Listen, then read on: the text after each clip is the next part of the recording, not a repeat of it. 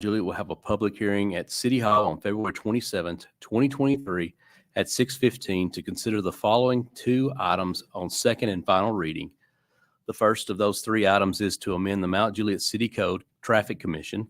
The second is to amend fiscal year 2022-2023 budget to appropriate funds to transfer to the Debt Services Fund. The third item is a major amendment to the PUD Master Development Plan for Providence Central Providence Central Plan Unit Development, specifically Area B1 located within Providence Parkway, Map 97, Parcel 75.07. If you have any comments on these three items, I will invite you to form a line here at the podium. You'll be recognized, and we'll ask for your name and address on these things. I do have to enforce the rules on these that are under our city codes, so I'll apologize in advance if I have to be the bad guy on some of these things, but we want to make sure everybody gets an opportunity to speak. And yes, ma'am, name and address for the record. My name is Nancy Brett, 291 Gwill Road. Thank you, ma'am. And can I start speaking now? Yes, ma'am. All right. I need to talk about Providence Central. First of all, normally I wouldn't be this bold and get up here first, but I need to be at Gladeville United Methodist Church by 7:15. So I'm going to talk fast. Put the microphone down. Yes. Okay. Is that better? Yes, ma'am. Okay. First of all, I've lived on Gwill Road since 1985. Seen a lot of changes. Love every one of them. I love Providence. I shop there quite a bit. I realize that there's going to be development in Providence Central. I understand that. There is, like the mayor said in his State of the City, there's a big piece of land there that something needs to be developed on, and I don't disagree with that one bit. I know you made the comment that, as long as it's vacant, you're losing sales tax dollars and property tax dollars, and I understand that, and thank you so much for being fiscally responsible. I appreciate that. But I wish you wouldn't get those taxes with apartments.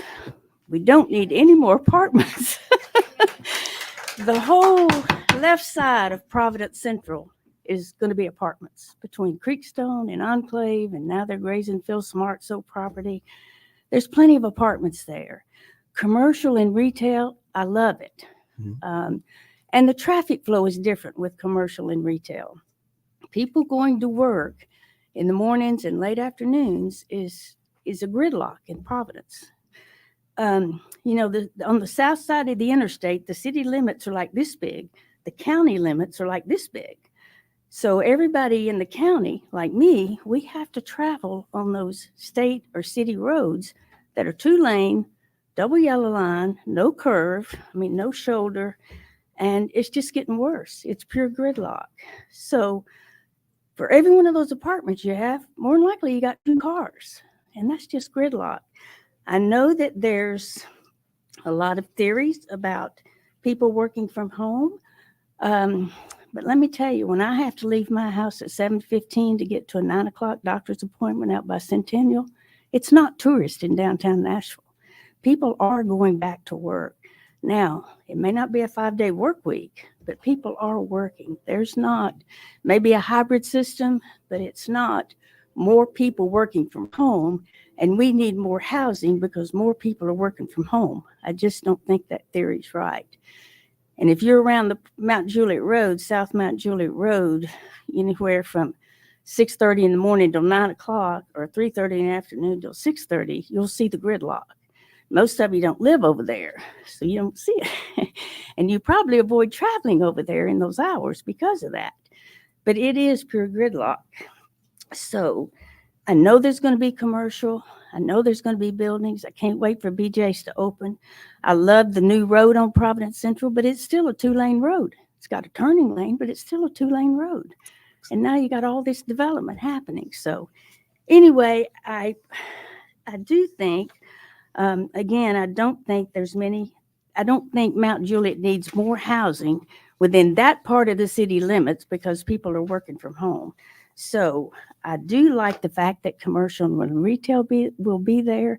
I look forward to shopping there, but please just keep that part behind BJ's, just commercial and retail with no more apartments. Thank you. Thank you, ma'am. Anyone else?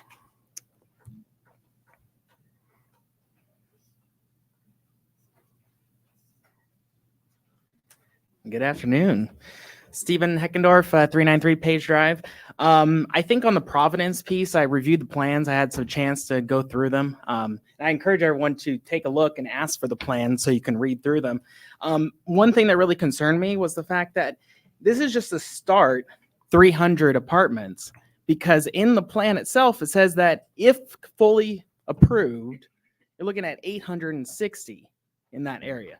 So I don't know if that's incorrect, but that's what I see here. So I guess I'm just more concerned about where's the line for, especially for, the 3 folks who voted for it. Where's the line? Are you just approving 300, or are you also expecting to approve 860? So that's kind of also another question I have for the 3 that voted for it. So thank y'all. All right. Thank you, sir. Anyone else? Hi, my name's Sharon Wallstrom, 1250 John Wright Road. Are we allowed to speak about the Western Connector yet? No, ma'am, not at this point. Okay. We will have take citizen comments in the regular meeting, though.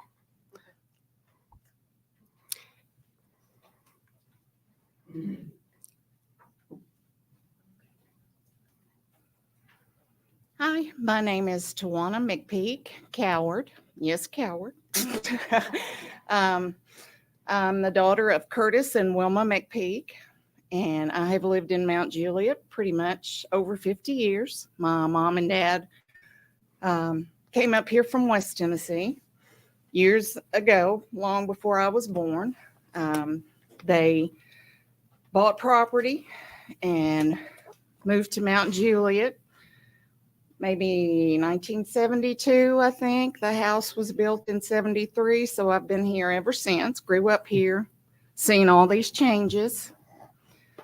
I can't say that I'm thrilled about all of the retail and all of the traffic, but yes, I do partake of the retail. The issue that I have is the apartments need to stop. I realize that these are supposed to be different. They're supposed to be high dollar apartments. They're supposed to be, from what I was told, more single, 1 bedroom maybe. Maybe I got my information wrong. I don't know. Either way, we don't need any more apartments. And if you're from this area, and you know anything about the surrounding area, the more apartments you have, the more mess that's going to come with it. And before long, we're going to be Antioch. And anybody that, like I said, from this area, you know what happened to Antioch. It was once a thriving city, the place to go. And we know what happened to it. You build it, they will come. That's not a joke. But you don't get to pick and choose who comes. And the bad will come along with the good. And before long, it's going to be all bad if you keep building this type of structures. I get it's putting money into the city. Maybe it's putting money in somebody's pocket. Maybe that's why things keep getting voted on, where people, these builders keep coming here.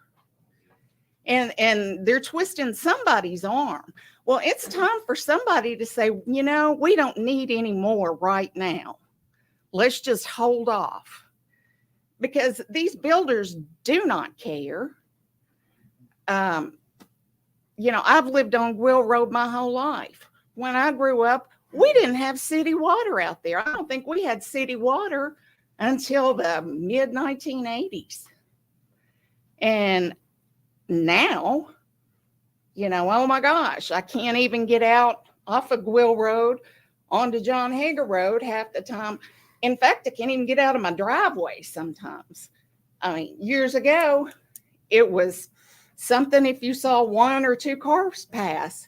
I've had to sit in my driveway for 5 minutes some days, just people coming through. And I know that doesn't affect y'all. I guess too, part of my issue is the city seems to be more concerned about getting more people to move in. How about caring about the people that have been here in this town all of these years and what we want and what we think is beneficial? We've been here. We're not packing up and leaving. We're not flying by the seat of our pants, renting an apartment one day, renting a house another day. We're here. I moved back here to raise my children. They are grown now. Now I'm taking care of my parents. My dad passed away 2 years ago. I'm taking care of my 93-year-old mother. They own 18 acres. I want to preserve that. And I'm scared to death because I know what's coming. It's going to continue. And you shouldn't have to be scared to death that a city or a town is going to come and take your property one day. But I know that's what's coming. And it's just sad that y'all care more, maybe not y'all personally, but whoever votes on this stuff. And I know these builders don't care. They come in, they make their money. They're already rich to begin with. They move back to wherever they came from. Doesn't affect them in the least. They can come in, screw up a town, make millions, and walk away. You know who it affects? Us, all of us. Whether you live on this side of Mount Juliet or not, you can live on the other side. It's coming all directions. But this side needs a break. It's just, I don't know where each one of you live, but if you live in this area, you know. I don't have to tell you.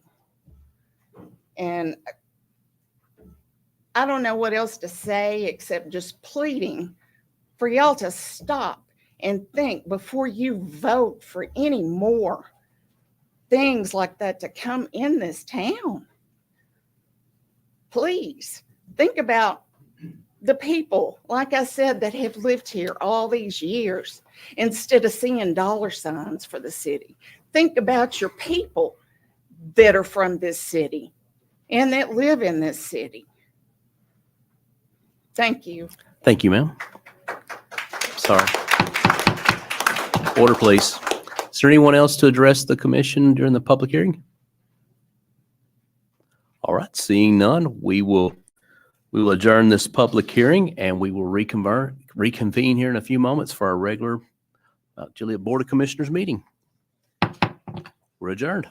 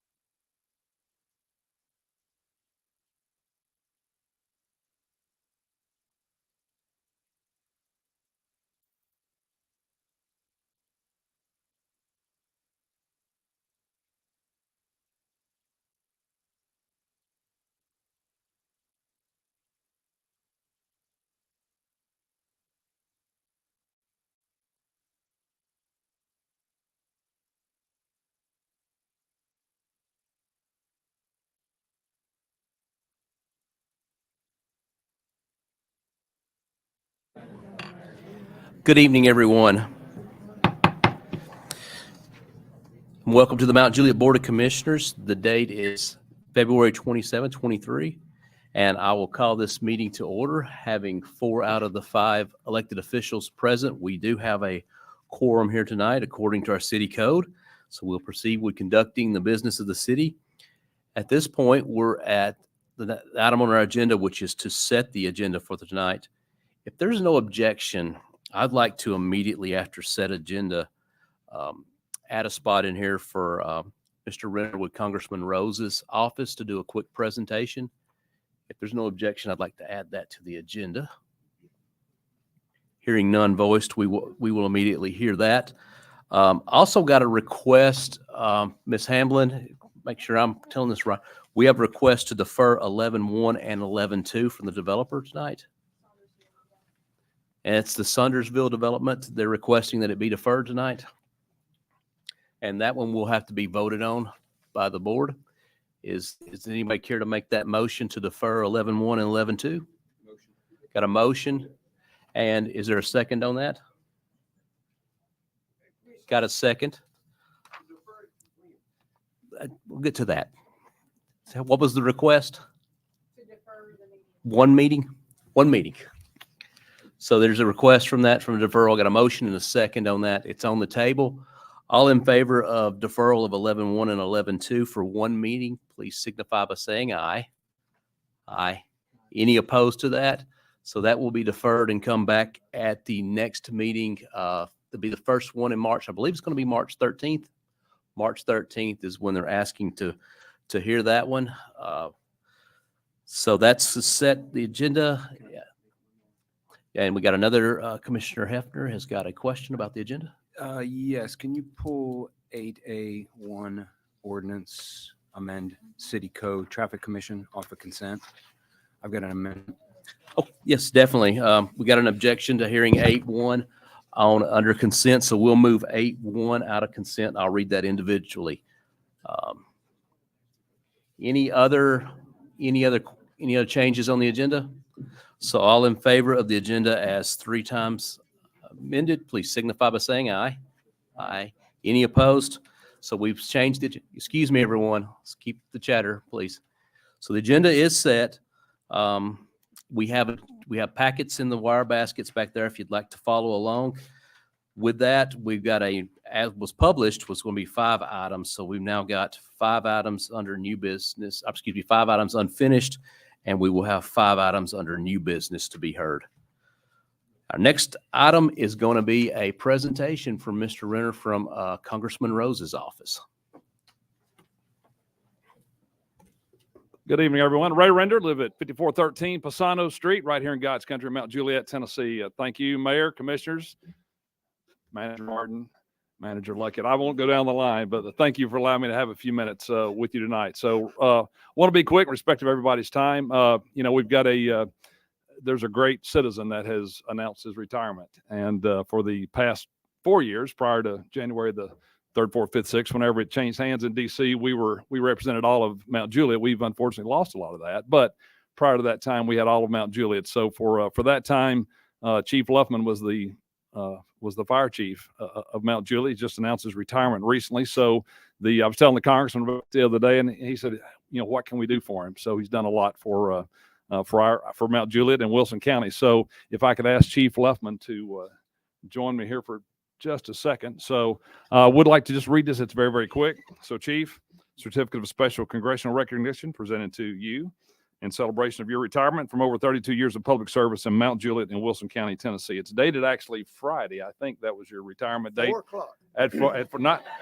Not that he's counting, okay? It's 4 o'clock Friday, so that's the date signed by Congressman Rose. So that is for you. We've also had a flag flown above the United States Capitol, an American flag flown for you. So that is signed by the architecture of the House. And then from me to you, if we shake hands, there is a challenge coin. Never let it drop. Never let it drop from the House of Representatives. So, hey, we love you, brother. Appreciate everything. Yep. Thank you, Commissioners, Mayor, for allowing me to step in and do this, though. Thank you. Sure. Thank you, sir.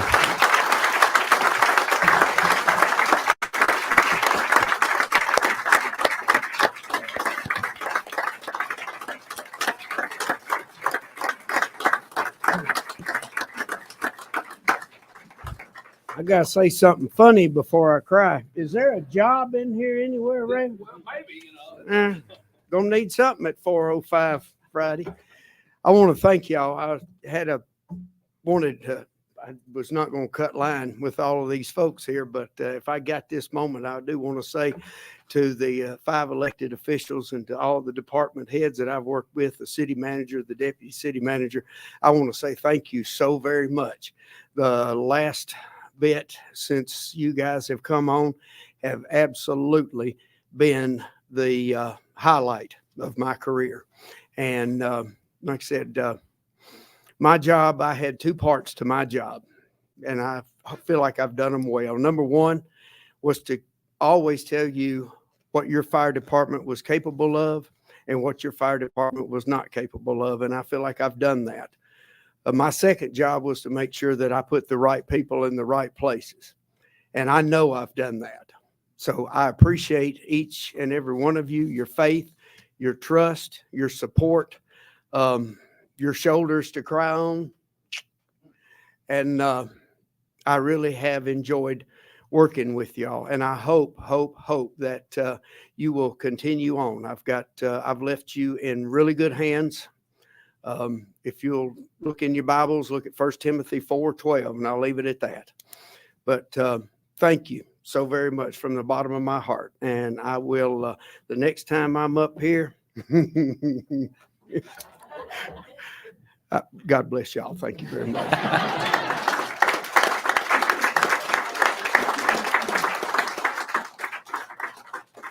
Chief, thank you so much for your service to this city. I know we've been through a lot over the years, and you're going to be missed, but I know where to find you if I need you to.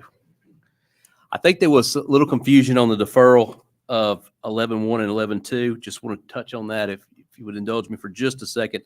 It's a request it's come as a request from the developer to defer those. I don't think it's a secret. I don't think those were ready to be read anyway.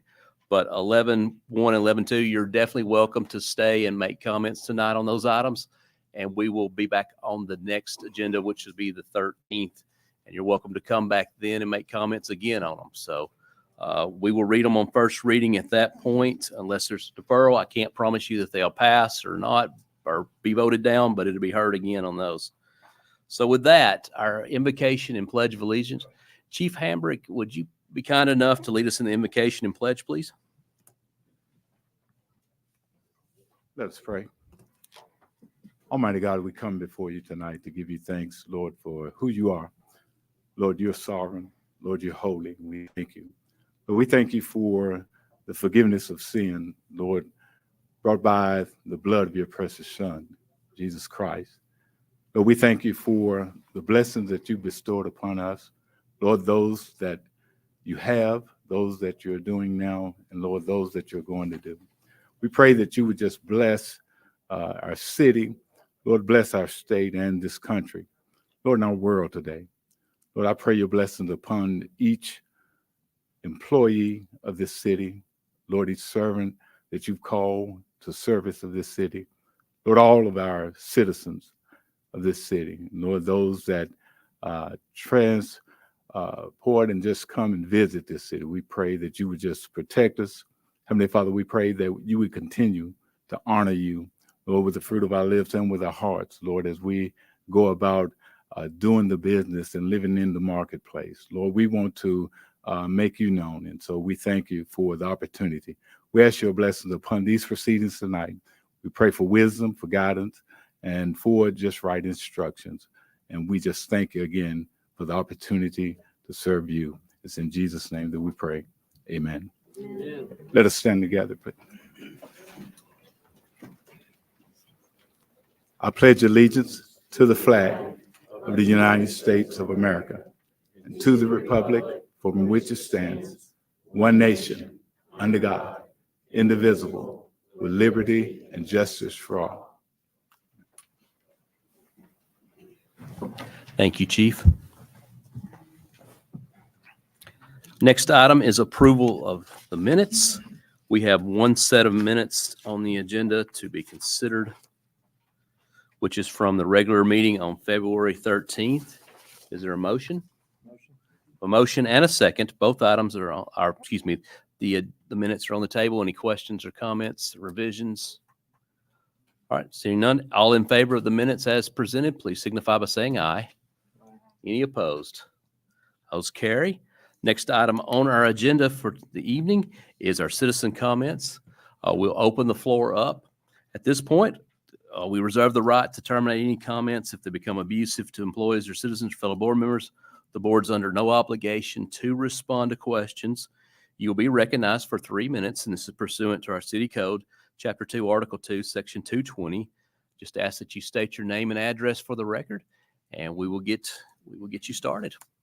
And you're not limited to any items, unlike the previous meeting, but you're welcome to make comments. Name and address for the record, sir. My name is Joe Wood. My address is 8921 Saundersville Road. I own house D and E. And I realize that we have a deferral for probably what I'm wanting to talk about. But I have a question. For one, a large majority of the people in this room is here for that part of the meeting. Some besides myself have took off work to be here. Some can't be already that I know that's part of this, can't be here on the next meeting because they have to work again. I've been speaking, I'm assuming part of the reason this is being deferred because probably it's part of my property and Ms. Teresa's property. They're looking at landlocking us in if they continue to put the road. And I've brought our survey that shows we have a private road. This is the same survey that I give Mr. Haddix on the 15th. So if that is the reason this is being deferred, they've had plenty of time to look over this because I gave him a copy on the 15th. This is not very, I mean, it almost feels like that we come in because you encourage the city to come, the people to come in and be a part. But are you going to punish us because they didn't do their homework? I showed it to him. I gave him the copy. I'm nothing against him, but I give it to him and he knows it. And he'll tell you tonight. I'm a pastor. I pastor church in Old Hickory.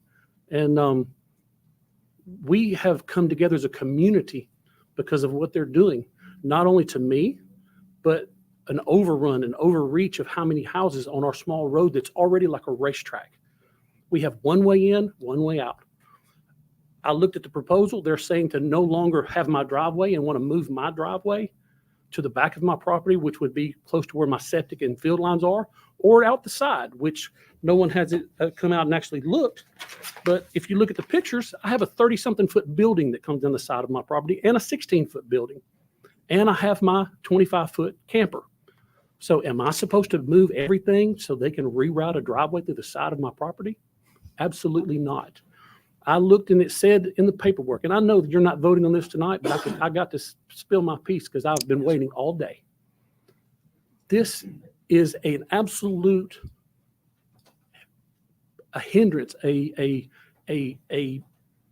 more than, I don't even know the words I'm trying to say. It's going to put a hardship on me and my home, and my family. My wife just started a new business this year in Mount Juliet, paying taxes in Mount Juliet out of our little house D, the small part, which is on the far end. So how are we going to get packages? Are we going to have to change our address to the new neighborhood? Absolutely not. Why should we be punished because they want to have more and more houses? I've been speaking to Commissioner Justice, Ray Justice, and he seems to be very understanding of what's going on. I know growth takes place. We're all county. I mean, you can look around this room. Nobody here wants this. We have reached out. We've put flyers on every single mailbox in our neighborhood for this meeting, and a lot of the people are here. We have invested because our neighborhood does not want this. Yeah. Nobody wants to have this extra traffic, these extra homes, these things for these, I'm assuming back to 45, 49 houses, whatever it was. It went to 32. Now it's back. We have had to constantly hunt when the meetings are going to be, and now we're going to be deferred again. I'll just be honest.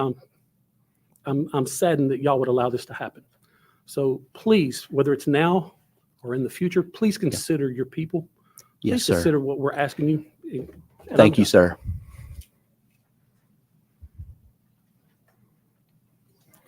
Name and address for the record, please. Sharon Wallstrom, 1250 John Wright Road, and I'm here to talk about the Western Connector. What we know about John Wright Road that we're not sure has been considered with the decision with the legislation coming forward tonight. There are 60 driveway easements on that road, 31 driveway culverts on that road, 5 under road culverts, and the road floods in any heavy rain into the citizens' yards, and part of the backup is because of a large culvert that has not been made large enough.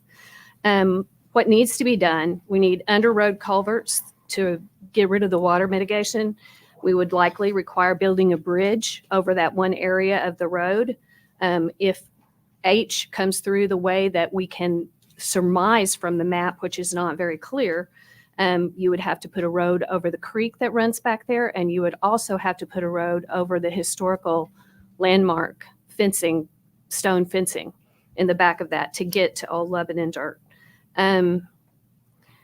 Because of the drop off on both sides of the road, you'd have 2 miles worth of fill dirt that would have to be put in, and some of those ditches are 12 feet deep. This is not a cut and move. This is a haul in and fill, which is very expensive. You would have to navigate a floodplain, and you'd have to get acquisition of farmland. And as I mentioned before, there's a bridge that would have to, there would be almost a total of 3 bridges. The road has to be straightened in at least one place. This would probably cause a property owner on John Wright Road to lose their house. And there aren't that many costs, and there aren't that many driveways. There's only 18 driveways on Chandler Radford Road, and they have enough dirt to do the cut and fill. And we're just wondering why our street was picked. And in honesty, I talked with Scott Hefner, and I talked with Andy Barlow, and met in their offices with another neighbor of mine, Mark Streets. And we spoke about a lot of things, and they had just looked at the potential floodplain issue on Chandler Radford Road, but we have the same issues on John Wright Road. Another question that we asked was why they hadn't done any kind of a rough estimate or a cost estimate, and why our road was picked out of the 3. And the main answer that we got back was that they had looked at the cards that had come in, the comment cards that had come in. And I'm going to get into that a little bit later, or a gentleman behind me will finish up. So why haven't we done just a rough cost estimate? I've been told that people can drive down the road and just put that on the back of a napkin, but yet we haven't been given any kind of a rough estimate or a cost. Is our road the least expensive to work on, or are Chandler and Triple Crown the least expensive? Why was our road chosen? Another question that I have is, why was the name John Wright Road not used in any of the legislation? The only thing the legislation said was variant H. Whenever you brought the legislation for Pleasant Grove Road, it had its name clearly marked there. It did not. And it was also merged in with that legislation to start out with. And I'm not sure that the way that this legislation has been brought, that people of the John Wright Road or people in the community even know what's going on or have had sufficient notice to be able to come forward. And I will be honest, I work with the city of Nashville, and we never, we always have an address, and we have a road name. We have a location. We do not have some letter that was presented at a community meeting. That, Ma'am, you're okay, over your I'm limit. over. So Yeah. I'll let somebody else finish. Thank you. Thanks. Hey, Name and guys. address, please. Yep, Weldon Naylor, and my address is 209 Kings Road, and I Thank you, sir. live in the subdivision just before the marina there, and I love where I live. Love the lake. I'm a boat guy, lake guy, and my wife and I bought that property several years ago, knowing that it's where we're going to hang our hat for a very long time. So my story, it's the same I did with the Planning Commission, which a little bit of empathy and some perspective, I think, helps in some ways too. So I'm there with my 2 kids and my wife. We love where we're at. We are Wilson County only, and that's okay. We're right smack dab in the middle of the UGB, which is fine. I'm cool with that. I'm okay with it. I do not feel like that subdivision of that size in that situation is the right choice. It is a missed opportunity. I believe that we need to have bigger lots, bigger homes with areas for those boats. And the last drawings were boat parking that was going to still back up to Joe's property. I went and met with him today and looked at some of the pieces on it, and it's a very tough situation for them to be in. So I'll take Joe's side on that, but at the same rate, my story is simple. We had our property there on 209 Kings Road. I bought lot number 8 on Saundersville Road. Lot 7 and lot number 8, Jeremy Woodson owned them. I bought lot number 8 from Jeremy. I bought it because it was not annexed, and I knew it was not. So we drew it up. It was going to be the boat barn at Cedar Creek. 40 indoor premium boat storage units, or not 40, excuse me, 15 of them 40 feet long, 12.5 feet wide, because that was cash flow for me. I could have the approval by Lauren Breeze to do it. We drew it up. I didn't need water, didn't need the city's approval to do it. At the end of the day, that's not the right thing to do, is park something like that within that community either. So I backed out. I sold the property. I came over here to 45 East Caldwell and bought the CTC Harrington property. My wife owns a physical therapy practice in the city of Mount Juliet. We're going to open that practice over on East Caldwell. That's the right place for that situation. These homes, not the right place, not the right situation. We're going to deal with blasting situations. We're going to deal with runoff. It's going to happen. I live geographically in the lowest part of Cedar Creek. I live in a sinkhole. I've got 5 acres of WMA that I have the permit for. It took me 2.5 years to get that permit. It's not just court, it's WMA court. That will be affected by the runoff. The blasting will affect different things. I just hope that we think about this moving forward. I'm worried about what's going to happen there, because if this goes through and gets approved, we're going to be fighting the backside of Kings Road again. They're going to want to punch in off of Queens. They're going to try it, because those tracks are lake access. They were given the boat permits for it, the dock permits. It's going to happen. So they're going to stack them there, come right back down the road and develop the next set. It's going to happen. So we just got to keep fighting it. We vote. We'll honor anything that you guys do. That's why we live here. So, all right, I'm good. Thank you. Thank you, sir. Appreciate it.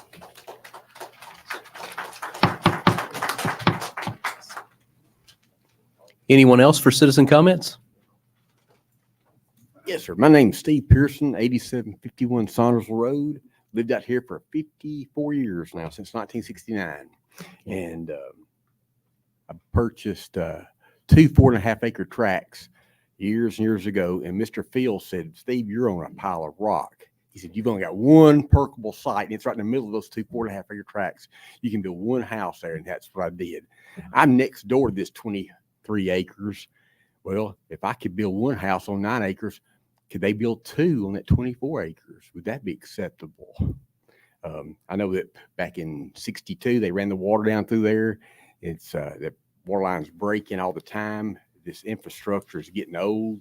The sewer line was put in 72. It was a discharge line. Now it's a forced sewer main because of Savannah Point. That went in 25 years ago. Whenever they put Savannah Point in, all the blasting occurred, damaged some of our neighbors' wells. We had boulders coming across and crashing the boat dock, clods of dirt and stuff. They still haven't built out Savannah Point yet, and that's been 25 years. Now, across the street from that marina, they're talking about building who knows how many houses. A couple of houses would be great, but I don't think that's ever going to happen. But 75 houses would be just crazy. I heard 45. I've heard 32. I don't know what the number's going to wind up being, but our road is like a roller coaster. It's up and down. You don't see cars coming till you're already on top of the hill. We have water holes come up. In 2010, there was a Wilson County deputy sheriff stalled his car out there in 2010. They had to get a record to pull him out. We're trapped down there. If the lake comes up and the rains come, we can't get in and out. It's one way in and one way out Saundersville Road. It hadn't always been that way, but that's what it's been for the last, since 1955. But yeah, I know they're going to build some houses eventually, but I hate all the dynamite that's going to have to occur, because that's just, like Mr. Field said, it's a rock pile. And, I'm with everybody else. That 24 acres is right beside me, and I just hate to see all the dynamite that would occur. But appreciate it. Thank y'all. Thank you, sir. See you around. Hey, folks. How you doing? I'm Larry Reese. I live at 190 Irene Drive. I live right there on the lake. You go down Saundersville Road right before you turn into the park, which is another issue. You take a left and live right there. Been there since '86. Okay.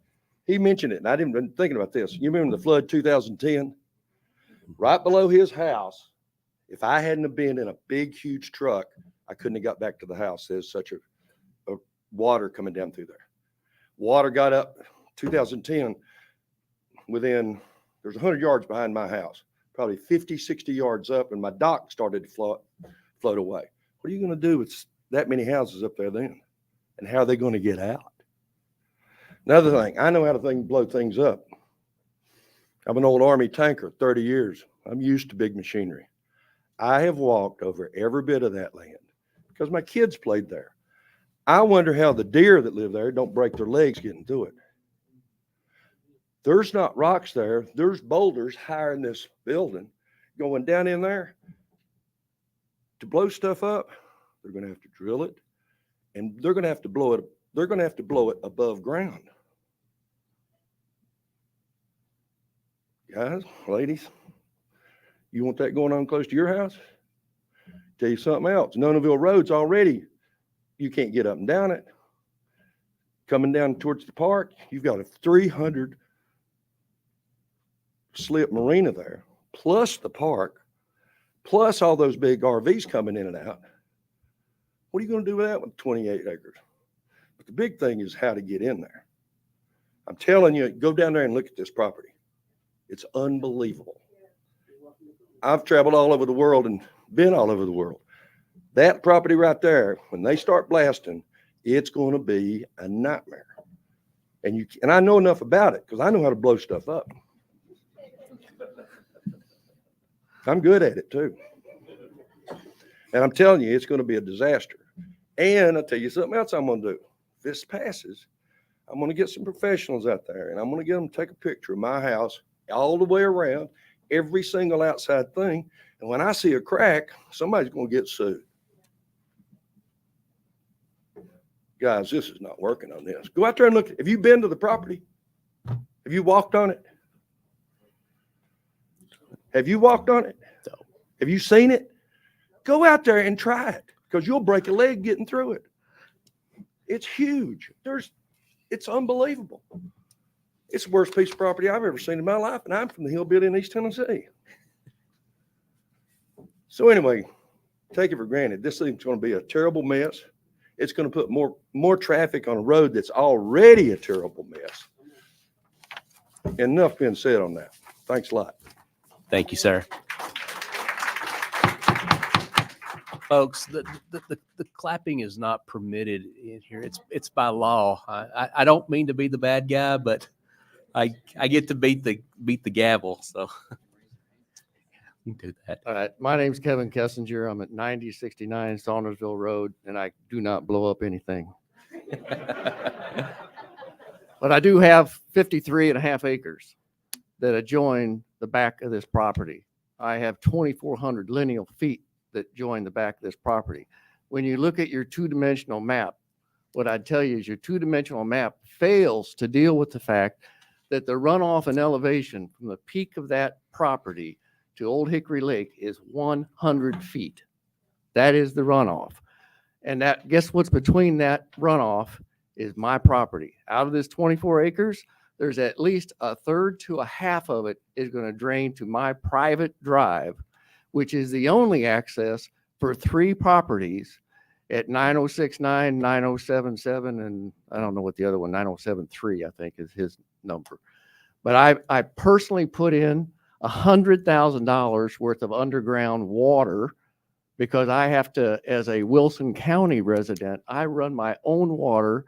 I maintain my own lane. I asphalted my own lane. And I'm wondering when this water comes down, I've asked Joe over here, I took the topographical map for the state of Tennessee, and I was looking at that runoff, and then I was calculating the number of square feet of hardscape that will be put on that 24 acres.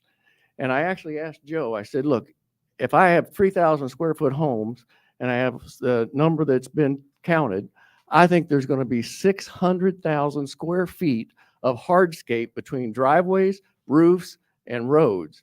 Guess what the total is? If you take 24 acres at 43,000 square feet per acre, it's 1 million. So 60% of this undisturbed forest area is going to be hardscape, and it's going to come over my property, run down into the Army Corps of Engineers, go into that lake. I'm not going to repeat any of the stuff because of time. It's already been said about that road. But when that road today, there were places that it pulls up over half of the road. If you go down Nonneville and turn left on Saundersville, that road has been recovered and is restriped, and there's no potholes or anything there. It's only when you go towards the Cedar Creek and you go towards the marina. And then finally, and I know there's not a lot of empathy for this, but I put most of my property is all in the Tennessee Agricultural Forest and Open Space Land Act of 1976. I do that to get a tax break. I also agree to not develop that property because of what we were talking about a while ago, the deer. The deer, the raccoons, the fox, the wild turkey, all of that, if you take, there's not enough ground there to support deer herd today. If you take away this 24 acres, it's just going to be more death of them killing the deer running down that road. Thank you, sir. Hi, my name is Drew Underwood, and I live at 1110 John Wright Road. I'm here to talk about the Western Connector. My family moved to Mount Juliet in 1985 when I was a kid, and Mr. Reese was one of my scout leaders in Troop 911, and I can attest that he knows how to blow things up. So, and I've got 3 boys right now, and they like to play in my yard. I bought 8 acres and built the house of my dreams. I'm an architect. It's what I always wanted to do. And I'm really opposed to the Western Connector running through John Wright Road, our quiet country road that has already been just about halfway destroyed by tying in a giant neighborhood to it, against all of the public comments that were made during that process. And I would love it if all the people that live on John Wright Road would stand up so you can see how many people are here that have a problem with this. Okay. And I want to know that you've really considered the other options and the cost associated that Ms. Wallstrom just talked about. And the fact that Triple Crown was actually designed to be this collector road, because there are exactly zero driveways on Triple Crown Parkway because it was designed to be this road. While there are 60 houses on our road, she mentioned all of the problems already that are associated with the cost of, how much property you're going to have to buy, how many driveway culverts you're going to have to modify. And, there were public comment cards, and I was in attendance at that meeting, and I'm sure all these people here were there as well. And, why was there not a comment, a public meeting for this variant H that's being discussed? Because it is different. I want to know, has a traffic study been done to determine if people will actually use this road? Because we know the Golden Bear was designed to do the same thing, and it did not relieve traffic on Mount Juliet Road. It seems logical to me that you would want this connector to be as close to the potential interchange at I-40 and Central Pike, which is not our street. Our street is not closer than the Triple Crown option. Chandler is another option that, it just seems that you wouldn't have the least negative impact, to the least number of people. And our road is not that road with 60 people on it, 60 families that, may not be able to let their kids play in the front yard anymore. It just seems, like it needs some more thought. I would like to see the cost estimates for all 3 options. I would like, this body to be really transparent with the public about all of these things. And right now, we're just not seeing that. So thank you very much. Thank you, sir.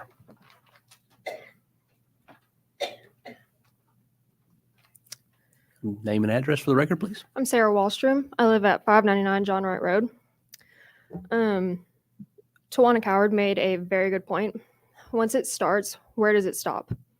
You want to build this road on John Wright Road, which would take out a house of a man that has been there longer than I've been alive. He grew up there. He worked the land. He understands. It's a very caring road. We're very neighborly. We do a lot of things together. And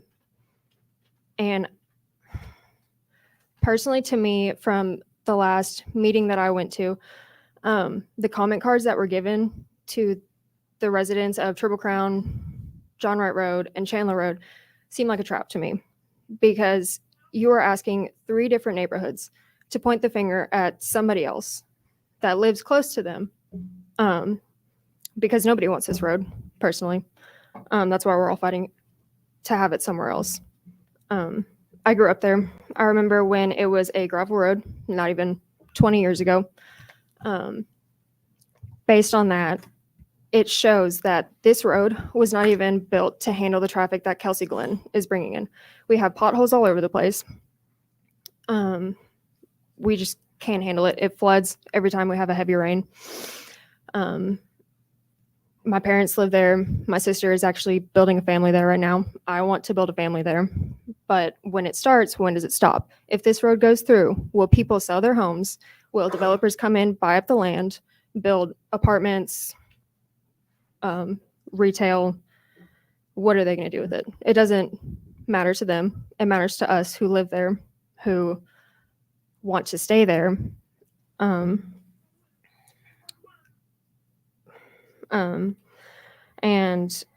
Mr. Underwood just mentioned that Golden Bear was built to help relieve traffic. I understand that Mount Juliet Road is a big problem, traffic all over the place, but I don't believe that this road is going to solve anything, because Providence was built surrounding Mount Juliet Road. Everything that everybody needs to live, banks, groceries, fast food, whatever have you, was built along this road. It's the main source of getting anywhere in Mount Juliet, from north to south. That's what everybody needs to get somewhere. I go into Mount Juliet to get food, to get gas. That's the only reason I'm in there. And I still have to hit Mount Juliet Road, even if I'm just crossing, even if I don't have to use the full road. That's all I'm doing. Also, what was it called? With the interchange coming out, I don't see how a lot of people are going to be using that, just because if I'm coming from Nashville, which a lot of people that live out there are working in Nashville, they're not going to waste their time to come all the way past the Hermitage exit to backtrack, waste time and gas just to get back home. It's so much easier to just hit Hermitage and get straight there. You save 10 minutes without having to sit in traffic just to get off. So, thank you. Thank you. Name and address, please. Yes, thank you for letting me speak tonight. Yes, sir. My name is Bill Gilsinger. I'm at 789 John Wright Road. I'm going to talk about my personal experience. I've been there 10 years. I got a concrete driveway that's over 200 yards long. I can't prove it, but I've got a lot of cracks. And I'm sure that, and all the blasting that went on for Kelsey Glen probably affected it. Listen to this man before me. But I can't prove that. But what I can speak to is Christmas Eve 2 years ago, I was met with a sheriff's department coming up to my house and telling me, I've got some bad news for you. Your mailbox has been taken out. And it's been all over the street and it's in your yard. And so what happened was somebody came around, a drunk driver, didn't have a proper license, no insurance, took out my large stone mailbox and spread it down through my culvert and so on and all over. Well, I was left with all the expense. They had no insurance. I had no recourse. I didn't want any trouble. So I put up another mailbox. This time I didn't have a stone one. I put up a regular, right with a steel pole. And a couple months later, they knocked that one down. Then I also put up another one, and they knocked that one down. So thanks to my neighbors, which are the most wonderful people in the world that helped me out, put it back together. And the other thing, I live on an S-curve. I live right on it. And I hold my breath and ask God every day when I come to turn in there that it's okay. And I have to gun it to get up my driveway and so on. because there are people, it says 25 miles an hour. And if people, no one follows that. And it's dangerous not only for me, it's also dangerous for all the deer and all the people that live there and so on. And so that's my personal experience. But I love Mount Juliet and I love all that you do. And God bless you. Thank you, sir. Name and address for the record, please. Brian Anderson, 986 John Wright Road. I find it interesting because, it was about a month and a half ago that we started meeting for the first time, I think, on these proposals. And it was talking about, hey, we're getting in here early just to start talking about, get the plans together. It's a month and a half later and you're trying to finalize. And I would bet that, like the people have said, stop in a road study. You don't know the traffic patterns and you're continuing to move forward anyways. As far as transparency goes, why would you not post signs in these neighborhoods saying, hey, we're thinking about doing this? I mean, lucky enough, I've got great neighbors that told me about it. Also interesting is it's the only road not mentioned in here. Every other thing being up for vote has a name. We don't, and I'd like to know why. We already got Kelsey Glen. We didn't want it, but we took it and we've lived with it. It's a racetrack. I was one of those mailboxes also got knocked down, and I'm on the other side. I'm playing the way they go. So it's a constant battle. I would really hope that you guys look at, let these big neighborhoods take the road. They're the ones who are causing the issue. Let them take the road. Don't make the small community who's living the way that we're trying to live. I understand growth. I understand you got to do it, but I think there's got to be some better city planning in doing this. How did you go from a month and a half ago? What are you going to do when the state doesn't do anything with Central Pike? What are you going to do? We're going to have it all there. I don't know about anybody here, but if you go down to Central Pike and South Mount Juliet Road, heaven forbid you get across. Maybe 2 to 3 cars. You guys aren't even fixing stoplights. And so you got to get the patterns right before you can even start thinking about something like this. But I'm one of those people, and I understand what your guys are trying to do, but I would ask for transparency. I'd ask you not go forward any further right now. Get the numbers together, get the signs out. I mean, if you're going to rezone, you make the builders and people put signs up, right? Why isn't the city doing the same thing? Because I know why. Because less resistance, people don't know, they won't show up. But once again, I'd sit there and say more transparency, and I hope you just go ahead, take this off the agenda and work to get it back on the right way. Thank you. All right, thank you, sir. Name My and name's address Mike for the record. Patton, live on 838 John Wright Road. Also represent my dad that has property with farmland tied in, right, is also on 838 John Wright Road. Born and raised here in Mount Juliet, so is 3 generations of our family right there in that area. Seen everything take place, and I'm sure my dad could tell you stories, and my grandfather could tell you more stories. Most everybody here on John Wright Road, I agree with opposing it, and that's why I'm here. And they spoke on most of the stuff. But the other things I just want to bring to the table and be brief is also when you get to the end of John Wright Road, you got a school zone. And in the mornings, the traffic's backed up. You can't get off of Central Pike. Get off John Wright Road on the Central Pike. And then you have people fighting to get back on John Wright Road from taking their kids to school. Aside from what you've already heard, the traffic's extremely bad from somebody that's been there all my life. The traffic's already extremely bad. And I just geographically, sinkholes, caves, everything I've seen since I was a kid up, I just don't see with the flooding and geographical that it was a wise choice. And as she spoke of, y'all chose to take my home away from me in this plan. And I've been there for 3 generations and nobody said a word to me thanks to these folks here. That's the only I knew anything about it by seeing a drawing. And you can imagine my reaction when I opened the drawing up and seeing, hey, we're just going to take this fella's house out because he lives on the main curve.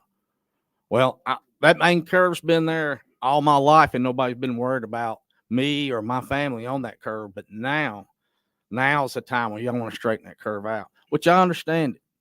But I'm not really happy about losing my home are part of the farm simply because Mount Juliet's reached a point where they're doing whatever they can to solve a problem on the traffic. Well, thank you. Thank you, sir.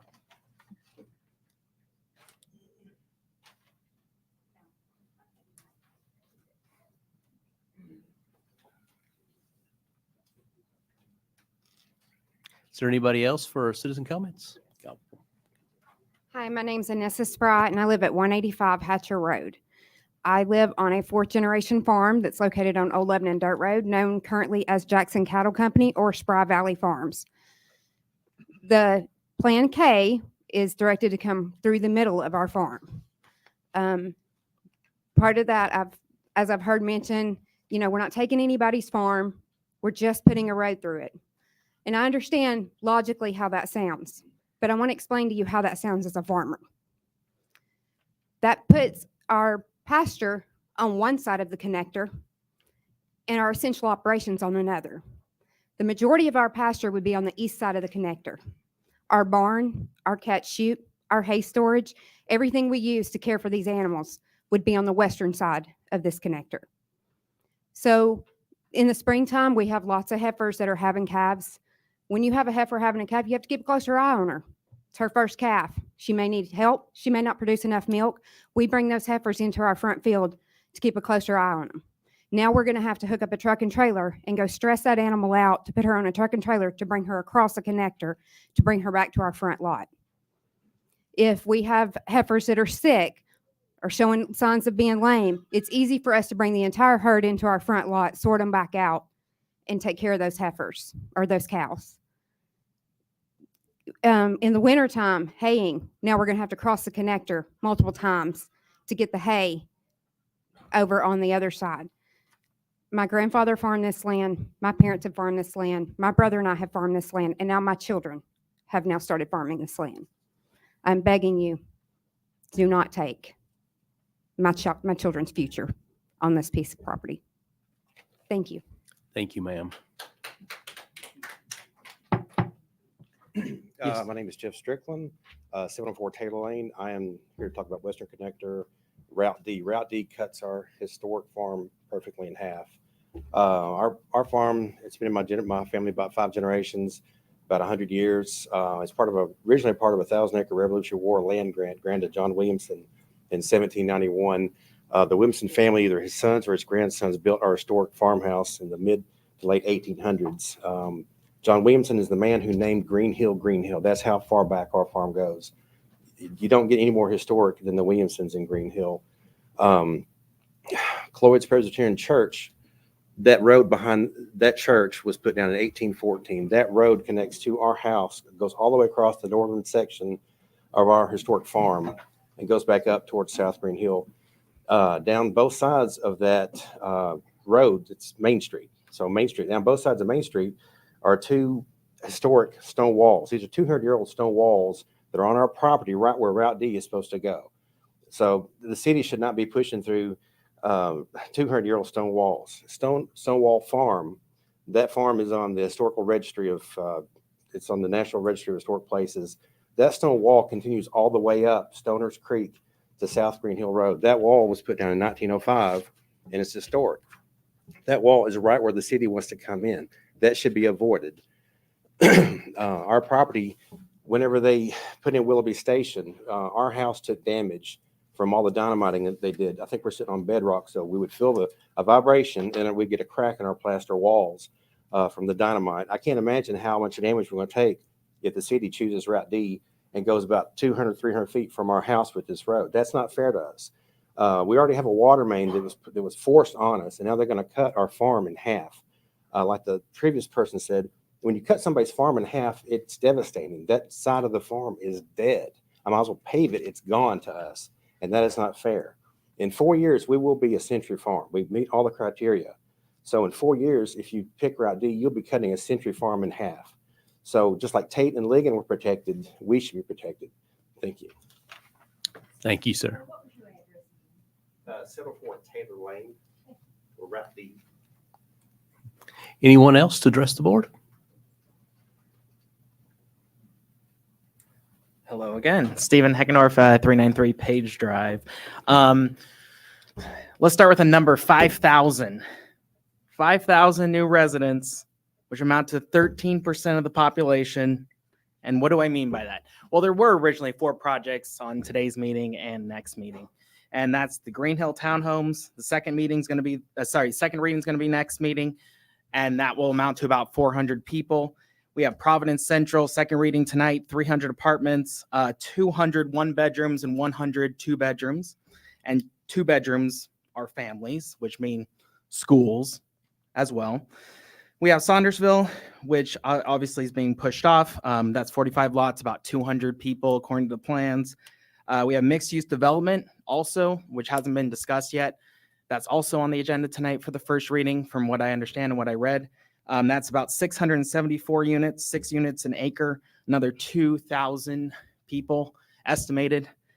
So just in 2 meetings, this meeting and next meeting, we could potentially be talking about 5,000 people we're approving to move in. Because one thing that I failed to mention was about Providence. Again, as I mentioned earlier, you have potential for 860 apartments per the plan itself. So I know that the commissioners have been specifically concerned about not costing the taxpayers more money. You know, they want to have these building projects because it raises revenue for the city. But you are indirectly taxing the people and the residents of Mount Juliet because you're taxing them with extra time to get places. The city that they belong to becomes not their own city, so you're taxing them out of their livelihood. So I think that's important to also consider instead of just the fiscal dollars of taxing. I know what it's like to go from a city of 40,000 and it grow exponentially in just about 15 years, grow up to about 70,000 people. All the open space just gets decimated. And it's houses, townhomes, small lots. Obviously, I know that you guys are trying to work on larger lots, which is great. And definitely I support that. But these hundreds of apartments and townhomes and thousands of new residents are not the right fit for Mount Juliet this time, because we really need responsible growth and infrastructure before the growth, infrastructure before the apartments or the townhomes, schools being planned before the apartments and the townhomes. The schools, as has been mentioned, are at 85%. That's when they start looking at new building for schools. And again, these apartments, again, 2-bedroom apartments, that's families, those will impact schools, and we can't move around that. And also 1 bedrooms can still impact schools. So again, that's kind of what I have to say on this. Again, a lot, 5,000. Thank you. Thank you. Anyone else to address the Board of Commissioners before we close citizen comments? All right. Seeing none, we will close our citizen comments. We will move to commissioner reports and comments. At this point, I'll recognize Commissioner Mullally. Okay. Well, again, I just want to thank everyone for coming and voicing your, giving your input, whether you're for something or against it. I hear every one of you, and I appreciate every one of you. I did drive down Saundersville Road last night because I wanted to get a feel of where, this was going. And of course, all I could see on the left over there was woods. And that little bitty road that goes through on the map, on the map, you can kind of see where it goes. But then when I was right there, it looks like a private drive. So I didn't want to drive down it. But anyway, and I did notice all the deer. The deer was everywhere. I was going like 1 mile an hour. I was afraid they were going to run out in front of me.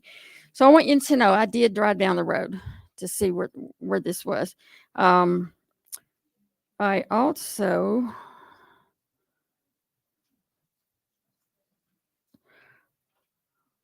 Well, okay.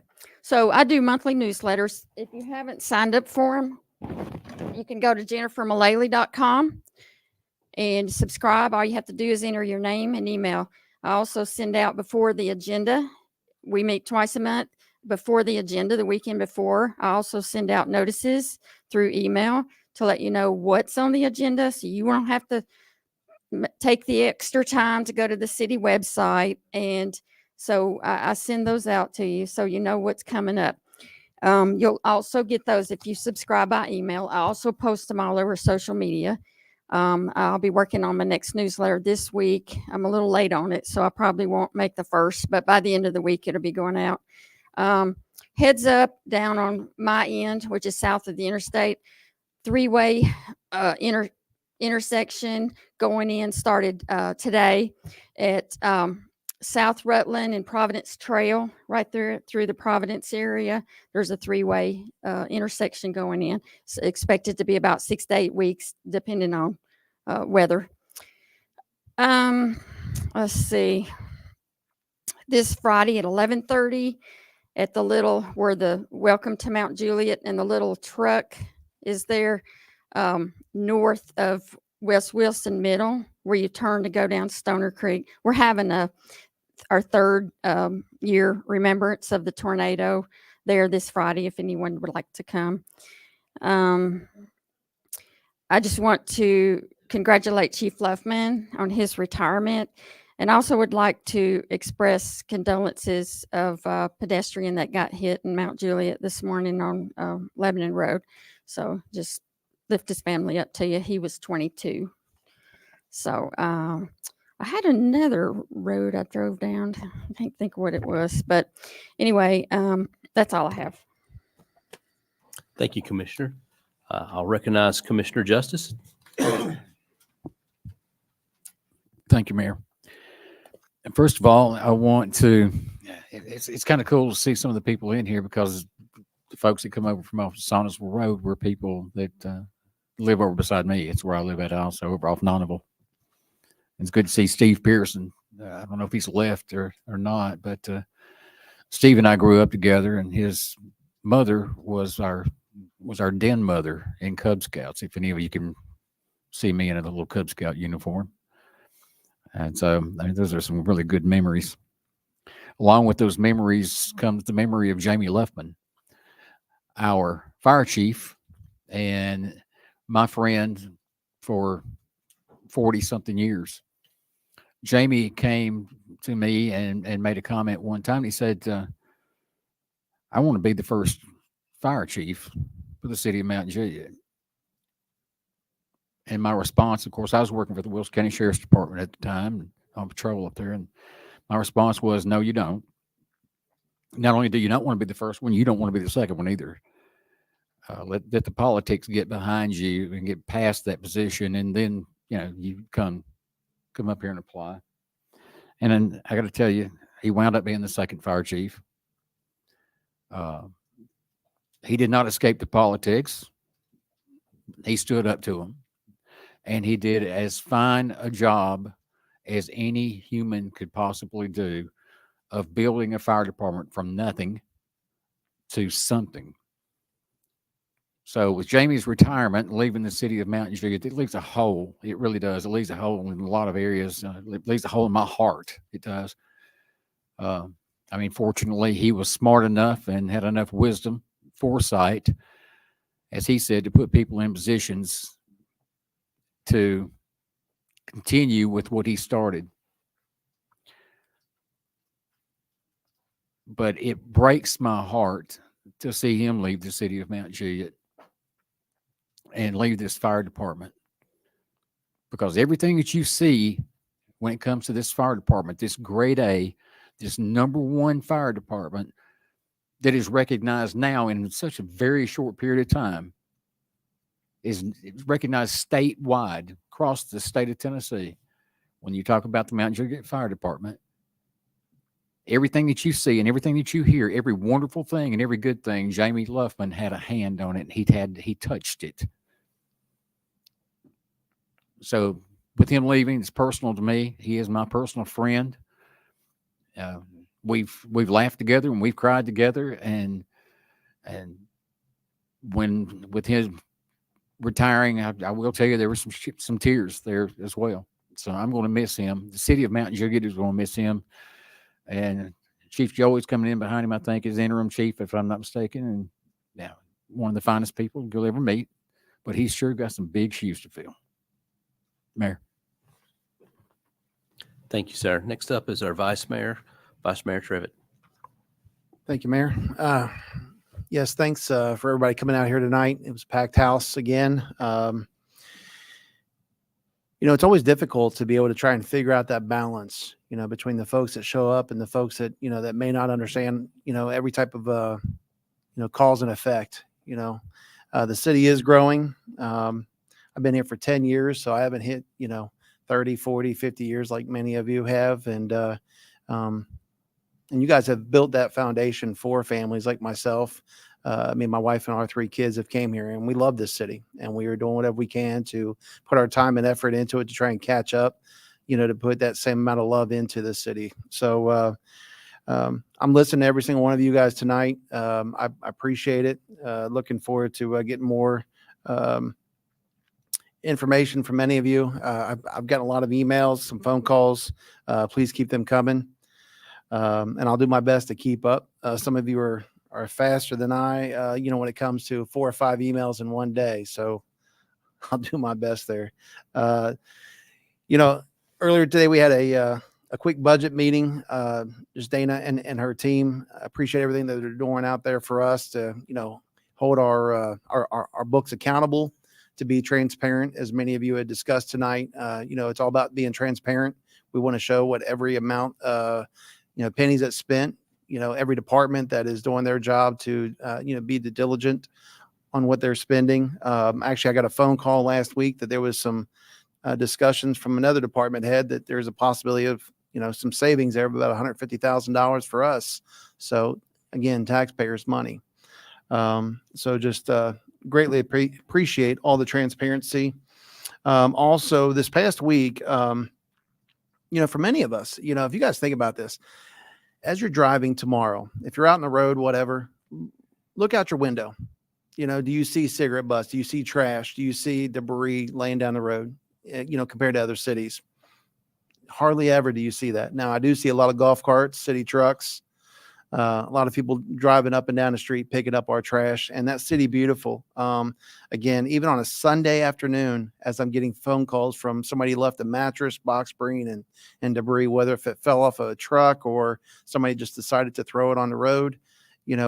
Marty, thank you, Mr. Potts out there for, again, coming out on a Sunday afternoon, which I was thinking Monday. That's what I was putting out there on the social media post for the residents. Hey, we'll get to it in the next 24 hours. It is an eyesore, but at the same time, as people are trying to sell their house, realtors, open houses on Sunday, it's that dedication that, that our employees, as well as our staff, that are just, going that extra mile. So just wanted to throw that nugget out there.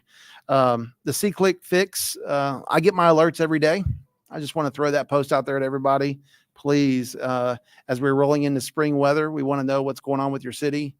We want to know what's going on with your streets. There was some discussion tonight about potholes. I have a feeling that that's probably in the county, because I know our cities, our city roads are well maintained.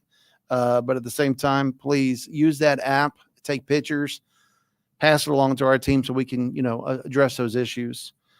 Spring break is right around the corner.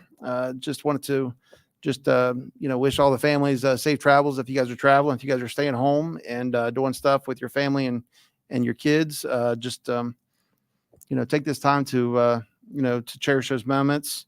Last thing with Chief Luffman, I've only been up here for 2.5 years, and it's been an honor to, see what this man's accomplished, with his legacy. We all tend to leave a legacy, and he's done a really good job at setting our city up for success.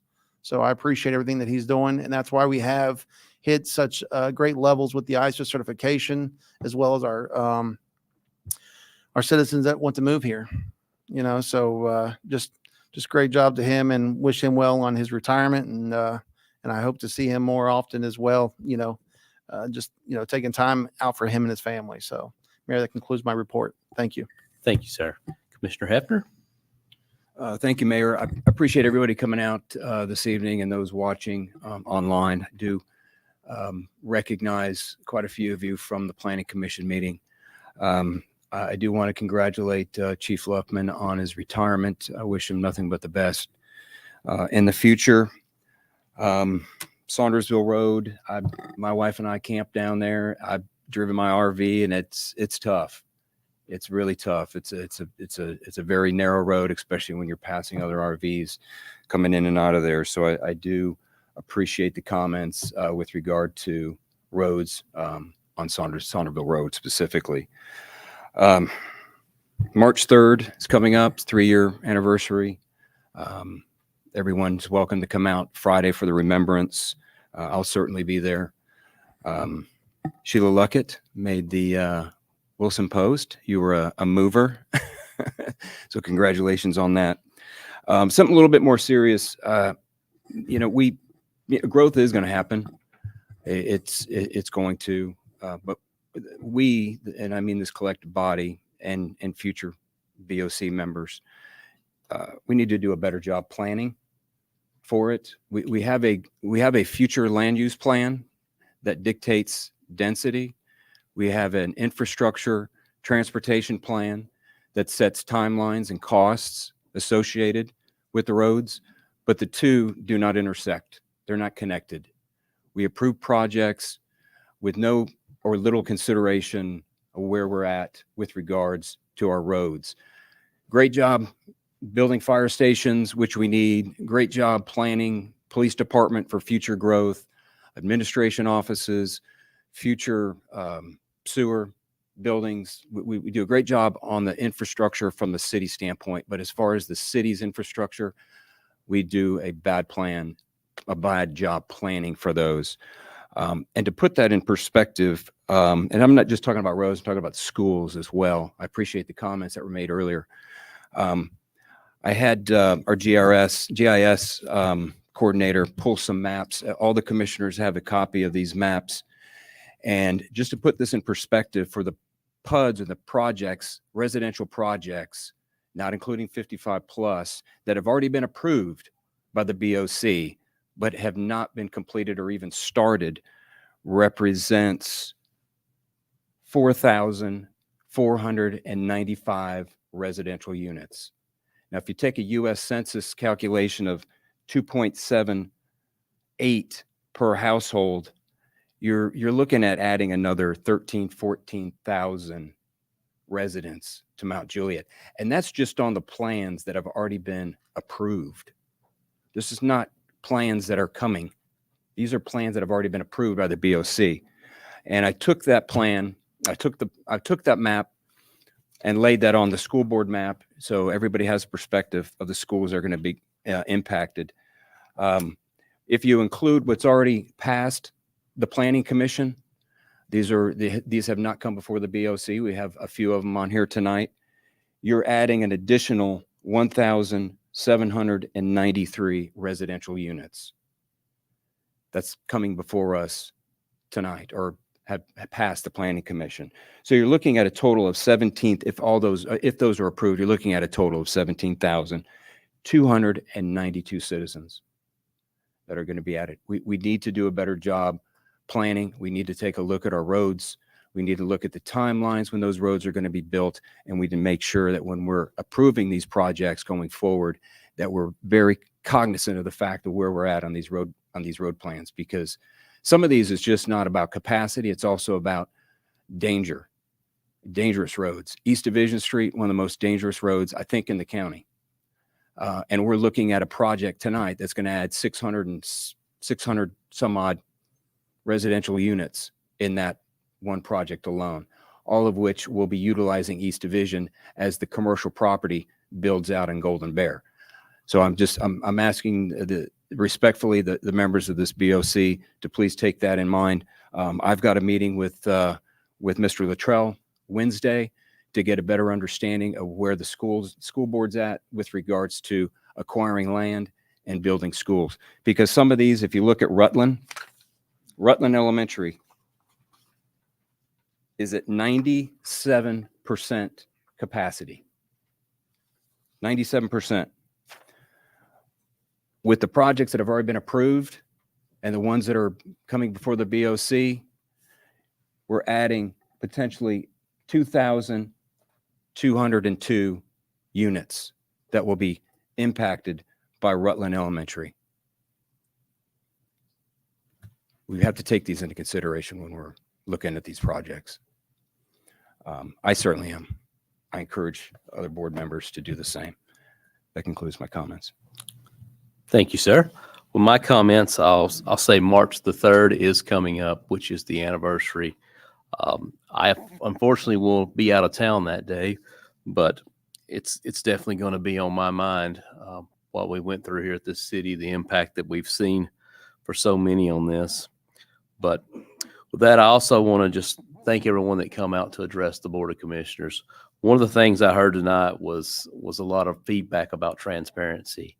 And I want to say transparency is not something that when I hear that people don't feel like there's transparency in our actions here, that's something that concerns me. So I do appreciate that feedback. I appreciate you coming out here. I'm sorry if I have to ask you sometimes that you're at your 3-minute limit or not to clap or cut up too hard, but I appreciate it. The feedback, all the things that I've heard here tonight.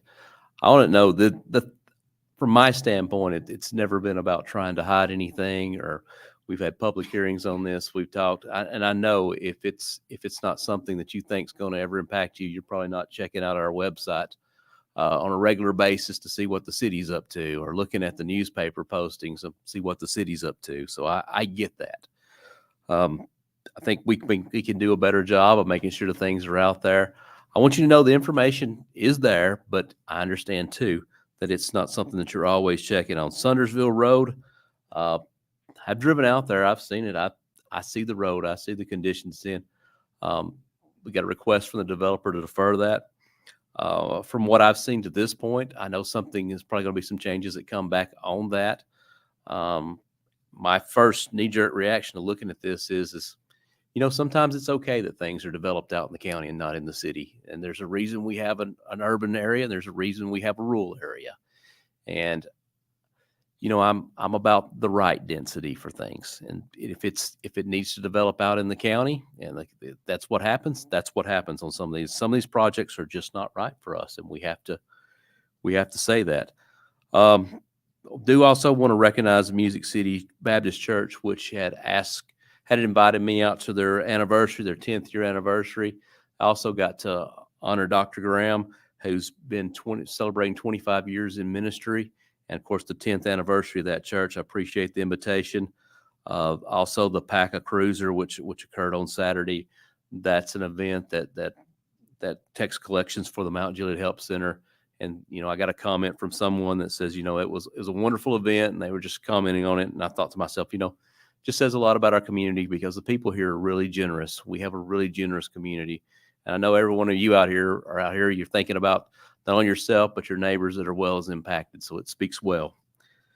And I've got to say, Chief Luffman, we've been through a lot together since the fire department. He was a trusted advisor long before the Mount Juliet Fire Department, long before I dared speak it publicly that it was in consideration. But he was there with input. A lot of people had put a lot of time into that long before anybody ever thought that we would even consider the possibility of a fire department. He's been there since the beginning. He wasn't the first chief, but he was definitely the first assistant chief. So he was hired in, and, a lot of credit. And as Commissioner Justice says, navigated a lot of tricky political issues that come up along the way to make this department what it is, to take it from a 5 on the ISO rating down to a 3 in less than 10 years of existence. With what we had, we started out, I think, with 4 firemen, a chief and assistant chief, and 4 on each shift, so a total of 12. But, we started small, very humble beginnings on this, and, it's grown to what it's been. We've been able to maintain the 5th lowest property tax rate in the city right now. I believe we are the lowest property tax rate in the state for any city that operates a fire department. So it's a lot to be proud of, a lot to be said, and a lot to be credited to that man for his leaderships over that. And of course, now that he's leaving, and as was said already, his comment to me was, my goal has been able to get the right people in the right places, and we'll be forever in his debt for his efforts of what he's done with this fire department, for this city, and for the next things and the next steps that are coming here, because we've got some good things coming forward. And with that, I'll conclude my comments, and I'll recognize our city manager. Thank you, Mayor, Vice Mayor, Commissioners, and thanks everybody for coming out tonight. And participate and hope the room temperature is good. We set the temperature on extra low because last time we had a crowd, it was a little too high, a little too warm. So I didn't get a chance to say hi to Miss Jill, but Miss Jill was here tonight with Chief Luffman. I'd like to thank her personally and their son for their sacrifices as well. Being a former police chief myself, I know the sacrifices a spouse and a son makes on behalf of a city. And I want to thank Chief for the great job he did. When I hired the chief when we started the fire department originally, within a year's time, our first chief had left, and Chief Mufflin was appointed to be our chief. And he's done a fantastic job, and I'll be forever indebted to him and his family in particular for their many sacrifices. We also are blessed tonight to have a group of Leadership Wilson classmates in here tonight. If you're here for Leadership Wilson, could you stand up? I think there's a few, maybe. There's one in the back. Yeah, I think most of them in the hall, they were being nice as a good patron and saving seats. But Leadership Wilson, there's lots of graduates that go through that program. That's to teach public service in particular a little bit more about how their county government works, their different cities, how they work. There's many graduates in this room, and there's out in the lobby. And part of their graduation process or class process, they have to participate in a commission meeting. So they got a lot of commission meeting tonight that they get to participate in. So if you're out in the hallway, thank you for what you're doing. Thanks for going above and beyond, not only for your city, but for your county as well. So thank you for that. I'd also like to ask people to please be a little bit more aware of, as one of the commissioners, I think all the commissioners had mentioned, we had a fatality on Lebanon Road this morning. Very unfortunate. You have to really be careful, of course, when you're crossing the road. Everybody knows that. I want to ask for prayers for not only the family of the person that was struck and killed, but also the family of the person that was driving the automobile. They can be very traumatic, and that's a very tough thing. So we'll be praying for them and lifting them up in prayers. And then I'd also like to ask everybody that's here. I heard a lot of folks talking tonight about patronizing local businesses. In particular, I do this every meeting, but ask you to patronize mom and pop businesses. Mom and pop businesses are owned by the very people that sit in this room tonight that invest hard-earned money and life savings to open a business and hope that somebody shows up to patronize their business. Every commissioner up here, I know that you're familiar with a lot of those folks and have stood up for them. There's some here tonight. They're local business owners, and they need your support, and I ask that you give them support first and foremost. And thank you, and Mayor, that concludes my report. All right. Thank you, sir. With that, we'll move into the business portion of our agenda. I'm gonna ask the commissioners up here to the body. I've heard a lot of people speak out about the Western Connector. Is there any appetite to reading 9.3 first to allow these people to maybe get some dinner before everything closes? Any objections? No. Okay. Hearing no objections to that, I'm going to read 9.3 before the consent agenda. And if you're following along, 9.3 is the alignment for the Western Connector project. So if there's anybody out in the hallway, I'm going to read it here for the record. A resolution finalizing the alignment options and typical roadway section for the Western Connector project. Is there a motion? Motion. Have a motion. Is there a second? And I see a second there. All right, the item is on the table. So, Commissioner Justice.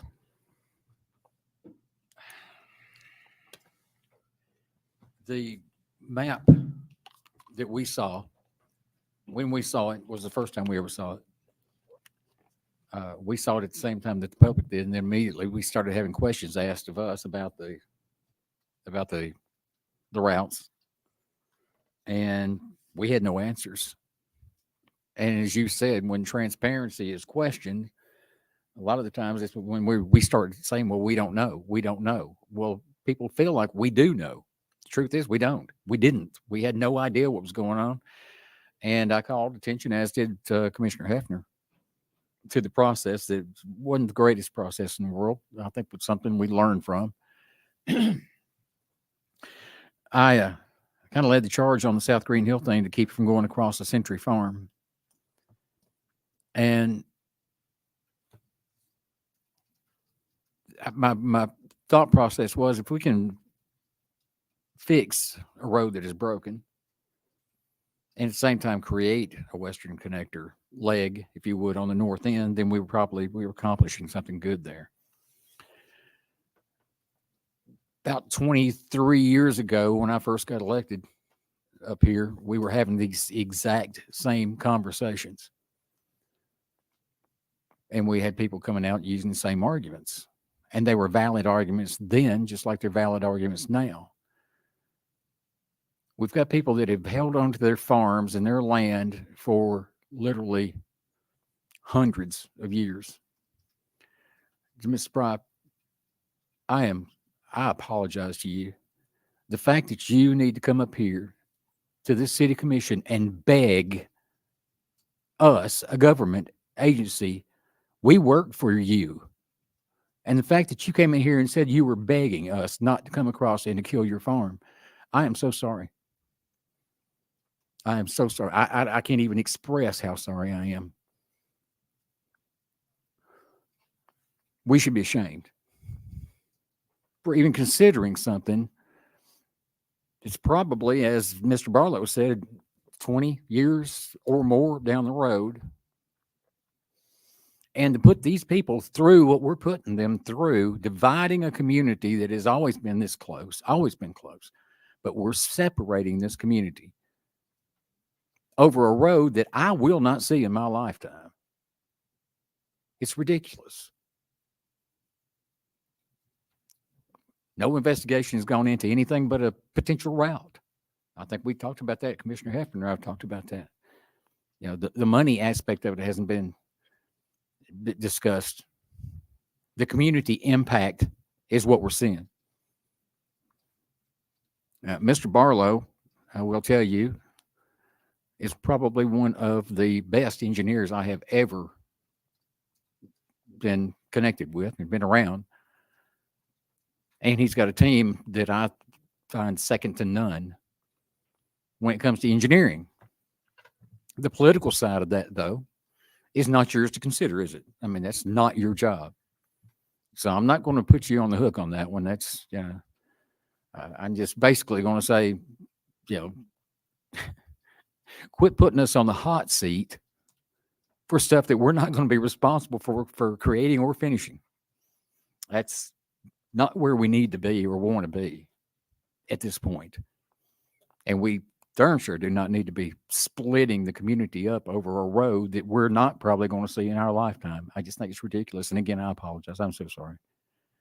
Yeah, I'm going to ask that we defer this indefinitely until a lot more consideration goes into this. I mean, one of those things being, how in the world are we going to pay for it when we just spent $25 million by resolution for an interchange that may be here for the next 10 years?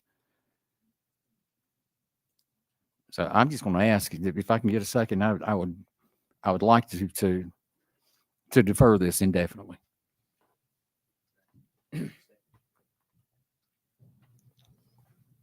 Questions or comments on the advisement of deferral? I absolutely support that. And for me, it's very simple.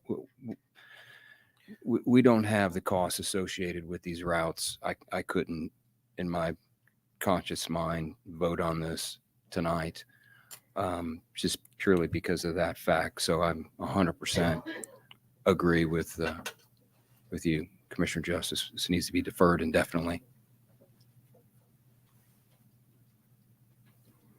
Commissioner Mullally? Well, this is not about deferral, but can we get, for the public here, can we get an answer of the concerns why John Wright Road wasn't named when all the other roads were?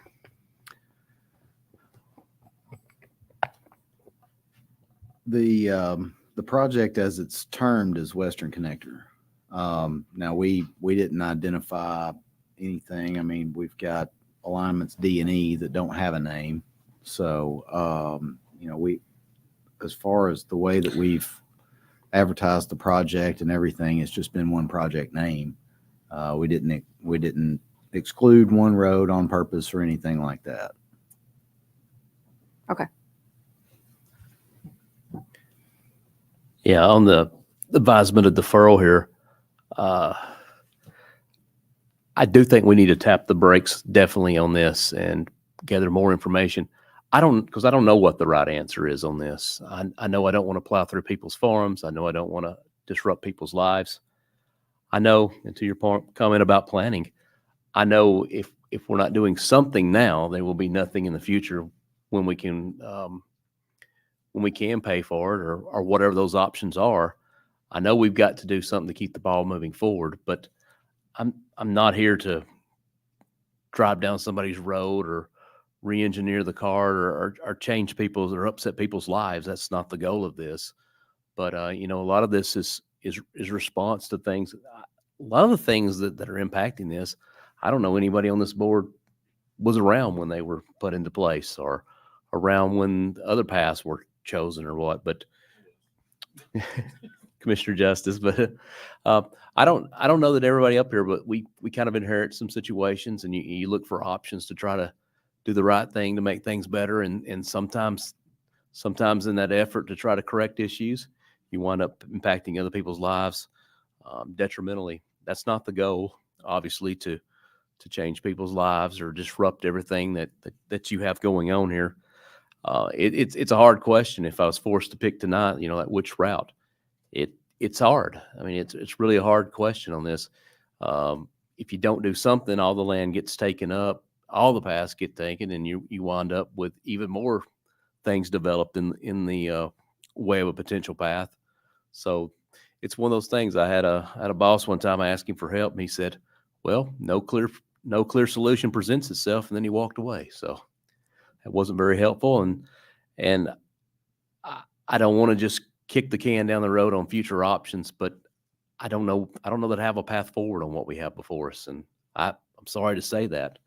So I can't oppose deferral, but I don't know that we give up on doing something in this, because we've got plans for South Green Hill Road for what we want to do there. We need more connectivity in the community, but at the same time, we have to balance the needs of the people that live here and call this home already. So it's a difficult solution to try to solve these problems for sure. Anyone else on deferral? Commissioner Trebek? You're fine, Mayor. Thank you. Obviously, communities, that's what we're trying to do, is keep community here. And I'm glad this commission tonight, is obviously listen to the citizens. As the mayor stated, we do have to find out a good, clean path. And as these developments are coming and people are selling off their land, at the end of the day, people have their right to sell their land. They can do what they want with it to a certain point, right? And that's the whole purpose of it. So, if we don't do something, there's been a lot of discussion tonight, which I do want to just mention here. There's a lot of discussion about how these roads are unsafe, on many of these projects. The roads are no shoulders. There's, hard turns. This is the opportunities to start, improving these roads for us, for all of you, to be able to make sure that they're safe for your grandchildren, your kids, yourself, to be driving home at night and so forth. So I think that's what this commission has really wanted to do, which is really try and, create a good, clean path for, for many residents, as well as making sure that these roads are safe. And that's where, that's what I was looking for. So, but that's really what I wanted to state, and I'm glad that we are going to defer this to ask for, for some more questions. So there's a lot more unanswered. So thank you. All right. Any other questions or comments? Ready to vote? All in favor of deferral, please signify by saying aye. Aye. Any opposed? That is deferred indefinitely. So 9-3 is deferred indefinitely. So with that, we'll move back on to our previous order for business as I flip pages. The next item on the agenda, which is we've separated the unfinished consent agenda, which is to amend the city code for the traffic commission. Motion and a second. The item is on the table. Yes, sir. Commissioner Hefner. Thanks, Mayor. I would like to add. Yeah, let's give the folks just a minute to exit.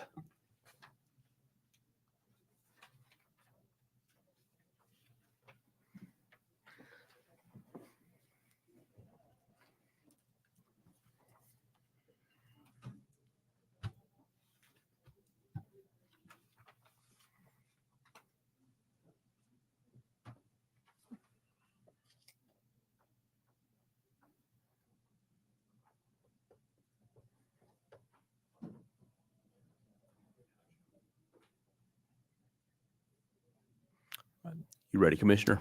Sure. I'd like to amend by adding,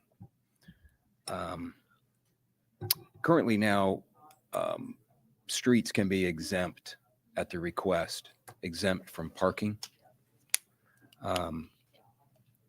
I would like to add that request to the Traffic Commission in addition to what's already on, which are the speed calming devices. I thought that was already part of the Traffic Commission. Let's get, Move them being able to go to the request an exemption through the traffic commission. Request the Oh. exemption through the. I follow you. I was Sorry. thinking the wrong way. I Yeah. thought you were asking to add it there, and I was like, oh, so you No, want to take it out. request. Sorry, thank you.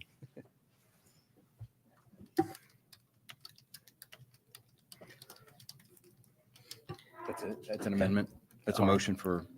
A motion to remove the ability to petition the Traffic Commission to request from, and this is talking about the parking requirements. That's correct. Correct. All right, make sure I'm getting my head around this.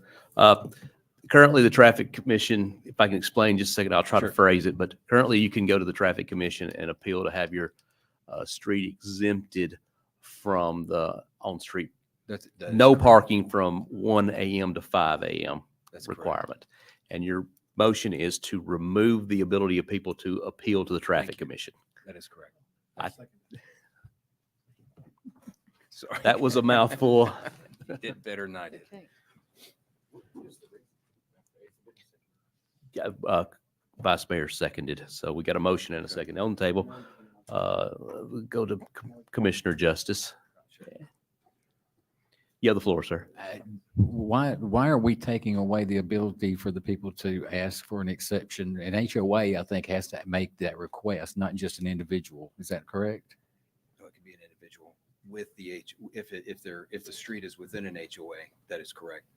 Okay, and I guess my question would be, and of course I have to phrase this to the mayor, but my question would be, if an HOA, which is a subdivision with their own version of local government, if they would, that's what an HOA is. It's just a mini city commission.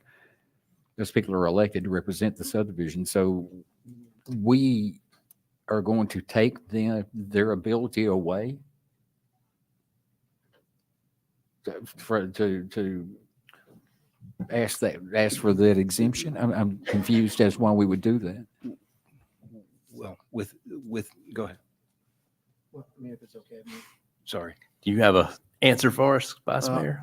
Well, I'm an HOA president, for Hickory Hills. So, so I can tell you right now, it's a public road.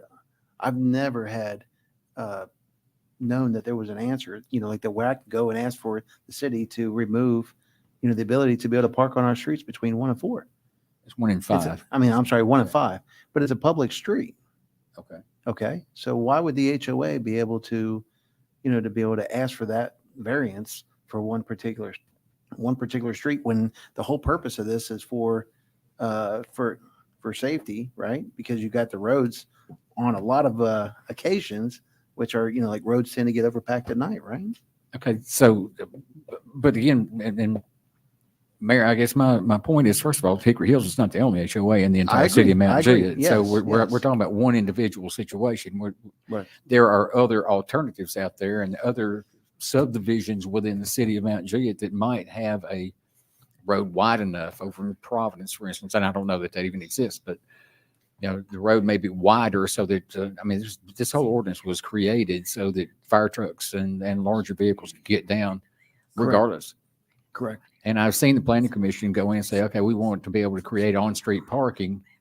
And if we create an on-street parking, that means that we've got to widen the road enough so that even with the roads and the cars parked on the road, then, these larger emergency vehicles can go through. So I can see where there might be exemptions, and I don't think or exceptions to the rule. I don't know if we want to limit and take away the opportunity for these to come in and ask for that exception. That's all I'm saying. And I'm not saying that there are. I've just seen too many times here when we passed ordinances restricting things, and we come back going, "Oh crap! I wish we hadn't done that," because of the unintended consequences. And there are lots of unintended consequences when government gets too big, and I think that's what I'm seeing here. Is this restricted, this Sheila, is this restricted to just HOA? So non-HOA would be actually not I don't able read to it that way. petition? I'm sorry? I don't read it that way. I think anybody currently. So even has an to- individual that's not an HOA can make the request? Mhm. Is the Okay. way I read it now. Okay. I don't have a copy of that right in front of me, but what I highlighted on that code. Yeah.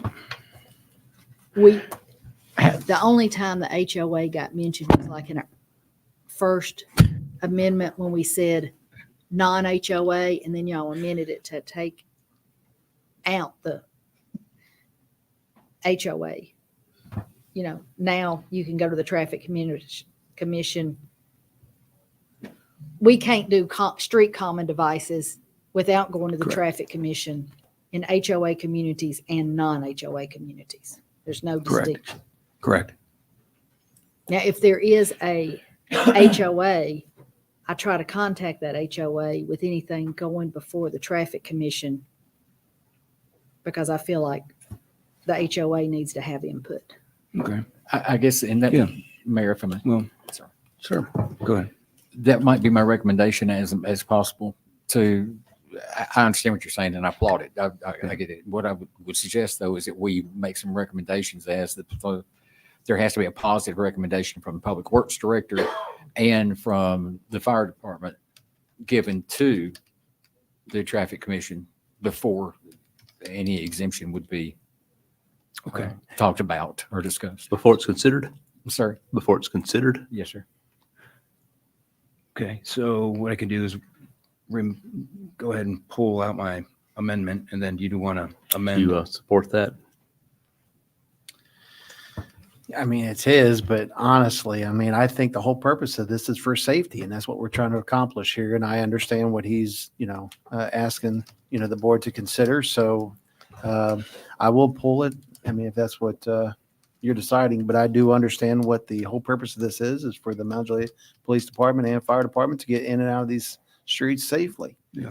And the last thing we want is one citizen, to dictate what that street should and should not be able to do when it comes to the safety of the rest of the citizens on that street. So that's kind of the way I look at it. I think it'd be a nightmare for the police department to start trying to determine in the middle of the night, hey, is this road allowed to be parking on the street? Is this road not? And now all of a sudden, now we're, giving a ticket for somebody that's going to come up and be upset and because the road was given a variance. Instead, now we are, determining this road is okay, then this one. And before you know it, it becomes a domino effect. And before you know it, and now these narrow streets, now we're, again, we're allowing the narrow streets for the streets that are more up to date on the widening ones. So it's a catch-22, but it's up to you. All right. You're the one that brought it to the Let's board, vote on so. it. I'll leave it on. Okay, leave it on as presented. Okay. Actually, though, as a result, if I may, I would like to amend and go along with what he's saying. Agree with it, but first of all, it would only be subject to HOA approval and a positive recommendation from Public Works and a positive recommendation from the fire department. That takes all of the sting out of what you're talking about. I agree. Before it can be placed on the agenda for the traffic commission. Correct. I like it. Okay. So is that a motion? That is my motion.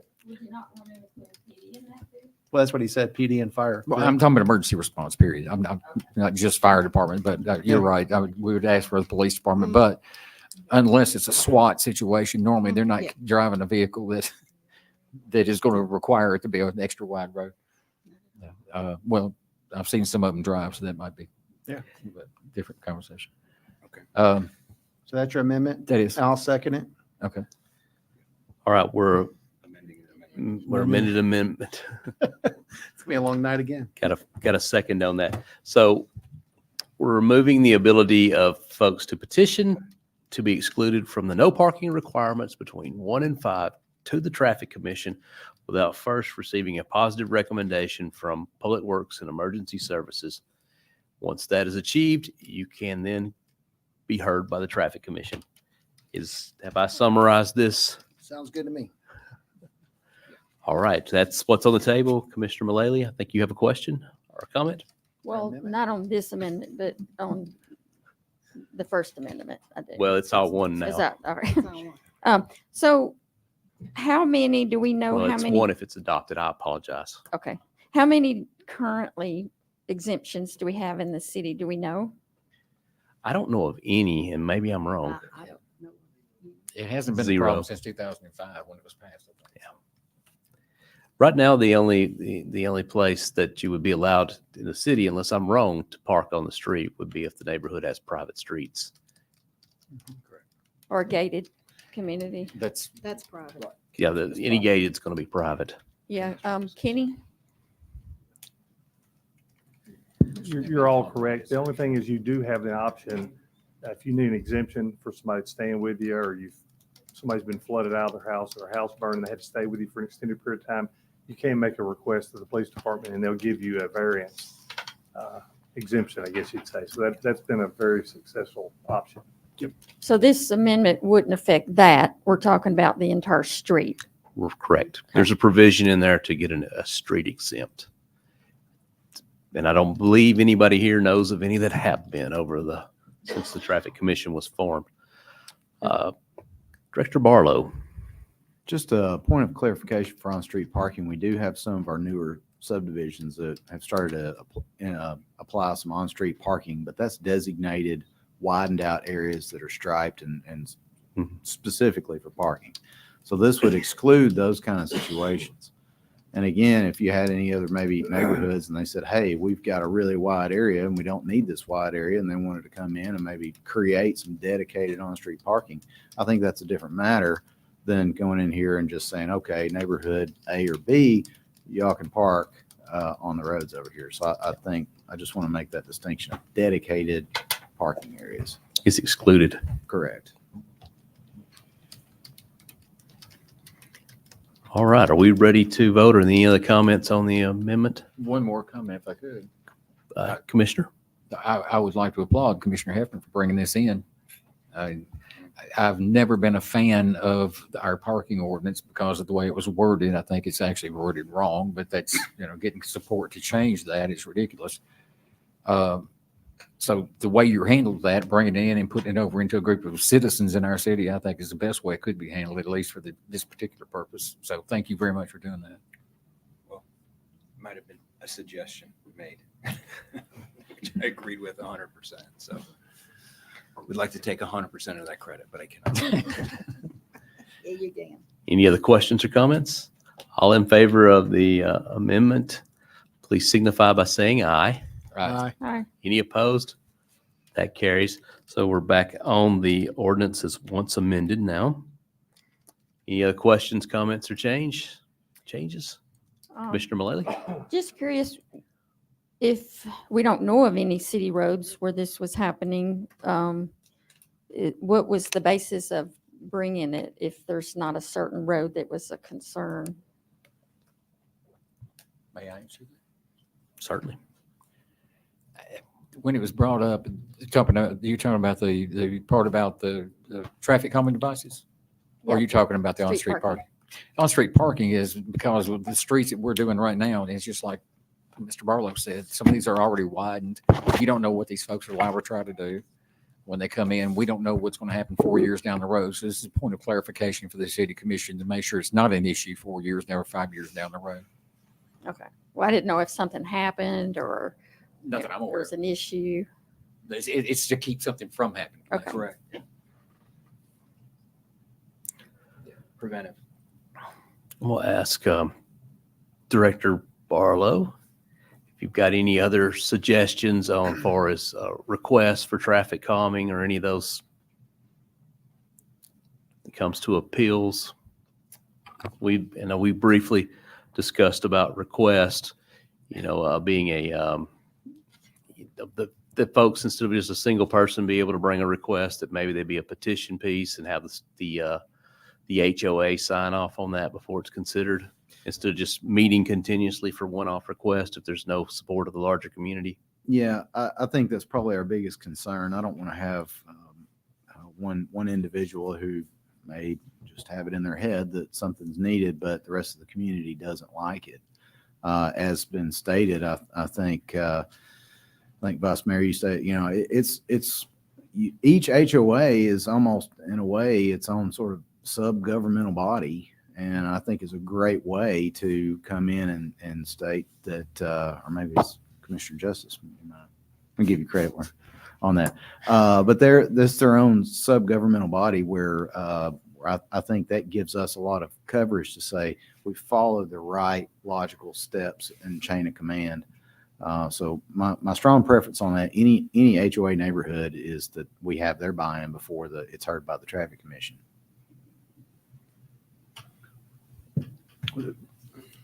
This is a question for Sheila.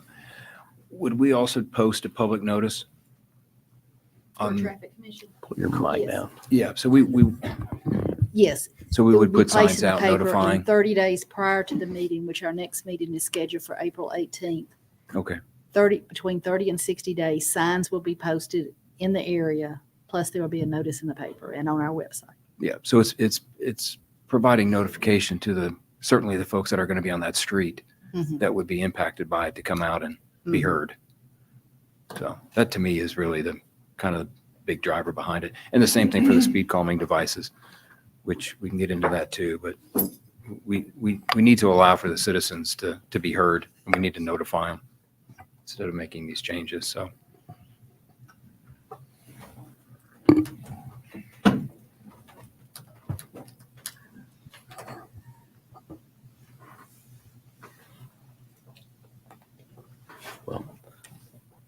My suggestion is before any traffic calming requests are considered by the Traffic Commission, that if a neighborhood has an HOA, that they come with a letter that it's been considered by the HOA first, and I'll start there.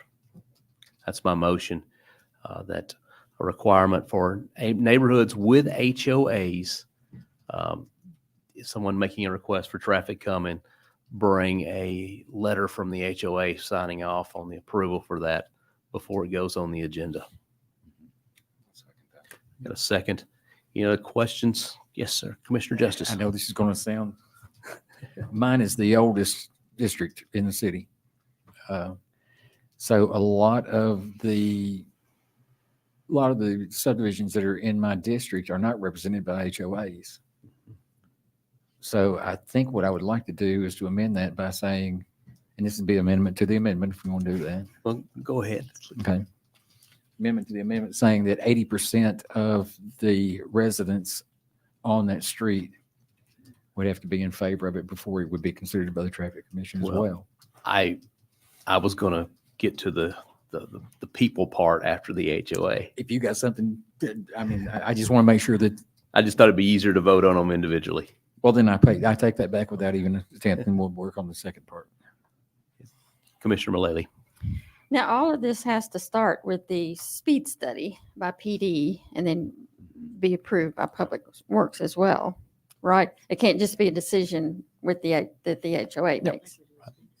My amendment actually handles that. I mean, it's because it says that it has to have an HOA, then it has to have the blessing of the Public Works, and it has to have the blessing of Yeah. emergency services. So I'm confused on which amendment we're on here. That one's already- Where we're voting. Yeah, we already voted on that. That's for the exclusion of the streets, yes. So So now is we're your- back on once amended, and I'm introducing a requirement, or requesting a requirement, or asking for an amendment to this, that for traffic calming devices, that if a neighborhood has an HOA in there, the HOA signs off on the request as a form of approval. Just be a simple letter, is what I've got in mind, before it is even considered by the Traffic Commission.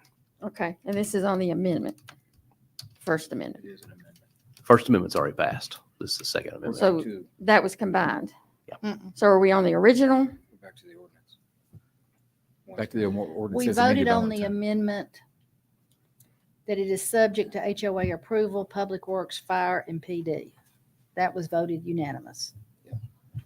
This is Second Amendment. So this is the next amendment.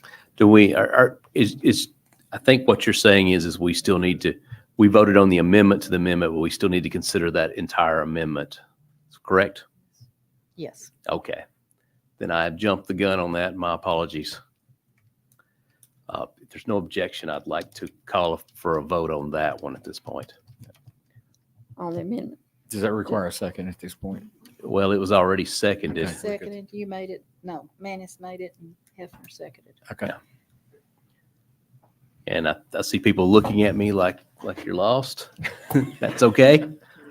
I do that led you quite- down this path, so it's on me. Quite frequently we do.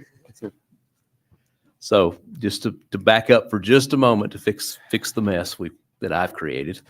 There was an amendment made originally that it would remove the ability to appeal for the exclusion of the on-street parking.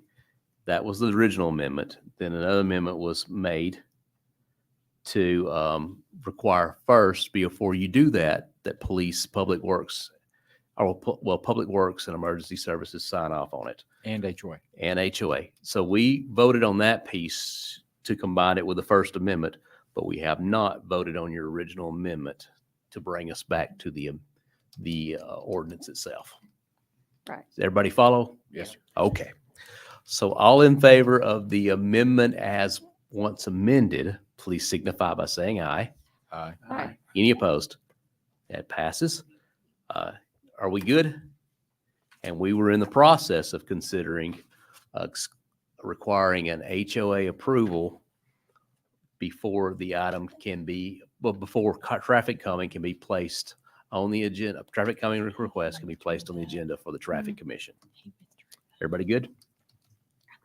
All right. Any other questions or comments on that? Because you had the floor. Yeah, so that's your motion. That's an amendment to the original. That's what we're voting on now. Amendment to the original ordinance. Okay, Yes. because I have one as well, so we'll go ahead and take care of that. Did you see fit to amend that, or did you want to wait? Well, you said you had something, so I'm going to wait Okay. and see if we're on the same page. We probably are here, so We may not be, but we'll figure cross out that in a minute. bridge. Yeah, that's the All reason right. we vote.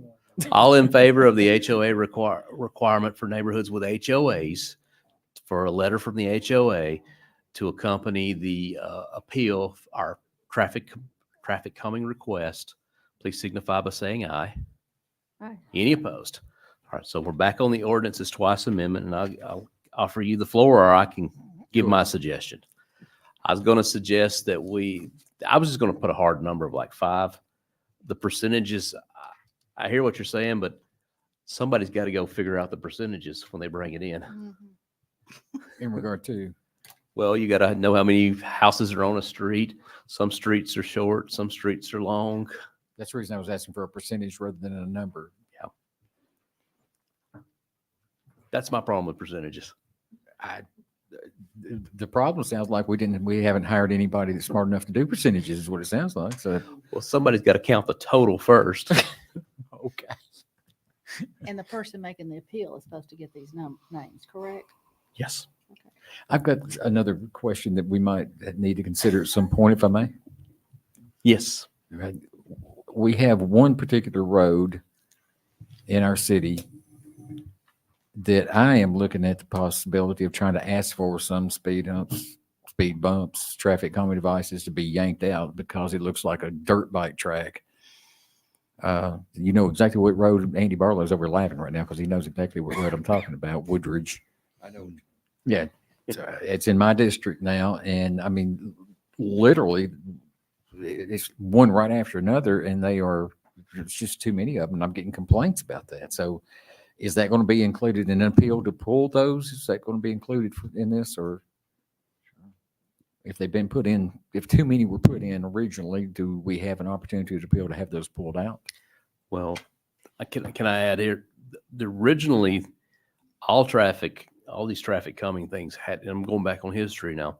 Originally, all these traffic calming things had to be discussed at the Traffic Commission before they could be actioned. I don't know, 10 years ago, we changed that to make the Traffic Commission an appeals board because we had placed the power and authority with Public Works to be able to do that. That's something to consider. Are we chopping Public Works' ability to make a decision out? Because that's not what I want in all of this. Something to talk about. I mean, at this point, I don't know, and I'd like a recommendation from Mr. Barlow probably at this point as to how we address that particular situation, and if it's a problem somewhere else in the city, how we would address it in the future. Well, and I guess to your point, I think anything that we do to put something in, then you could probably come up with the same process to put it out. I think it needs to be fair one way or the other. If you need HOA approval to put something in, then you'd need an HOA approval to put something out. Or if we're going percentage based on people that live on a street to put it in, then the same thing to pull it out. I think the only, I think to that point, I know with that particular street, and there's people I've talked with, and what I've run into is you have one or two people that are very vocal and adamantly opposed to it and let you know about it every time they talk to you about it. And then I talk to other people who don't say anything, but people who you may run across and just happen to ask them a question. Well, what do you think? I'm like, I love it. It's great. And so I think what we need to be cautious of is never letting one or two vocal people represent the entirety of the area. So, but if there was a situation and the entirety of the community said, no, hate it, I want them out, then I mean, it's fine. I think if you follow the same process to go one way, I think you go the other way out. The only thing I think to be cautious of is the expense thereof. But when we repave a road, it's easy enough to pull the speed hump out. That's why we put them in with asphalt, so we can mill them out just as easy. So I'm not really worried about that when we repave a road. But I think whatever we do to put them in, we can do to take it out. Yes, sir. I appreciate your cautionary tale of not letting two or three vocal people help me make that decision. I will tell you that after many, many years of being on the commission, I've kind of learned how to curb that. And I will tell you that when the people come out with pitchforks and torches, that I'm going to probably take those people serious. And I have had numerous, not just one or two, tell me that the number of speed humps that have been placed on Woodridge is excessive. And I have not heard anybody say that they thought it was a good idea to have that many. So when I'm carrying the message back to this commission, that is the message that I'm passing through, is the one that I have heard predominantly since the redistricting took place, that I've had the opportunity to go over and talk to. So it's not just one or two vocal citizens. It's actually many people over there.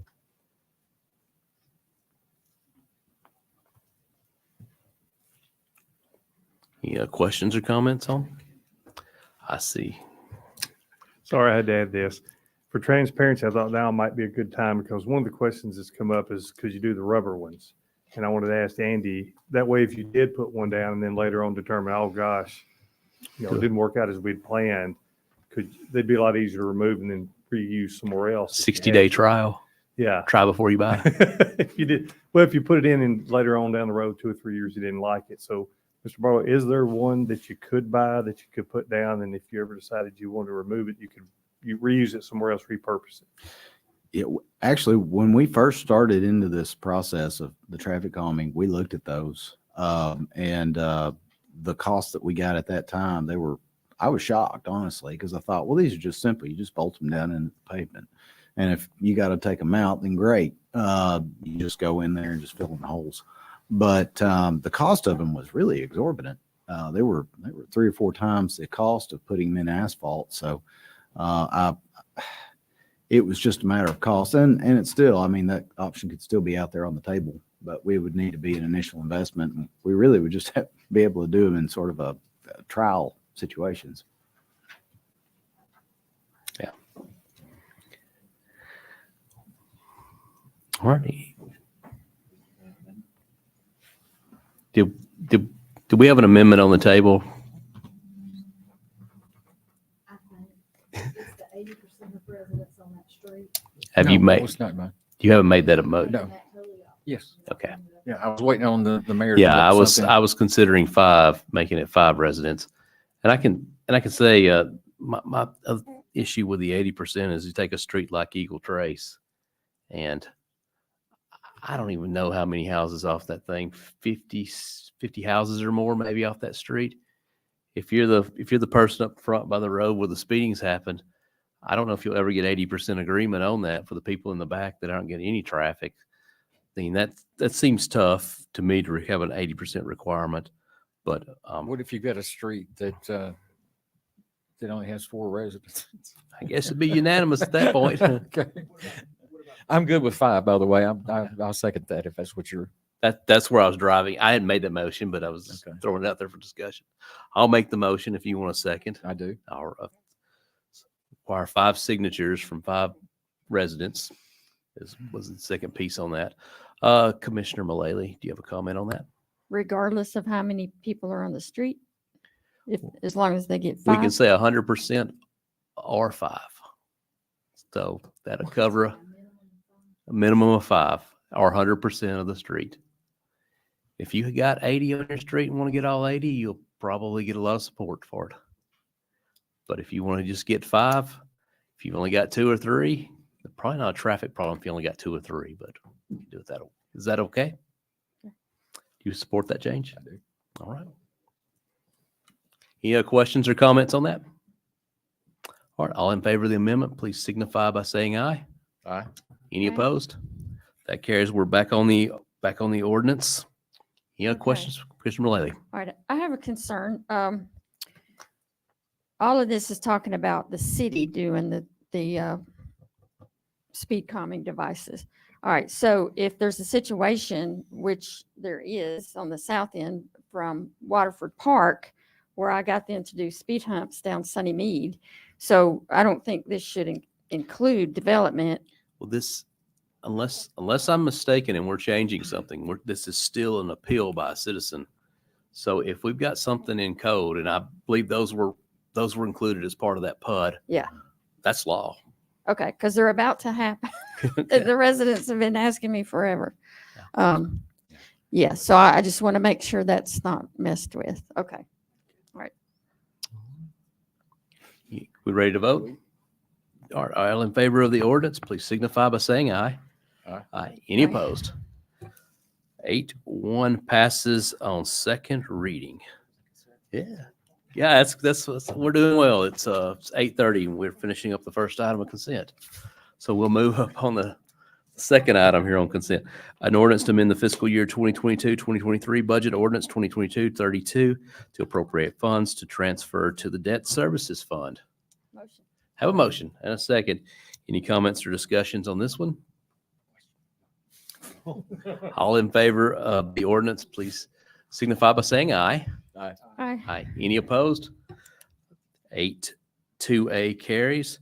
And now we are finished the consent agenda. We'll move on to unfinished business.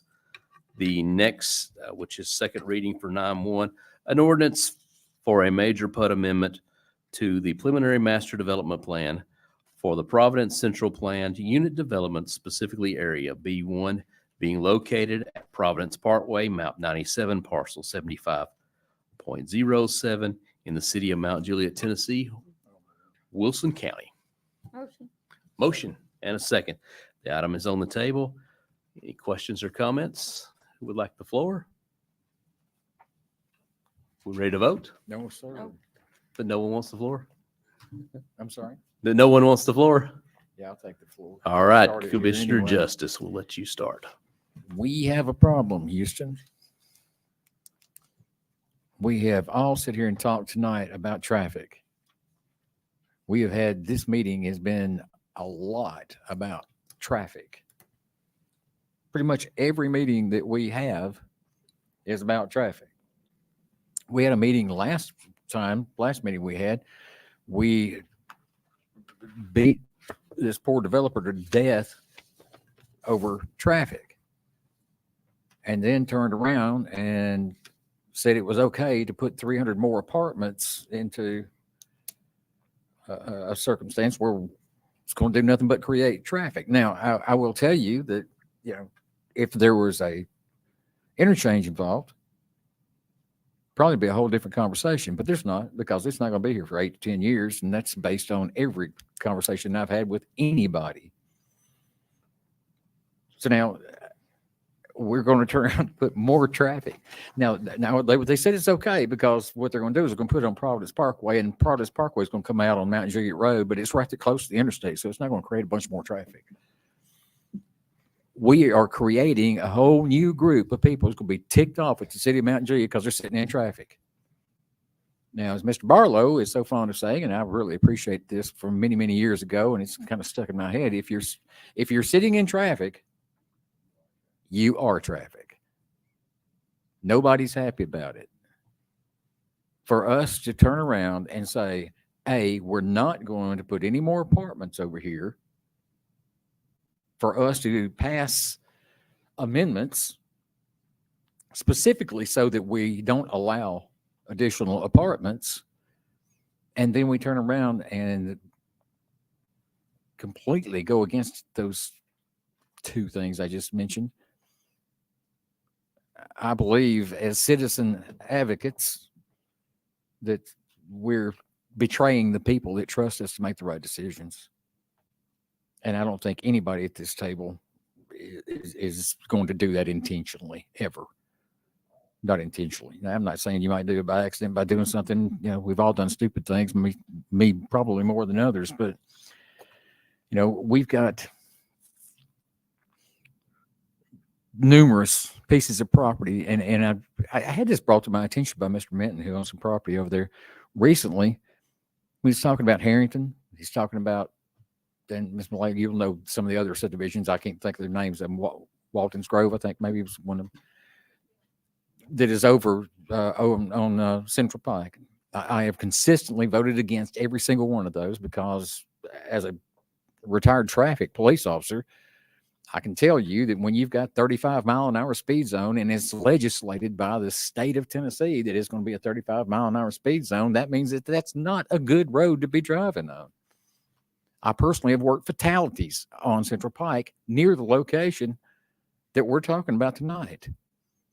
And now we're going to turn around and put more people on there without the road being fixed. We talk about safety being number one, but then we're going to put drivers in situations where they are unsafe. All because the apartments are cool looking. It's not cool. Not cool at all.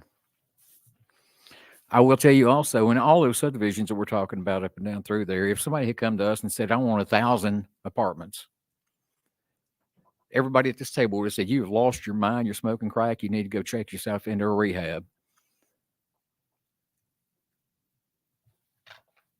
But the developers did it differently. They got their 1,000 apartments. They came out at 300 at a time. So they incrementally, they got their 1,000 residences. Now we've got the Enclave, which is not open yet, I think. We've got another group over there. I think the total when it's approved is 866 units. And I don't think that includes Creekside, if I'm not mistaken. Creekside is part of that, PUD? Okay. 866 units. If somebody had come to us and said, hey, I want you to approve 866 apartments, we would have said, no, we're not going to do 866 apartments. But they came in as 300 at a time. So now we're almost at 900 apartments that we're going to stick over in the middle of that road, that 35-mile-an-hour road. We're not citizen advocates, as we claim to be, if we create unsafe conditions for the motoring public. That's not what we do. We are about safety. That is our very first and foremost priority in the city of Mount Juliet, or any other government entity should be. So as citizen advocates, I think we tell these folks, and again, I'm not saying no, we tell them not now. Let's wait until we've got the opportunity to put that interchange in place so that these folks have a place to go rather than South Mount Juliet Road, where we've already got too much traffic. I live in the north end of town, and I thank God for that every day, but I don't have to go over there and mess with that. So I will be voting against it, Mr. Mayor, and I'm going to ask everybody at this commission, again, Mr. Murphy is a fine individual. I am not questioning his integrity at all. as a developer, he's probably one of the best that I've run across in 18 years, 19 years now sitting up here. Not telling him no. I am telling him just not now. Wait until we're closer to getting that interchange, and then we'll all feel a whole lot better about putting this kind of development in. That's all I'm asking.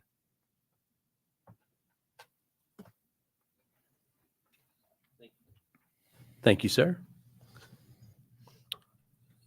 Commissioner, you're asking for the floor? Yes. All right, Commissioner Hefner. I think everybody knows how I'm going to vote on this, but I just want to remind everyone what I stated earlier. And I do have a correction to the counts. Rutland Elementary, capacity is 1,400 students. As of August 2022, there were 1,357. That's a difference of 43 seats. It's not many. Currently have Casa, 98 units, Enclave at Providence, 310 apartments, Stewart's Landing, 39, Waterford Park, 208 single-family homes, and now Providence Central, which is being proposed tonight, 308. That's a total of 963 residential units, with the exception of Providence Central. Those are projects that have already been approved. So I'm adamantly against this. I think I'd like to see a clear direction of where we're at in terms of South Mount Juliet Road getting widened, Central Pike interchange. We talk about 8 to 10 years. Who knows if that's even the right number, even the right time frame. So until we get some clear direction on when these roads are going to get widened, I can't support additional residential growth down in south of interstate. It's just, and given the schools are already at capacity, we're just adding more to it. So everybody knows how I stand on this, and I'm not going to waver. So thank you. Thank you, sir. Director Barlow, we've had a couple of questions about the interchange. Is there any updates on that you can share? Yes, so we are in the middle of discussions with TDOT. We had a design meeting, preliminary design meeting with them and their staff on Thursday of last week. We've also, since we have passed the resolution to commit $25 million to the interchange, that has really accelerated the discussions on the construction of the interchange. We've had a couple of positive responses on that. One was a letter back from the TDOT commissioner about the $25 million. That was very encouraging, and had some pretty strong language in there as far as I think expedient delivery was one phrase used. Definitely was another. You know, there's some strong language that I'm not used to hearing from TDOT as far as timelines go.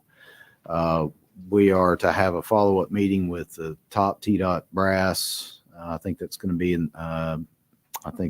the end of the week next week.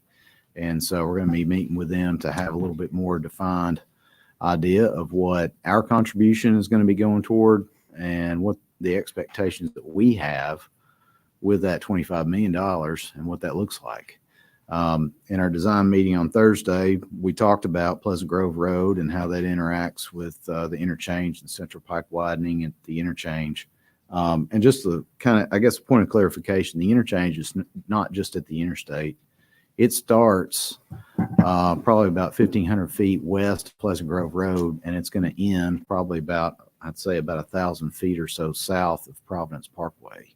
So it's a pretty substantial improvement to Central Pike itself as well.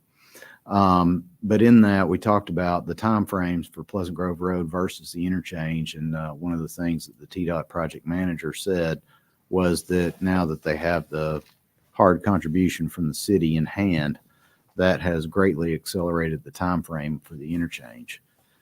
I hope to have some more information by the time we meet next time on the timeframes for the interchange. But all the discussions that we've had thus far since our meeting with the governor and subsequent resolution to commit funds has greatly accelerated the pace of this. It's too early to give a time frame yet, but I think we have definitely cut the time off.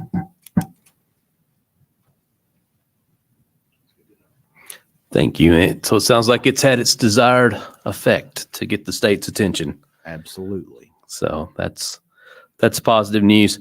One thing I would like to be able to report to the state is that we've got an additional $2.3 million to bring to the table on this as part of the development.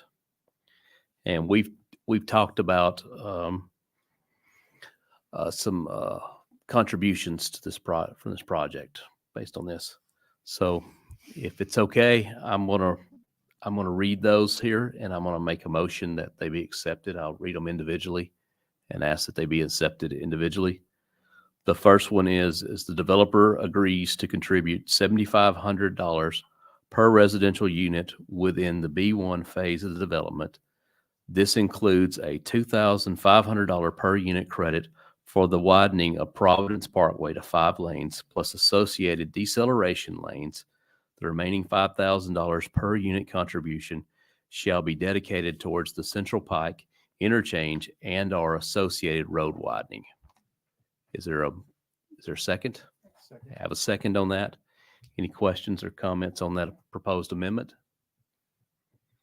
All right. All in favor of the amendment, please signify by saying aye. Any opposed? So that's carried. So we're on, and I'm going to make good notes here.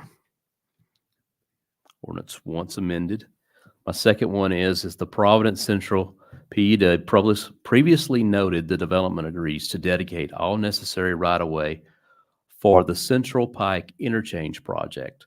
For clarification, this includes the dedication of right-of-way for the John Hager Road and the Providence Parkway west of Central Pike. Additionally, the developer may construct the TDOT proposed roadway proportion within the project limits to help facilitate project delivery, and the final construction responsibility shall be deemed with the subsequent FMDP and and are PUD revisions. Motion. No, yeah, that's motion. I got a second on that. Director Barlow, do you want to put that into English for us? Yes, and out of that design meeting on Thursday, one of the big challenges was how the John Hager piece ties in. So I'll say to a credit to the development team, they had two challenges for the roadway connections on the south side of the road. One was John Hager, the other was Adams Lane. We've already got Adams Lane taken care of now that Providence Parkway is open and the old Adams Lane is shut down. So that part's finished, but the part on the west side is not. And so one of the things that we wanted to capture is that the right-of-way dedication would include anything that could or would have to be done to relocate John Hager Road, because that's going to be pretty substantial through this development. The other is one of the design challenges that we had in trying to match with the development design that they had for John Hager and how Providence Parkway might extend. There's some environmental features. There's some other challenges. Grading, I think, is going to be a concern. It's going to be best if the development team is able to at least partially do their portion within the development, or at least work with TDOT on that with a future development plan approval. So that's generally the idea of it. We want to try to do that, at least start that, get that language going. We can firm that up at a later point in time. And I think from talking with the development team on this, and I think it's real, is that when the interchange, once we have some definite timeframes, once we know, hey, this is going to be going to construction within a year or something along those lines, and we know that we have something definite, we've got locked in funding and the whole bit, when it's a certainty, you're going to start to see, and we're going to have to start to look before us as a city. We're going to have some other development proposals for the remaining part on the west side. And so with that in mind, I think that we need to make sure that we have this development working with the interchange. By doing so, They help A, make the interchange cheaper for TDOT, which speeds it up. And then B, they can help make the connections faster. All right. Any questions or comments on that amendment? Commissioner Justice? Clarify for me what the $2,500 credit back is for. That was the one we previously voted on, but I'll just to clarify, $2,500 is the credit back for the developer going ahead and widening the new road to 5 lanes. It also takes care of the gas line crossing there, which, good news, that was holding up the widening of that road, and we recently got approval from the company there to, not the name of the company escapes me, but we recently got approval for them to widen that road to the full length. That and TransCanada. Yes, TransCanada, the gas line, to get approval for them to do that widening over it. That's anytime you're doing construction over that gas line, there's a lengthy approval process in place, and that'd been one of the holdups. But we got the approval to go. We're asking this project to expedite that 5 lanes through that entire length of that road, and the other portion is at the request of Public Works is a requested decel lanes as well be added. Okay. Did I miss anything on that? No, that's correct. I will tell you, I mean, obviously I wasn't in favor of it, not going to be in favor of it. There's anything we can do up here that's going to make me in favor of it. But at the same, I'm even more adamantly opposed to it when we're going to turn around and give back $2,500 of a $7,500. $5,000 is where we start with our residential developments anyway in the city. And so now we're going to treat them like everybody else in the city when they are impacting us greater, probably 3 to 4 or 5 times greater than any other development. I got a huge problem with that. These folks need to be given more to the community to help fix this road. Now, I don't anticipate anything I'm saying here to get a vote on the side to stop this from happening. I anticipate that there's going to be 3 votes that are in favor of putting 300 additional apartments on the people who are traveling that roadway, in addition to what they've already got. So, but I seriously object to giving them a $2,500 credit. If anything, they should be paying considerably more. Well, Commissioner, I hear your concern on that, but this is a practice we've done in the past with giving individuals credit for improvements. If my math is correct on this, and I think you'd requested these numbers, was so far with right-of-way dedication, the improvements as part of Providence Central is combined total when you include right-of-way in the improvements in there. Before what we just voted on with the $7,500 contributions, the count was already at $27 million. And this would push it up to, if you just take the 2.3, you're pushing up now 29.3 million. And I know sometimes when we throw numbers around, that's it's hard to put those in context. But I brought the budget book for the 2023 budget for the city. If you take the entirety of our entire general fund spending, it was $27 million. So this one project here, just in the contributions with right-of-way, exceeds the entire annual budget for the city in terms of the contributions that it's bringing. You look, it's highlighted right here in the audit that we reviewed on page 17, shows that the expenditures were $27,830,199. And before that amendment we had, I got a total here of $27,015,000. With the additional, we're now north of 29 million. So the contributions that it's hard for me to criticize the Providence Central project with the contributions that they're bringing for as the amount of infrastructure on this. If from my standpoint on this is, if development is not leading the way on being the solution to our problems when it comes to traffic, then I'm not in favor of that development. And here's the thing, there's 2 ways to pay for this. One is to let development pay for it, or the other one is to simply pay for it out of the pockets of the people. And this is a $29 million worth of contributions here on this.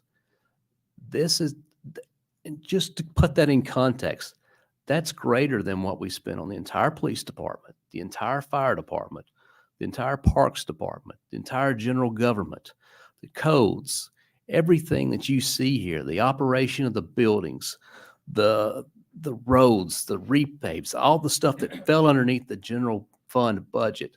This project is going to be contributions north of that for the entire year of the city.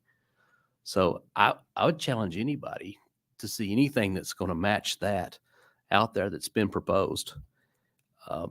I know people don't like it when I talk about money, but you know, we talk about John Wright Road and we talk about improving the roads around there. It takes money. We talk about the schools. We talk about the capacity. Here's the painful truth around all that. We can vote every single thing down in this city that comes before us. 3 no's and it's done. But that does not stop development around us. That does not, and you pointed out, I think in your comments, that like half of the traffic coming into the city is originating from other places. That doesn't stop. If we vote this down, that doesn't stop. The development south of us and the city limits, once you go to South Mount Juliet Road, ends at Central Pike. We don't go any further than that. That means we don't vote on the projects that happen there. That keeps developing. People keep converting their farms into neighborhoods. People keep splitting lots. People are going to keep building on. The growth that's happening south of us is going to keep coming, and they've only got one way. Other than one, I think there's one interstate interchange in this entire county that's out past Lebanon, but there's no other path to get to the interstate unless it's right now, which is coming right through Providence. And the only way we can do it is to ask the people to pay for all these interchanges, or all these improvements, or to work with development to get these things done. You put that in the context of what they're asking for with 308 units, as far as the benefit that it brings.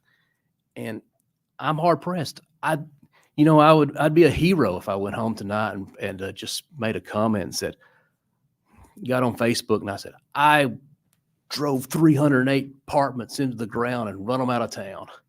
I could be the hero. But to be the hero, I've then got to come back and ask everybody that's going to love that comment to now pony up the money to be the solution to this. When it comes to the valuations per acre on this thing and the cost it brings back to the school systems, even when you look at the loads on this, there's plenty of studies out there. I've seen studies from comparing it as low as 12 school-age children per 100 units. I've seen it all the way up to 30 on these. I've seen single-family residentials showing almost as much as 1 out of 2 or 50 out of 100 on these loads. But I think one thing the studies do all show is this puts less students into our schools, but the money that it generates for our school systems, just off the bat, I mean, before we even have a conversation on this, the property tax assessment, which doesn't deliver a lot to the city, but it delivers a whole lot to the county. 50% of that property tax that's collected goes to the school systems. We won't get very much up here, but it'll go back to the school systems. And this multifamily versus single family immediately is going to put a 50% more higher tax burden on those units because they're assessed at a 40% rate instead of a 25% rate. And we're not even bringing into the conversation the discussions as far as the property tax, the sales tax that are generated off this. There's plenty of studies out there that show that there are 2 things that you can count on long-term for us being able to weather economic downturn and the changes out there. One of those is a traditional downtown development. We have signs, but we don't have a traditional downtown development in Mount Juliet. The other thing that weathers that is mixed-use developments that are particularly walkable mixed-use developments. Those are the things, and we've got We've got a city where right now, if you live in the city and you take the current budget that was budgeted on here, and if we'd spent everything that was in that budget, and if we spend everything on that budget, it's going to cost each individual person that lives in this city, you're responsible for $900 of that budget if you split it. $900. My property tax out there's 4 of us in my house. My entire house contributes $75. That's less than $20 a head. So we at this table are challenged with coming up with an extra $881 per person to keep that police department out there that's responsible for 20% reduction in property crimes, crimes against people that are down. You're seeing 10% reductions to fund that fire department that takes our ISO rating down from a 5 to a 3. That's the responsibilities that we have to consider up here. So we're back on the this is my second amendment on that, and I got off talking about the one that's already passed with the 2,500, and I apologize, but Commissioner Justice. That was a great speech. And probably something like the one that you gave at the State of the City, and I apologize for missing that one.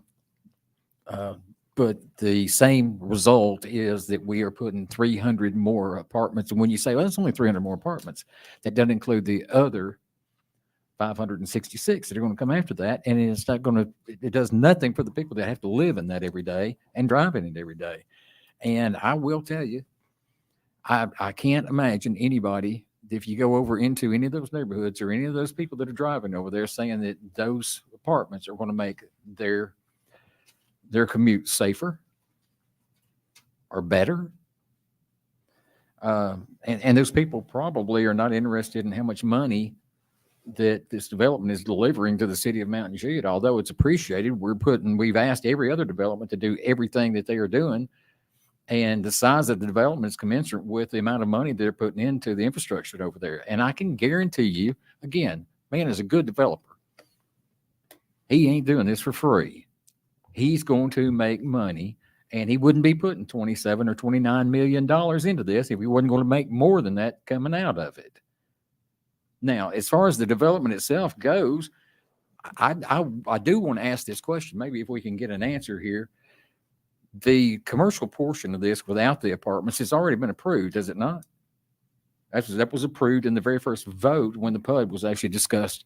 So my question is, if these apartments don't go through, does that mean that the commercial part is stopped and you're not going to do that? Or are you going to continue anyway, would be my question. Mr. Murphy.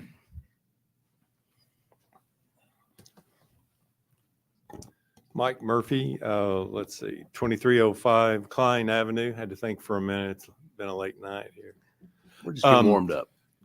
Okay, good. I'm going to hang in with you then. Commissioner Justice, yes, obviously it's already zoned for hotel, restaurant, retail, office. No matter what, we're going to plow forward with those uses. So those uses are going to continue forward regardless of whether there's apartments put in there or not, correct? I think the difference would just be timing. But it would be timing. So if we said, okay, go ahead with your commercial, but we're going to hold up on the residential portion of that until we're a little closer to the interchange, that would probably be the difference in timing, correct? Yeah, you're just putting the whole thing on ice there. Okay.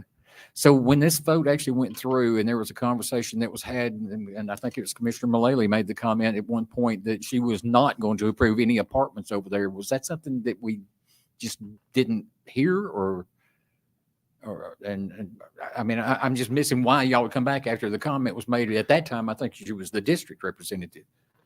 Well, something happened called COVID during that time. I've heard it totally changed the commercial real estate industry. So what I'm trying to do is what I'm hearing the city wants, which is try to bring office to the city of Mount Juliet. And everything that I see in other communities across the country and even here in our region, the thing that is bringing office is mixed use.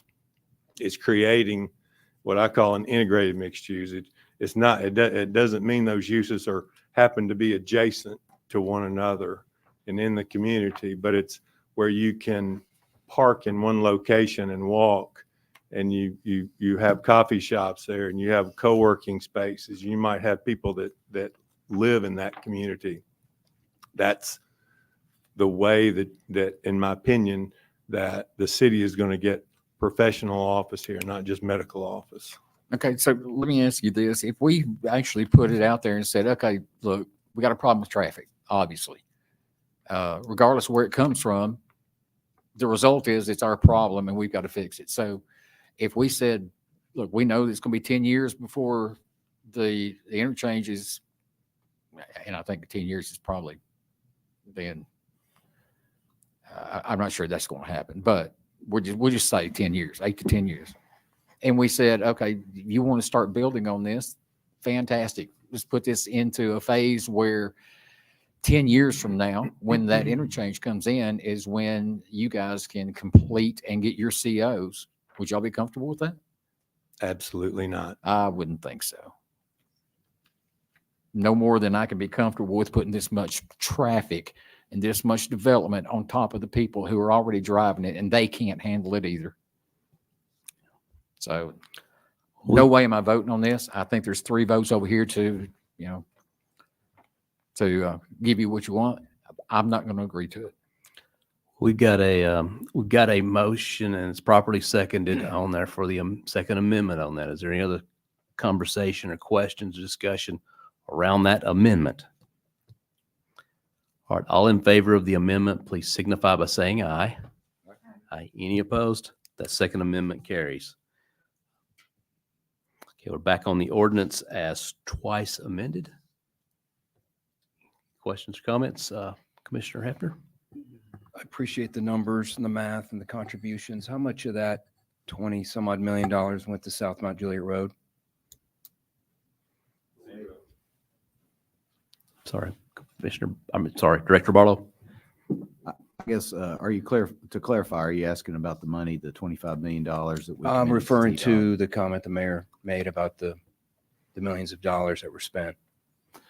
No, that was committed to Central Pike and the Adams Lane relocation and Providence Parkway. Okay. All roads which run through this development? Yes. And this development would benefit from that traffic, I'm assuming? Mm-hmm. Okay. So nothing towards South Mount Juliet Road to relieve the traffic? They on that road? They did improve the side street approaches, which helps Mount Juliet Road traffic. That's something. Yeah. But all the other infrastructure, all the roads runs right through the development.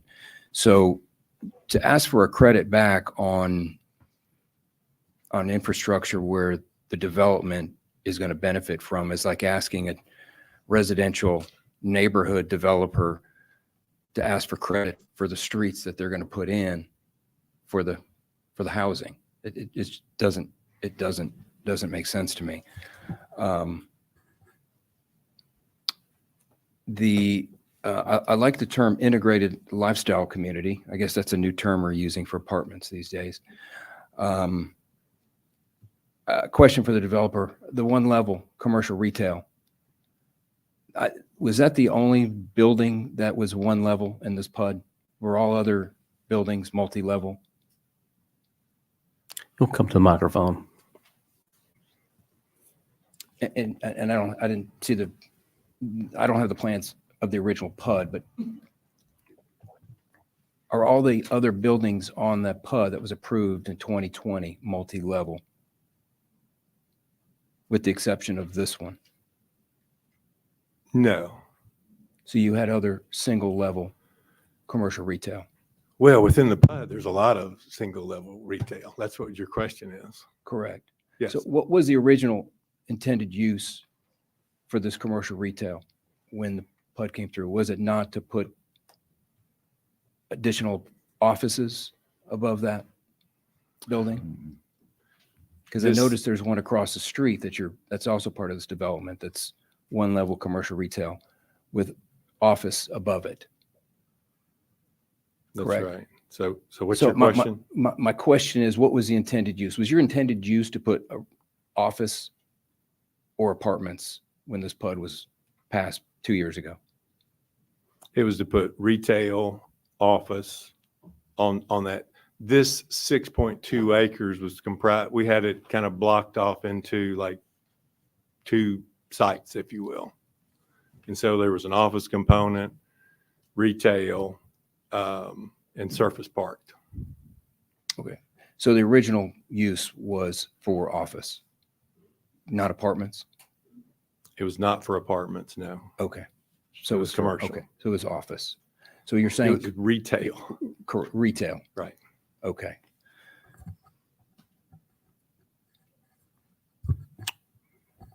I think that's it for now. Are we, Some others. Mr. Murphy, are we losing any of the commercial or retail as a result of this? No, you're not losing any square footage. Okay.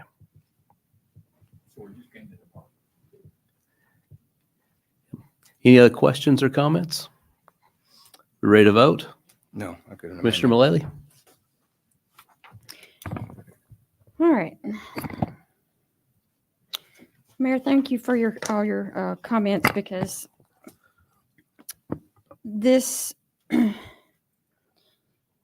have to have a vision here to see what's going on. And the developer was right when COVID changed this whole thing. If this was just about apartments, I definitely would not vote on it, and don't think anybody else would either. So an integrated style mixed use, Mount Juliet doesn't have one of these. We don't have one. And you can laugh and snicker if you want. Mount Juliet doesn't have one. So if you're familiar with the Cool Springs area, there is one out there. Well, there's more than one, but anyway, what this would be modeled after. If you came to I held a town hall on this so that the developer was there, the engineer was there, people were there. We had Commissioner Justice was there, and Commissioner Hefner. So all sides were presented for and against at my town hall meeting. So I had stated at first reading that I supported this project, and I explained why. I don't see any point in going through it again. But if you would like to read my statement, it's on in my newsletter, my last newsletter, and I'm going to leave it in this one as well, jennifermullally.com. It's at the very top. You can click on the very latest newsletter, and you can see my justification for my vote. Again, these contributions that we're talking about up here are voluntary. These are not required. So I commend this developer of the money that he's put in. He has invested here. He's not one of these fly-by-night developers coming here and build and make money and leave. He's invested. You talk about schools. You don't want to build anything until schools are built, roads are built. It doesn't work that way because somebody has to pay for them. Commissioner Hefner, Commissioner Justice mentioned the developments in my district on Central Pike, Harrington, and Winfield, which are right next to each other. The road, Central Pike, is a horrible road. Everybody knows that. But the improvements in front of those two developments, where did that come from? Didn't come from the city. It didn't come from the county. It came from development.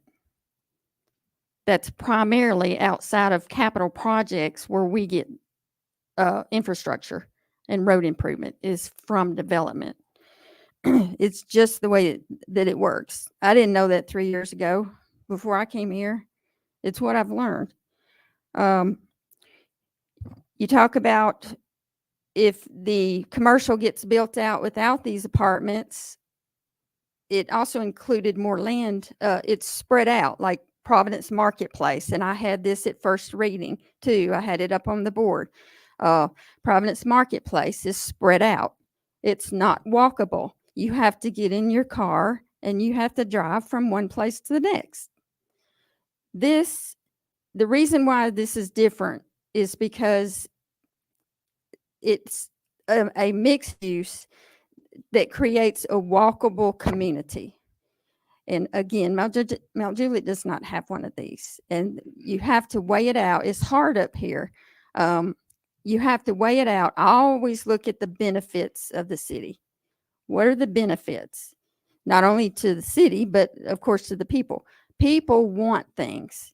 People want fine dining. People want big box retail. People want things. But what does it take to get those things? The majority of the people don't understand. By the way, I think Enclave is 298, not 310 that was mentioned. I live on the south side of the interstate.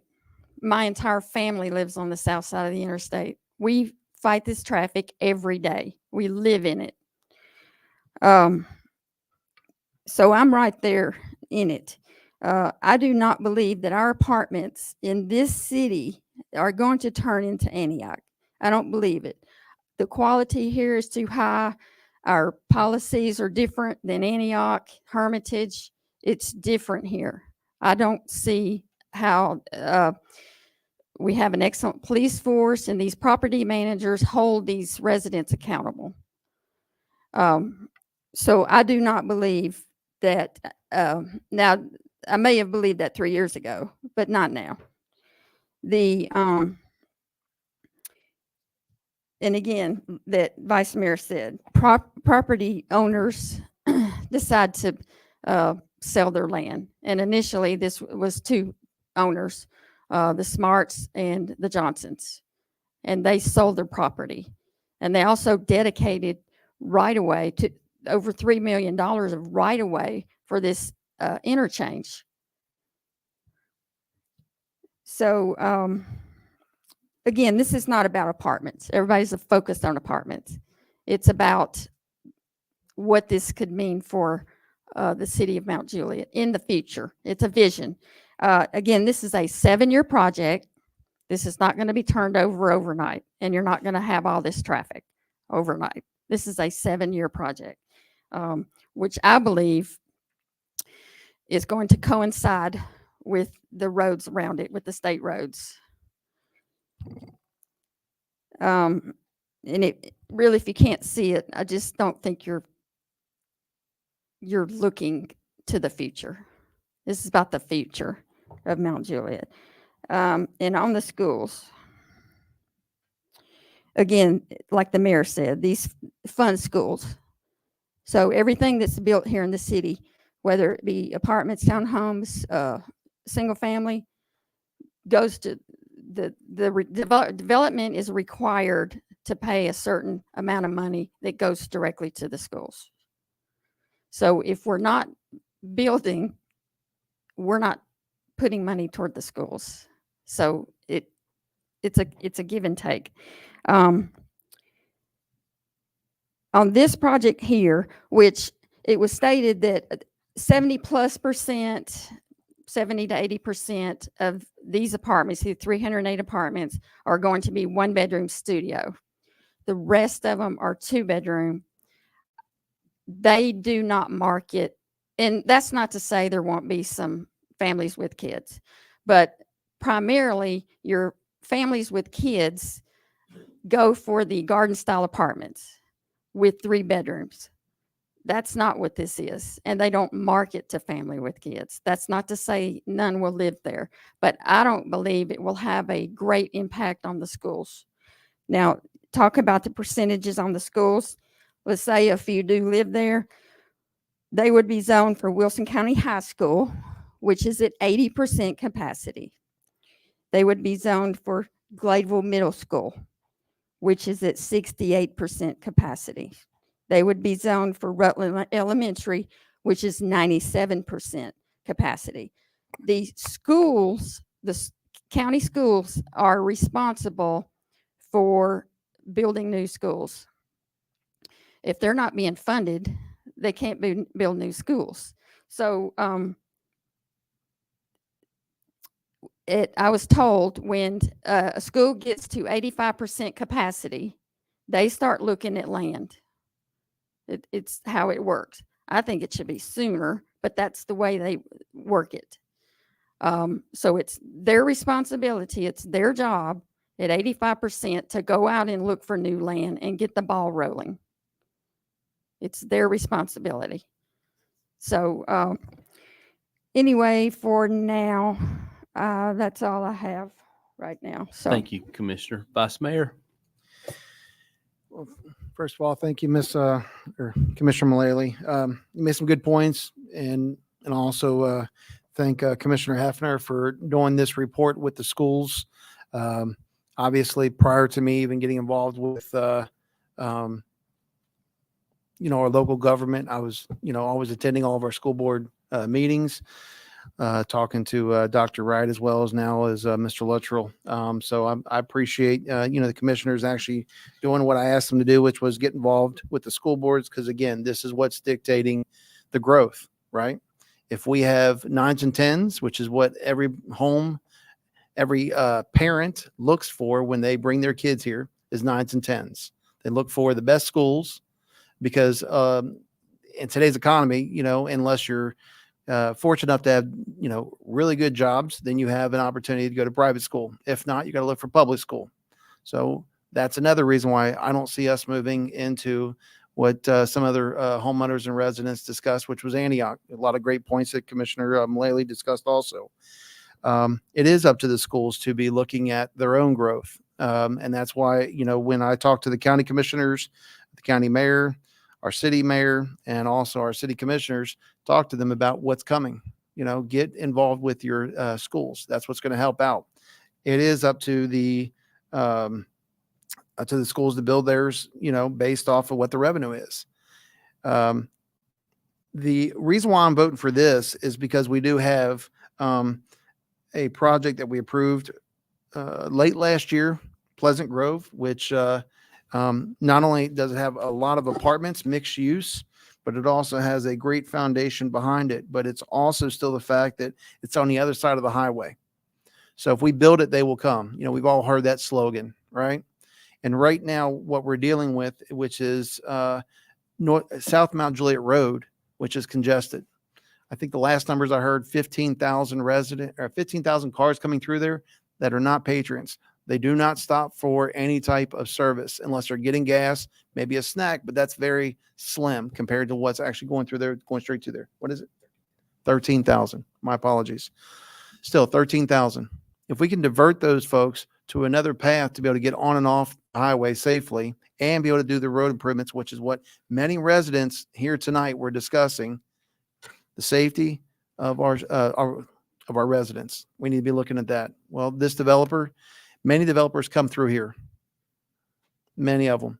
And it's kind of interesting with a Commissioner of Justice had asked the question, or was it Commissioner Hefner had asked how much of that development went to another road, whether it was South Mount Juliet Road. So yes, we ask a lot of these developers to come in and do some type of voluntary road improvements that may not even be part of their development.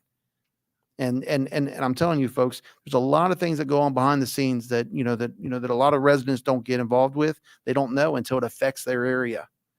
And I'm grateful that everybody does start showing up to these meetings to get more involved, because it gives you an opportunity to see where the money's spent, where it's not being spent, and what this commission is looking to accomplish. They're looking to accomplish, safety, and then obviously, our schools. Okay. And that's what I'm seeing up here. So I am voting for this. Is it apartments? Absolutely. But as Commissioner Mullally stated, and the developer, this is a different clientele that they're looking for. They're looking for, that small business, the opportunity to be able to work from home and still have the ability to go ahead and walk down to the coffee shop, walk down to the actual snack bar, whatever it is. And not to mention, right down the street is also a senior center. The county is also doing other developments over there. If we don't start improving these roads, the county is going to go ahead and move on with their projects. And we know, as it stated tonight, the county does not improve roads. So we got two options: one, developer, or two, taxpayers. Me personally, I love the fact that our taxes are low. I came from a place where I was paying $3,900 twice a year for my taxes, $8,000 a year in taxes. I have no problem sharing it with anybody. I'll take some screenshots, share it with you.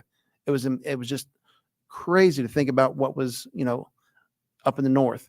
And thank goodness we're fortunate enough that we don't have this problem down here. We've got business owners, landowners, developers that are trying to do what's right for our like for our citizens, as well as yes, their projects. Their goal is to make $1. But at the same time, that dollar then go back and look how much of that dollar then goes back to the county, goes back to the state, goes back to our schools, goes back to our city. I ask every one of you to go back and find out what that dollar is spent, because it's very surprising, especially when the school has to do zero advertising. They have to do zero amount of work. And correct me if I'm wrong, Mary, is it 25% or is it 25 cents for every dollar that comes in? Do you know that number? Talking about from sales tax? Mm-hmm. Well, it's a one-to-one match. Is So it one-to-one for every match? dollar we pick up in sales tax, the school system gets the exact same dollar back. So if we don't have businesses, That's not with sales tax. Sales tax is dedicated to the school system. If it's sales tax collected in the unincorporated area, the county gets 50%, and then the school system gets 50%. so how are we going to do it, folks? Sales tax, businesses. We got to be able to do something to bring these businesses in here. I sat down with the developers, seen all the buildings, seen all the design. Yes, it's a concept plan, but he's also trying to hit the market. And the market is what these big businesses that are trying to come to cities like ours, as we've seen a couple of years back with Amazon. Okay, that's what we're trying to look for. And our city manager, he's doing a great job at trying to get these businesses in here. And we cannot get these businesses in here if we don't have properties that we can develop on. So that's why I'm voting for this tonight. Thank you, Mayor. All right. Thank you, sir.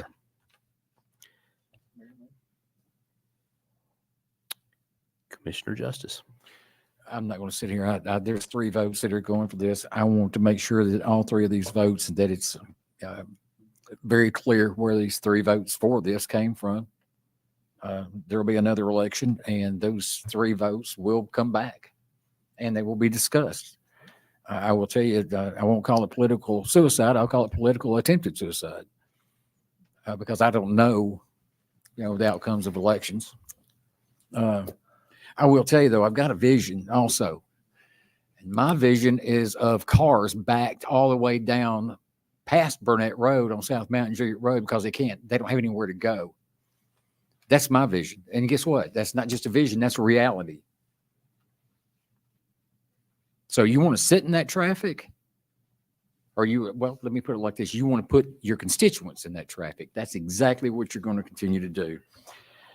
I can't believe that I just heard a sitting commissioner say the school board hasn't done a good job, but that's not our problem. But that's exactly what I just heard. So no, that's exactly what I just heard. When we choose to ignore the past, guys, I want you to know we're doomed to repeat it. In the year 2000, actually 2002, when we first started about Providence and we started talking about trying to get all this done, we built roads that were for Providence, for the residents of 3,800 homes or so that went into that area over there.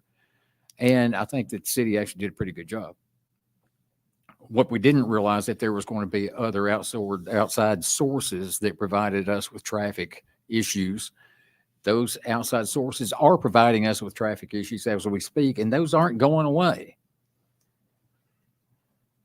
I'm sitting here just kind of in shock because, I've been on Facebook and other social media, and I have declared on numerous occasions, look, it's not about the dollar. It's really not about the dollar. It's about a quality of life, not the actual cost, but a quality of life. And we have just sit here, and there's going to be 3 votes here that says we do not care about the quality of life. We're more interested in how much money we get so that we can develop.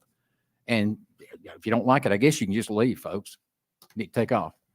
Get out of Mount Juliet, because we're more interested in the dollar. I am not believing I just heard that. I'm shocked. I'm also done.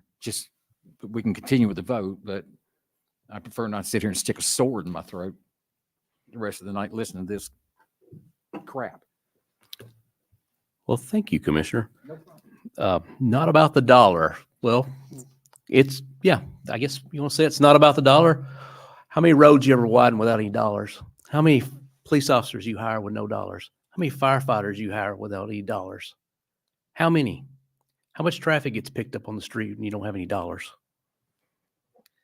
Not about the dollar. That's about the only thing we have control over is our budget up here. If we don't have money in the budget, we don't have anything. You have layoffs. That's what you'll have if it's not about the dollar. If you're the citizen of Mount Juliet and you heard somebody up here on this board said it's not about the dollar, you should be outraged that somebody would sit here and say it's not about your tax dollars. Because there's no police, there's no fire, there's no sewer, there's nothing. There's no road improvements, there's no parks, there's no new employees, there's no adding 4 to 6 police officers every year. There's none of that if there's not the dollars to buy it and pay for it. There's 2 places, and I've said it already tonight, there's 2 places to pay for this. Working with development, and the other place to get it is out of the pockets of the people. I've already said, according to the budget, it's $900 per head to pay for those dollars. Yeah, that was well said.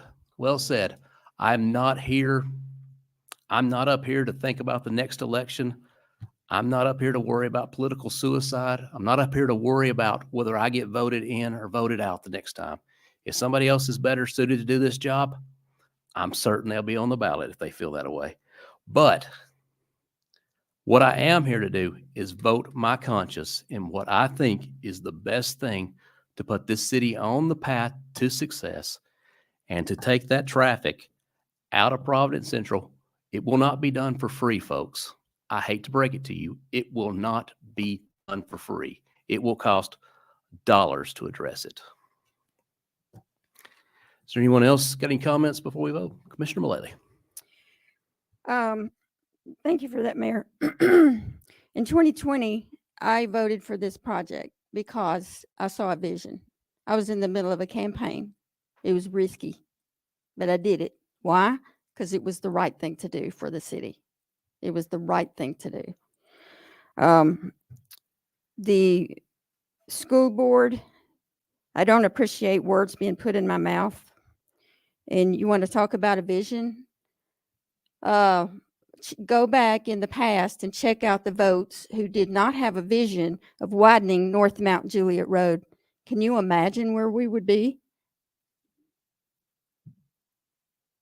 if that particular view had gotten their way? Can you imagine? I'm done. Are we ready to vote? Yes. Certainly, Commissioner. What has happened here in the past, over the past 18, 20 years, has created a successful environment. And to equate 300 apartments and say that those 300 apartments are going to be the difference between us and continuing our success, I think is very close to one of the most ridiculous things I've ever heard. And I'm ready to vote as well. All right. All in favor of the ordinance as twice amended, please signify by saying aye. Aye. Aye. Any opposed? Nay. Nay. That carries on second reading and is passed. And with that, if there's no objection, I would recommend a 10-minute recess. Hearing no objections, we will recess for 10 minutes. We'll reconvene at 9:45.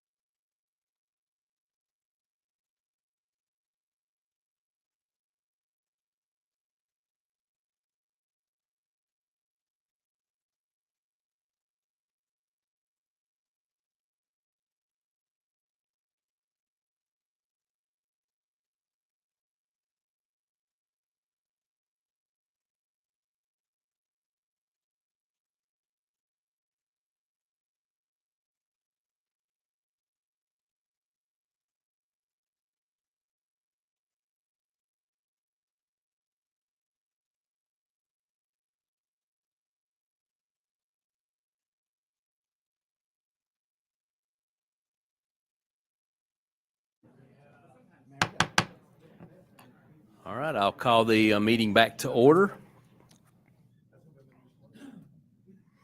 And we are now still on unfinished business 9.2, a resolution finalizing the alignment option and typical roadway section for the Pleasant Grove Road widening project. Is there a motion? Have a motion? Second. And a second. The item is on the table. Any questions or comments?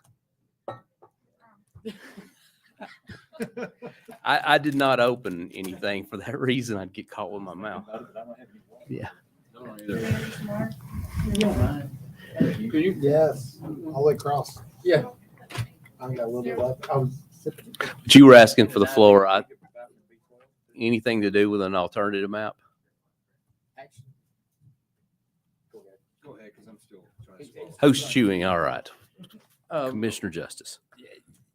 I'm going to follow the same thought process with the widening that I did with the other portion that goes along with that. And that is that we need way more information than what we've got right now, because there's a couple of routes now that have been thrown out. One was mine, and then the other one was one Mr. Barlow put out there that I'd never seen before.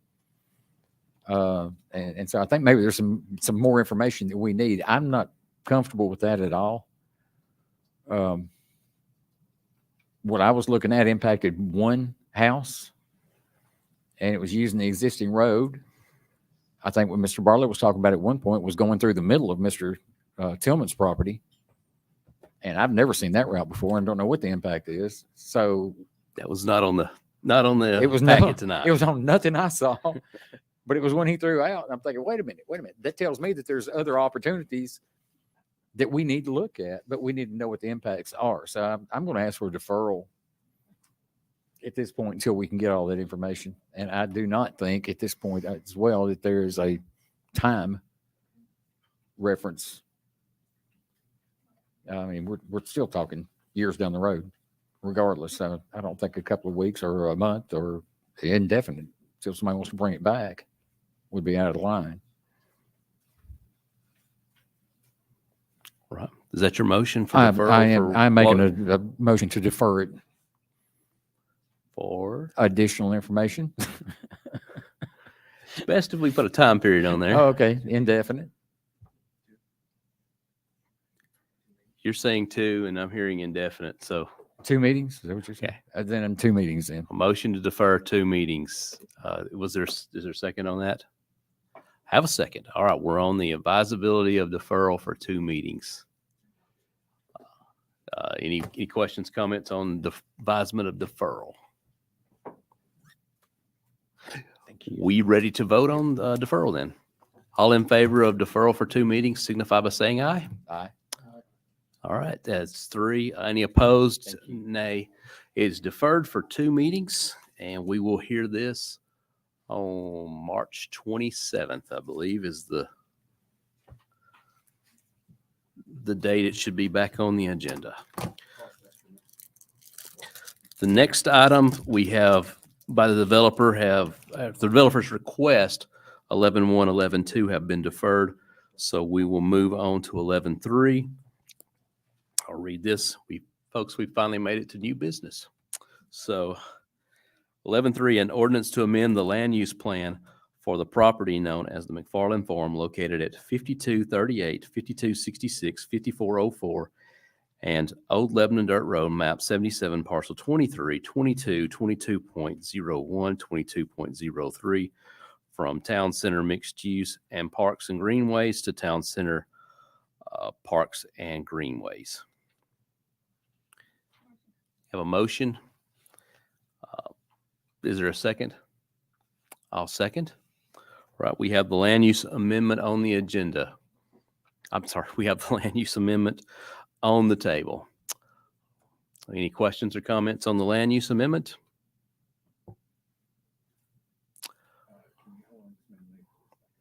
Sure. We're on 11.3.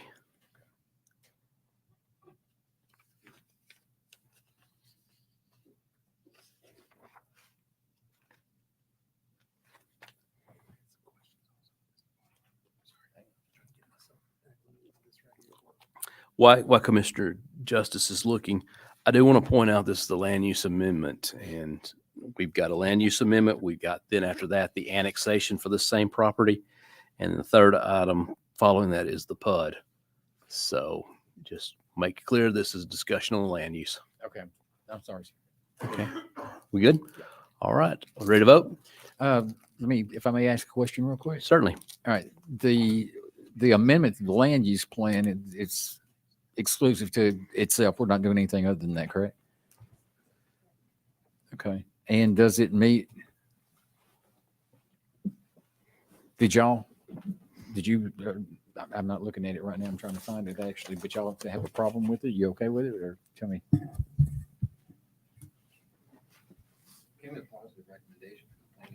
I'm waiting for. Sorry. I was asking him, asking her rather. I have Keith or Thank you. Ms. Hamblin. Staff recommended approval for the land use plan amendment. Okay. So there's no issues as far as that goes. And the PC positive as well. Positive recommendation from the planning commission. Okay. So positive on both sides for the land use. Got it. All right. Yeah. If there's no other questions or comments, all in favor of 11.3, please signify by saying aye. Aye. Aye. Any opposed? But that passes on first reading. And that will skip one meeting, and second reading would be the 27th, if there's no changes, of March. 11.4, an ordinance to amend the corporate boundaries of the city of Mount Juliet, approximately 63 acres, property known as McFarland Farm, 5238, 5266, and 5404 Old Lebanon Dirt Road, map 77, parcel 22, 22.01, 22.03, and located within the city's urban growth boundary. Motion. Have a motion and a second. The item's on the table. This is for the consideration of the annexation. Questions or comments? All right, all in favor of the annexation, please signify by saying aye. Aye. Any opposed? That passes. It too will skip one meeting. I'll say by law. It will skip one meeting. It will be back on March 27th for second reading.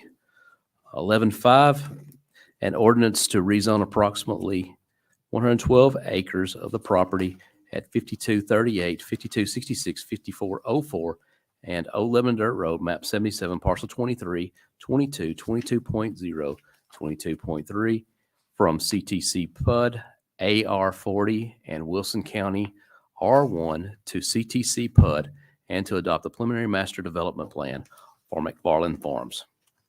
Motion. Have a motion and a second. 11.15 is on the table for consideration. 11:15. I'm sorry, 11.5. Okay. That's what happens when I guess if you've been at it for 15 hours. So it's 11.5. Any questions or comments on this? We ready to vote? Question for Mr. Barlow? Certainly. Vice Mayor? Mr. Barlow, so obviously, I mean, we discussed about a couple of things today. I just wanted to make sure it was public. So there was some improvements on the water, on the stormwater. Is that correct? Yes. You have So, some detail on that? yeah. And from talking with the applicant for the project, I think there's 2 points of stormwater. And of course, I guess as everybody knows, this area is very flood prone. Valley Center itself is very highly affected by this. So there's two things to try to combat that. One is the stormwater controls on site, and the other is the actual how they work the floodplain and floodway. And so from talking with the applicant, and we will get this memorialized in a more formal way, but they are good to commit to. So our stormwater controls right now require 25-year detention plus freeboard. They are comfortable with a 100-year plus 1 foot of freeboard. I would like to discuss more with their engineer about the 500-year storm plus the freeboard. I think there's maybe a challenge to that, but I want to try to explore that some more. Additionally, and probably more importantly, is that they have committed to overcompensate the amount of cut in the floodplain versus what gets filled. And based on their preliminary numbers, I think a safe number for them to achieve is an additional 4,000 cubic yards of cut. And so to put that in gallons, I think it's well over 800,000 gallons of additional volume of water that can be held there in a time of a flood. So from that, I feel like it's far more important than even the detention pond itself. Is the amount of cut fill balance. They're creating more than they'll be putting in, which they have to do. They have to, if they modify it at all, they have to balance. But what they are planning on doing is to overcompensate for it. So I think from a defensible standpoint for them, as well as for us as a city, I think the safe bet is for them to do that, and they have committed to it. And then the other one, which is Old Lebanon Dirt Road, I know that the developer, and I know that you were also looking at it to potentially going ahead and finishing any type of road improvements all the way up to Division. Is that still a possibility, or is that off the table right now? Yes, sir. That is a possibility. One of the things that we took a look at, so they have some things that they're doing directly adjacent to the site, some things off site. And I think, as we've talked about very, very frequently, I think it's very well documented by this point in time, is the $5,000 of contribution for offsite type of improvements. Mm-hmm. I think some of that we've got an engineer's opinion of cost from their engineer. I've gone over some of the numbers. I think they're fair. And so based on that, I think there's some of the work that they've already committed to, which you have in your packet. And so they would have some value in that, but then the additional amount they could have, because they're already doing a pretty substantial amount of improvements to Old Lebanon Dirt Road. They are improving the intersection at Mount Juliet Road by adding a left turn lane there. Pretty decent amount of storage. They've committed to reconstructing and doing as much widening as they can, which is going to make, I think, roughly 22 to 24 feet of widening between there and their site. And then obviously along their whole frontage, they're doing some pretty substantial improvements. And I think, to your point, Commissioner, from there back to East Division Street, we would look at a similar type of reconstruction, minor widening that could be done. We successfully did that ourselves as a department on East Hill Street when we repaved that about, was it 2 years ago? We actually dug out the shoulders, built that back up with asphalt, and we were able to widen out East Hill Street, I think about 2 to 3 feet. And that's kind of the same idea here. I think that's something that could really help. In the meantime, that road is about 20 feet wide, and it goes from asphalt to dirt. And so I think what we could have an opportunity of is at least getting an extra foot each lane, maybe with the shoulder potentially. And so we would work with them on that. But I think that could probably take up another $500,000 or so. And they may even still have a little bit left that they could potentially contribute towards East Division Street, would be my recommendation. So you're saying that it would be faster for the city to go ahead and do those repairs than to have the developer go ahead and do those repairs? No, I'd rather have the developer. I don't need another project if I can help That's it, what if I they was, can do that for me. that's what I was looking for. Right. Yeah. Yes.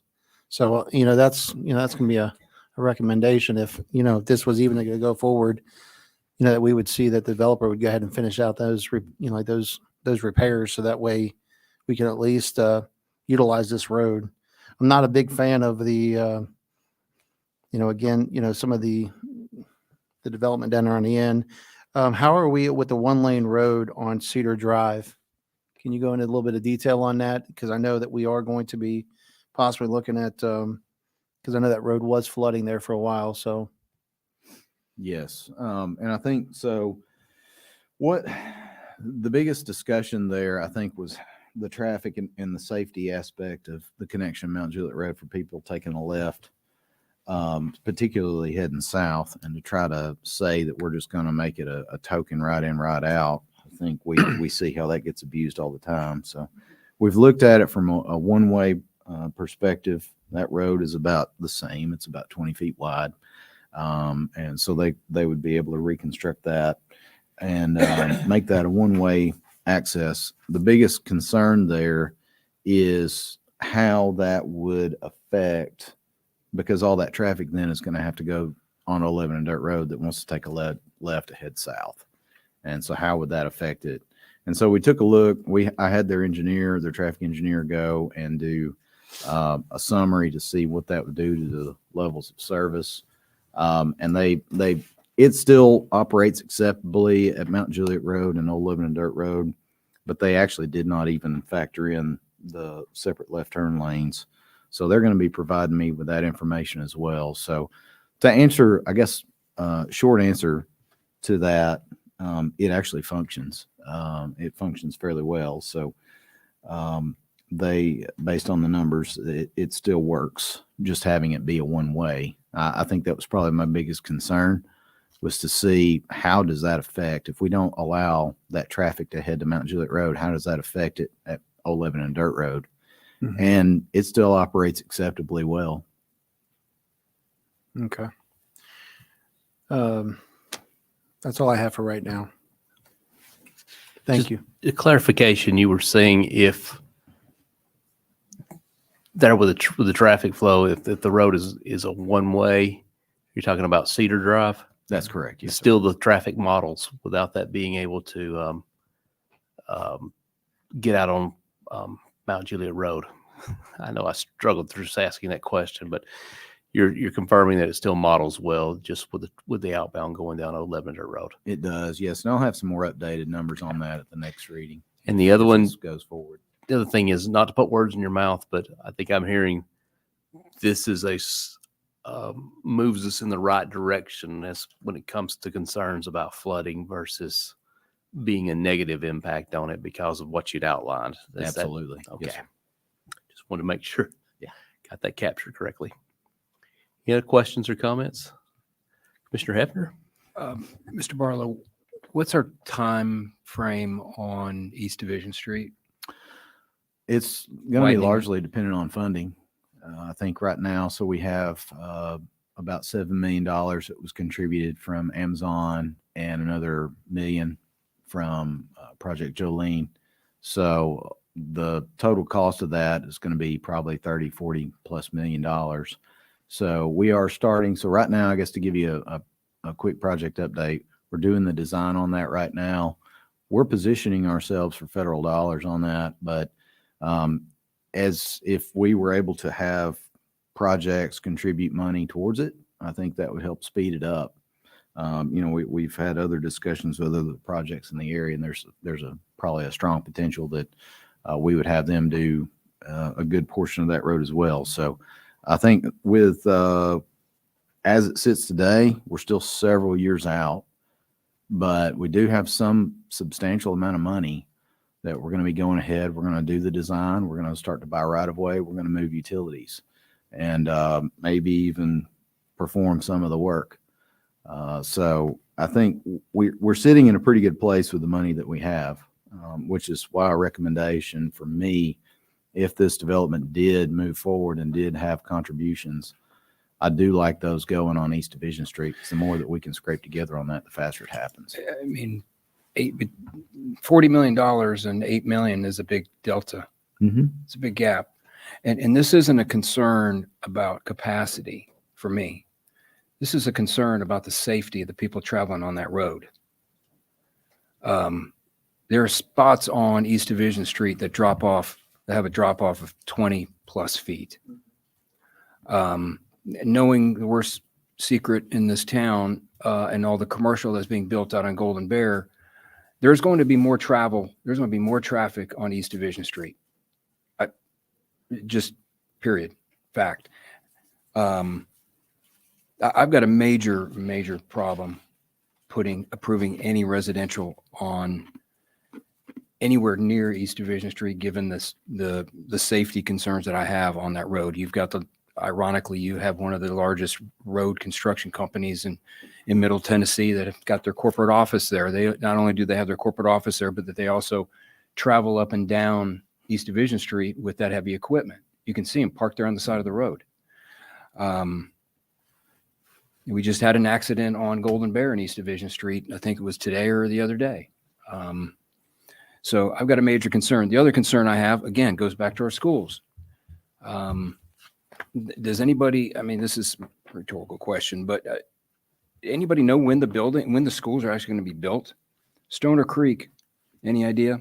I know Stoner Creek, we know it is built, but right now we have 2,200 units that have already been approved that are going to be going to Stoner Creek Elementary. It's at 76% capacity. When's the school board going to build another elementary school that's going to service this area? We don't know. How many kids? I don't know I'd have to find out what the guideline is on that, but we get 2,200 units that have already been approved. This is going to add 600. This includes the 674 that this project is coming in with. So it brings us up to a total of 2,200. Until I have a clear idea of when East Division Street is going to be widened, and I'm meeting with Luttrell on Wednesday. First question I'm going to ask him is, what's your growth plan for new schools in these impacted areas where we're approving these subdivisions? Have you acquired the land? Where are you at in the process? And these are questions we all should be taking into consideration and asking if you're not. If I'm the only one that's meeting with Luttrell on these, you may want to think about that. But we need to be very thoughtful when we're approving projects that are going to have this type of an impact to our school systems and very dangerous roads.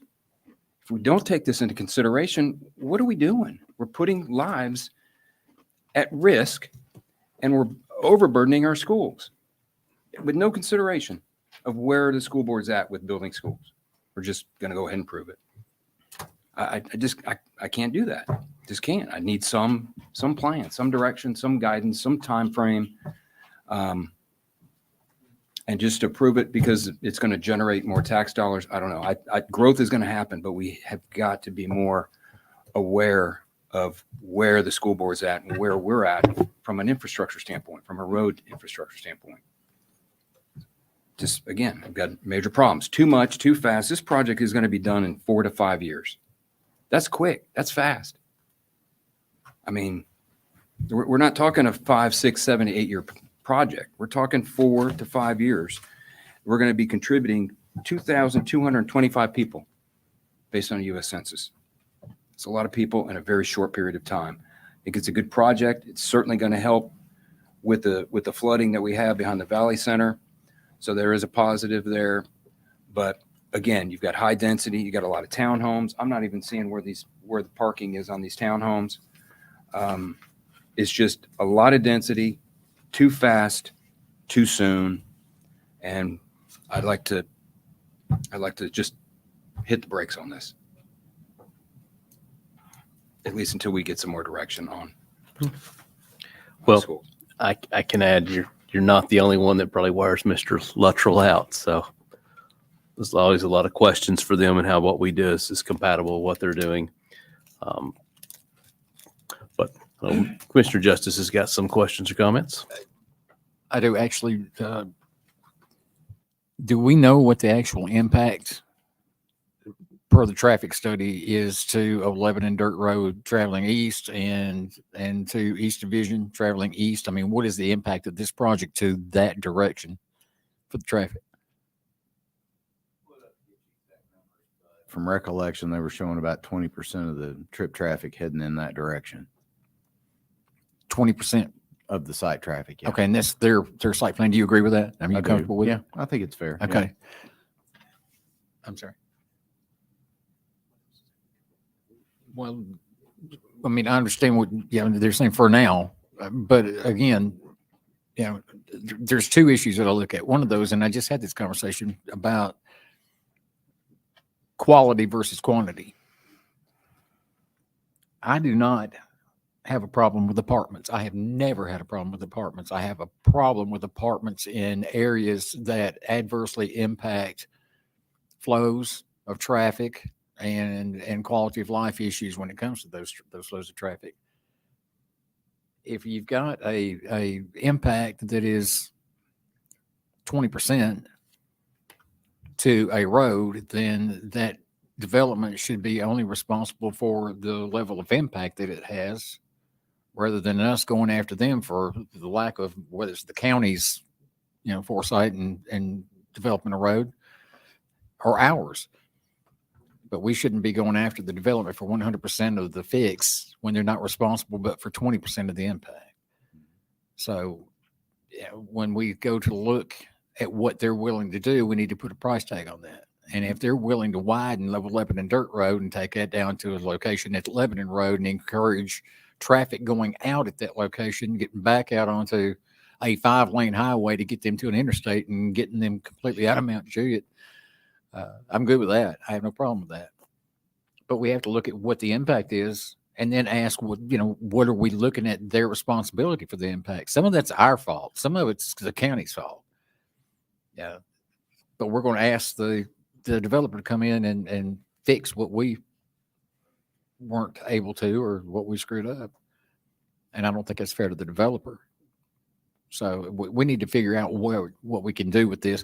I will tell you, I was one of the guys that was in a canoe in the middle of Valley Center at age 14 or 15, and it flooded. I've seen that flood.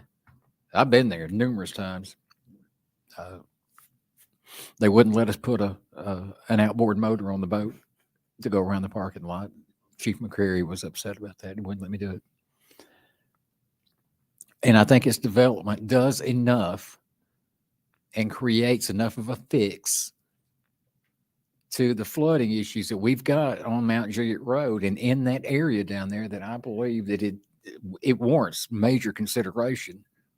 Now, I'm not going to sit here and tell you it's the perfect plan, but it's a lot better than some that I've seen brought in here and gotten passed. So let's figure out a way to fix this and get it moving forward, and so we can actually fix Mount Juliet Road, fix the flooding issues that we've got, and potentially fix some of the traffic issues we've got, and let the private development do that. Again, this is not a 2-lane road we're talking about. This is a 5-lane highway going to the interstate. And if we make it attractive enough, well, maybe we can knock the 20% down a little bit. So, my 2 cents. I will add, by the way, I do agree with you that there needs to be some major repairs done on East Division Street. I would have thought that those would have come a long time before now, so they would have been a little bit less costly, but stuff happens.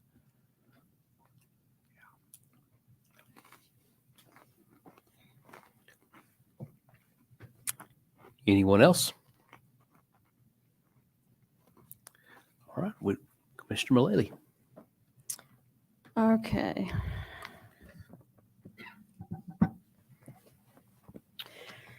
I like this development. I think it's a good development. Talk about infrastructure. Again, this is a perfect example of how we get it. A lot of widening on Old Lebanon Dirt Road, improvements at the intersection, Cedar Drive. Little by little, that's how we get infrastructure, unless it's capital projects, which is a case of East Division. Again, on the flooding, what is the city's plan for flooding and stormwater? We're starting our stormwater utility. So what is the plan to help the flooding in this area that also ultimately would help? My mind's blank. Wasn't Valley Center. And so it's looking really good that what they're willing to do is going to help tremendously to help with the flooding issues. The Greenway is going to connect under the bridge to Robinson Park. Again, you have to weigh out the benefits. To me, the benefits are too many to ignore here on this project.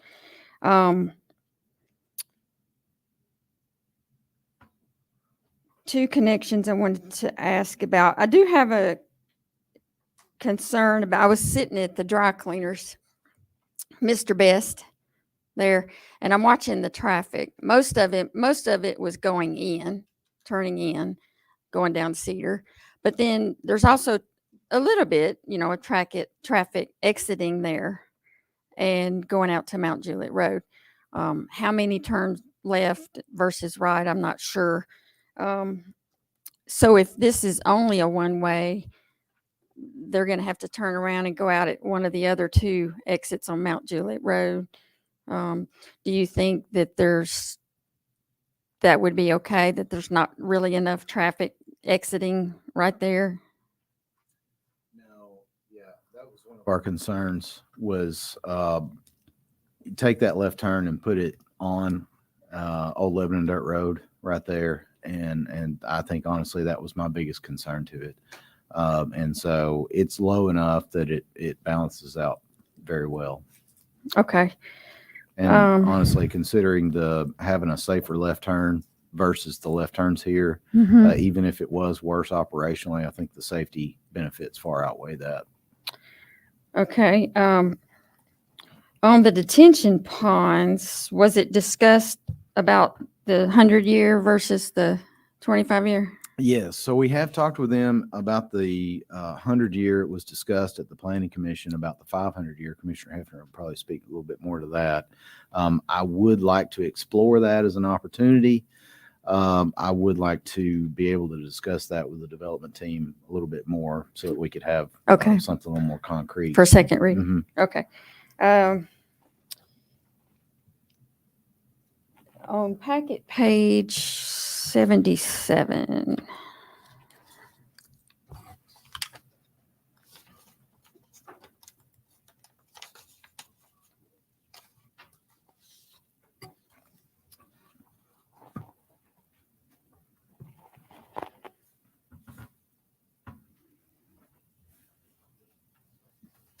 Well, I don't know. I can't read my writing. I'll just skip that for now.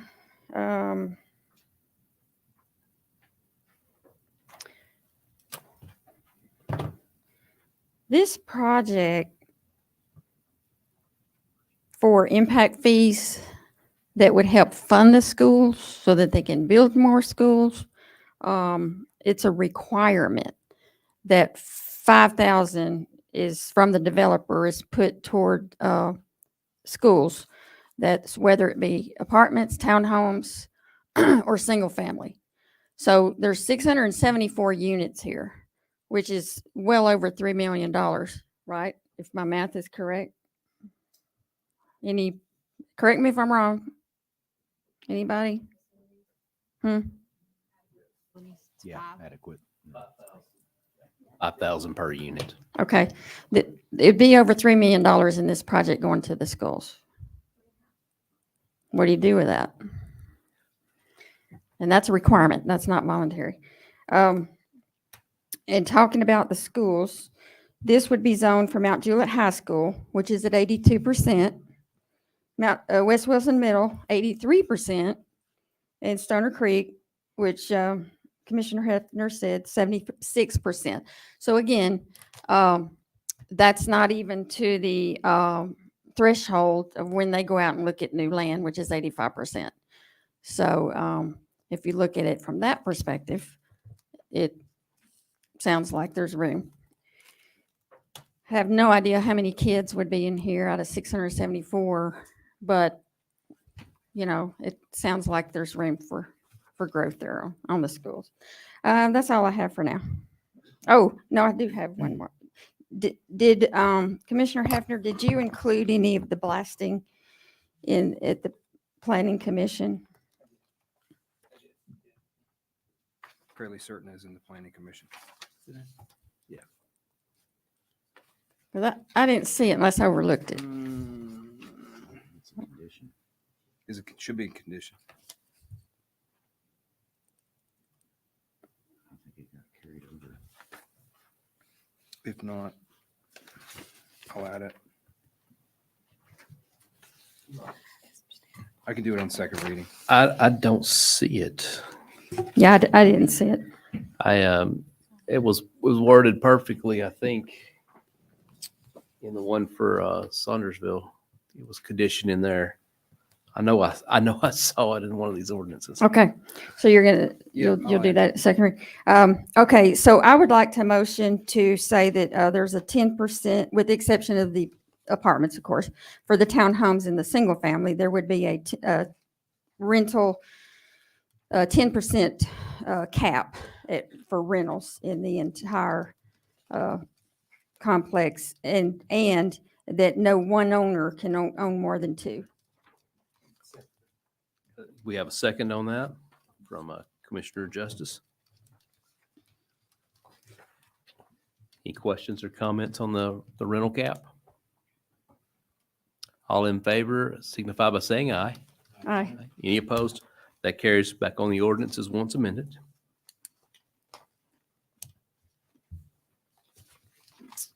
Do you have any other comments, Commissioner Blake? I have two questions, and one of them, is there an estimated population that's going to be on there? I know Commissioner Hefner talked about the census numbers that you used. I know our population for us units that we have works out to about 2.4 people per unit is the average on this. And I know the impact for schools is driven a great deal by the type of development that it is, whether it's townhomes, apartments, or single families with them going in that order. But that's the one question, is the population that you're estimating for this on here. And if it's in the plans, I'm overlooking it, but it's a lot of small print. But that's the one question. The other question is the amount of road length, not the alleys that are falling under the HOA, but the amount of road length that's in this property in total of feet, because I'm trying to put a cost onto our ongoing maintenance for this tied to this project. And you may not have that tonight, but that's something, if this passes tonight, when it comes back on second reading, I'm going to want those numbers. Here on page C1, over the notes, estimated population final build out to be approximately 1,880. Is that broken down by unit type? Maximum single family lot coverage. Never mind that. The actual population is not, doesn't look like it. I see. The population itself is not just it's just the numbers, residential numbers.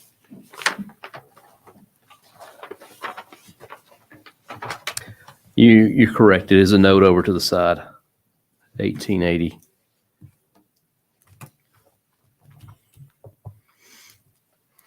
But I would still like to see that broken down by top. Yeah, come on up. All right, so the population count, initially we had it according to the census, you're right, and we adjusted that based on what we thought was reasonable. And that's a little bit more than 2.4 per household. So it's listed at 1,880, but at 2.4, we're at 1,676. Yeah.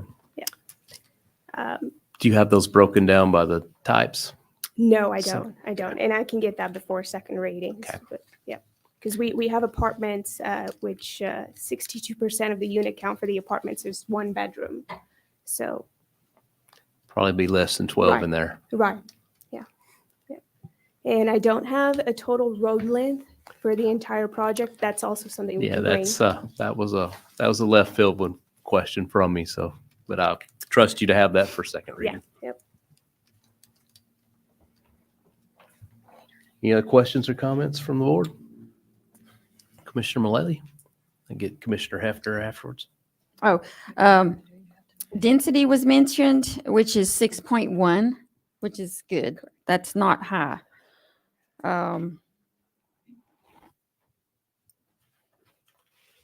Okay, what is the situation with the path connection to Stoner Creek? Did you hear back from the school? We did. We actually met with Director Luttrell, and he was very much in favor of it because he wants the pedestrian access for the kids to be able to go to school, Okay. walk to school. So take the load off of the buses as well. Yeah. So he suggested that that would be up to the board to vote on that because it ultimately is a safety issue. And we indicated that we would not want to any part of the access that would be given to whoever pedestrian access. So he wanted to put a gate there, and that's something that he wanted to work out at an FMDP level. So we would have an agreement in place for that, for the pedestrian access. Okay. And for vehicular access, he just wants a gate. That's, again, that would still be up to the board to decide, he said. The school board. Yeah. All right. And then I was thinking about the middle schoolers walking to school. I guess they could walk down the greenway, and then there's a sidewalk, I think, that connects up to North Mount Juliet. North Mount Juliet Road, and they could just walk down to the school. They Is that could. how they would go? They could, yeah. Or we actually have a greenway connection down to the schools. Okay. Yep. Yeah, that's good. Yep. I like From that. our site without going to North Mount Juliet. Okay, good. Yep. Yeah, that'd be better. Yep. All right.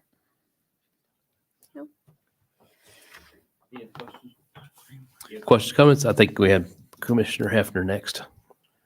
If you're ready. Yes, I'm looking at C1.01 and the variances, waivers and variances, which I'm not finding it in the ordinance, but are they asking for a beer permit exemption within 500 feet of a church? I think that question is going to go to the church. The church, okay. So it's not to the city. The waiver on the 500 feet beer license. That would need to come from the church, correct? I'm just waiting for permission to speak. Director Hamblin. The church would have to issue a letter, and I feel like one has already been submitted, and Ms. Luckett has not been able to put her hands on that from a previous establishment in the Valley Center. Currently, I believe it's Mimo's, Okay. that they waived that for Okay. Mimo's. And the pizza as well. Yeah, and Calabria's as well. So- Okay. All right, thanks. I am going to go ahead and amend and add my blasting restrictions. So 500 feet from the property line, pre and post certified letter goes out to residential and commercial retail building owners. The reduction is one inch per second blasting velocity, 1 inch per second maximum. And then also the monitoring company that's going to do the pre and post inspections and the seismograph monitoring, that contract needs to be held between the GC and the monitoring company. That's an amendment. That's a motion to amend. Have a second. So we have an amendment for the blasting 500 feet per second pre and post survey, Pre and post notification. pre and post notification, and that's 1 inch per second, and the general contractor to hold that contract Correct. And it's 500 feet from the property line. from the property line. All right. We got a motion, a second. Any questions or comments on that amendment? All in favor of the amendment, please signify by saying aye. Any opposed? That amendment carries. Back on the ordinance as twice amended. Okay. Vice Mayor? Yes, Mayor, I'd like to go ahead and, since we're in the staging of amending, I would like to go ahead and look at falling back up on Mr. Barlow's comment, which would be looking at Old Lebanon Dirt Road as being finished. The road improvements up to East Division with that additional turning lane. Is that correct, Mr. Barlow? Along Old Lebanon Dirt Road? Yes, So sir. that's for the offsite section? Yes, sir. No, not for the center turn lane for that section. That was just widening it to a wider 2-lane section. Okay, I thought we were talking about going up to East Division earlier. Yeah, so it would be the reconstruction, basically what they're doing behind Valley Center, which is maintaining it 2 lanes, but instead of a 2-lane, 20-foot wide roadway, it would be 2 lanes, but it'd be 22 or 24, depending on how much room they have within the right of way. Okay. So that's my motion. I didn't know that they agreed to it earlier, did they? The discussions I've had with the development team today, yes, they're okay with it. And I've kind of got some stuff crafted out about that, but yes. Okay. I didn't know if it was already on there or not. No, it's not. It does need to be added. You want to hear from, I think she's got something to add. So Name and we- address, please. Oh, Tulsi Patel, 210 Lakecrest Drive. Thank you. Earlier when Andy and I talked, we had indicated that we don't have a problem making improvements to East Division. Our issue lies if we have to acquire additional right-of-way. Because it's a county road, those properties are not annexed into the city. The city wouldn't have any jurisdiction to impose eminent domain, and it would put us in a very tough situation. So as long as we're staying within the existing right-of-way, we can work with that. And what would those feet, like, what would the feet be, Mr. Barlow? Would we still be hitting the 24? That's my hope, is that we can hit 24 foot of pavement width at a minimum. Yeah, that's my hope. That's standard 12-foot lanes, what we have interstate. Okay. Could the city take on the right-of-way acquisition? We can, yes. And I think to that point, probably to the bigger point is, we don't own this section of road yet. We need to annex it. But yes, we need to annex the roadway. And I would recommend let's wait until this PUD, we see what comes of it. If the PUD were to pass, then I think we follow back with annexation of the roadway. And then we go through, and we can add a condition. I've got a standard condition that we can add, that any necessary right of way, if push comes to shove, that we could step in and do the acquisitions. It's pretty standard PUD condition we've added to other PUDs. But we're going to have to annex before anything can be done Yes, we anyway. do. Yes, sir. What sections of East Division Street are you referring to? I'm sorry, I missed that. So the section east, the most east of our property to Old Lebanon Dirt Road and East Division intersection. That's the road Is that that where I'm the edge of the referring property? to. Is that where Not the edge of the property comes in? right. Yep. Yep. Not necessarily. We wouldn't be touching East Division. It would just be Old Lebanon Dirt Road to East Division. Oh, to East Division. Correct.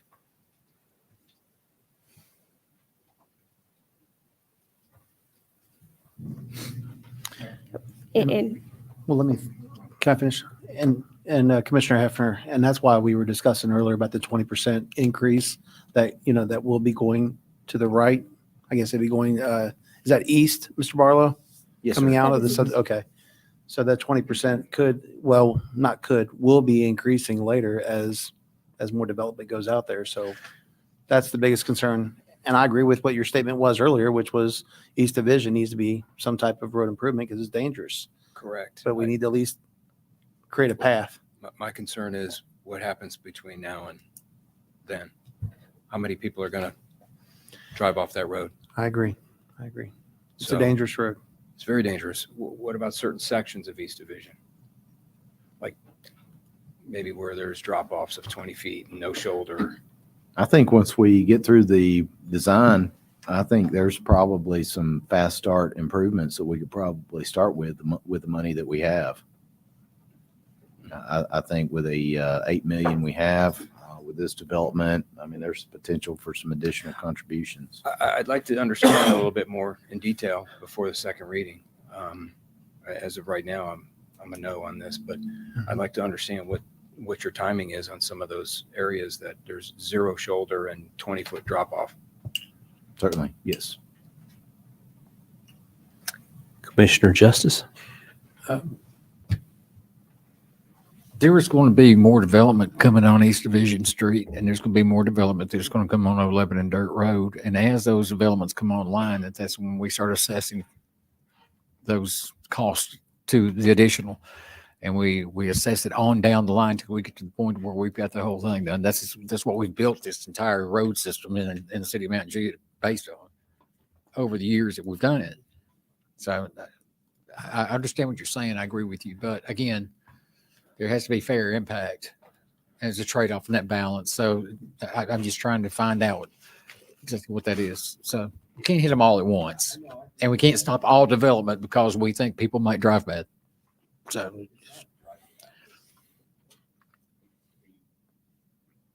Finished. I'm finished. Go Okay. ahead. Well, that's, I know Commissioner Hefner had a response. Yeah, no, I appreciate what you're saying. We've gotten ourselves into the situation where we have to wait for developers to come in to give us a contribution so we can collect the $40 million, which by the time we collect $40 million, it's not going to be $40 million. It's going to be 50 or 60 million or whatever. I mean, we've kind of got this a little bit backwards, and I don't know what the right answer is. I don't know if it's issuing bonds and building the roads and then recouping that money from development after the roads have been put in. I don't know. I mean, I can make suggestions, but approving something knowing that we've got an extremely dangerous stretch of road that is going to be well traveled once that commercial retail builds out on Golden Bear is going to be it's dangerous now. I can't imagine. I mean, using the adding. logic, we should never have approved Amazon. Amazon should have built that road, Well, I should have agree with widened it, that, but that was not gonna happen, obviously. and then we just could have paid them back through development. But Again, we're saying the same thing. Your mic's not on, sir. Again, we're saying the exact same thing. It's just, it's a balance and we've got to find it. I mean, I think this particular project shouldn't be held responsible for paying all of it, but we also shouldn't shut this project down and give them, actually use them to get some of this stuff. Yeah. This is the difference between this project and the other one is the access to the interstate. The closer you get to the interstate is where you want the most of your development to go. Let's make it more attractive to get them onto a 5-lane highway and onto the interstate. We've already got part of that infrastructure done. So we can use that money to do that. I think this is a great development. I've been very pleased.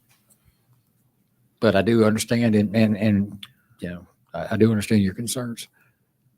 I've got a question for them. Certainly, Commissioner. We just had a brief conversation in the hallway during the break. You said you would be open to extending the time frame out on this development beyond the 4 or 5 years. Would you be open to extending that out to 8? So the 4 to 5 years is after we start going vertical. And we plan on going vertical in 2025. So we're already, 2029 to 2030, which puts us at 7 years already. So is that the timeline that you're? Well, I didn't know your timeline of breaking ground and going vertical was Yeah. in 2 years. Or what did you say, 2025? End of 2024 to beginning of 2025. Yes. That's when we would go vertical. And it would take 4 to 5 years, according to our phase plan, to deliver 100%.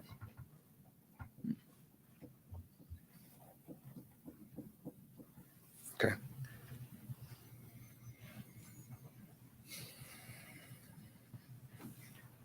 All right. And you had asked for some clarifications on the Division Street portion between now and second reading, assuming this passes. Yes. We can meet.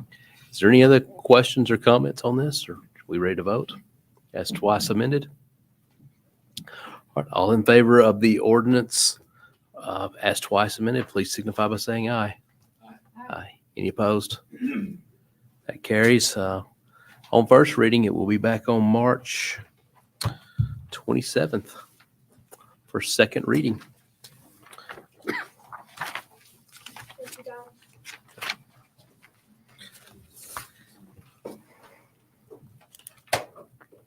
The next item on the agenda is an ordinance of the City of Mount Juliet to amend the Mount Juliet City Code, Section 219, Time and Places of Meetings.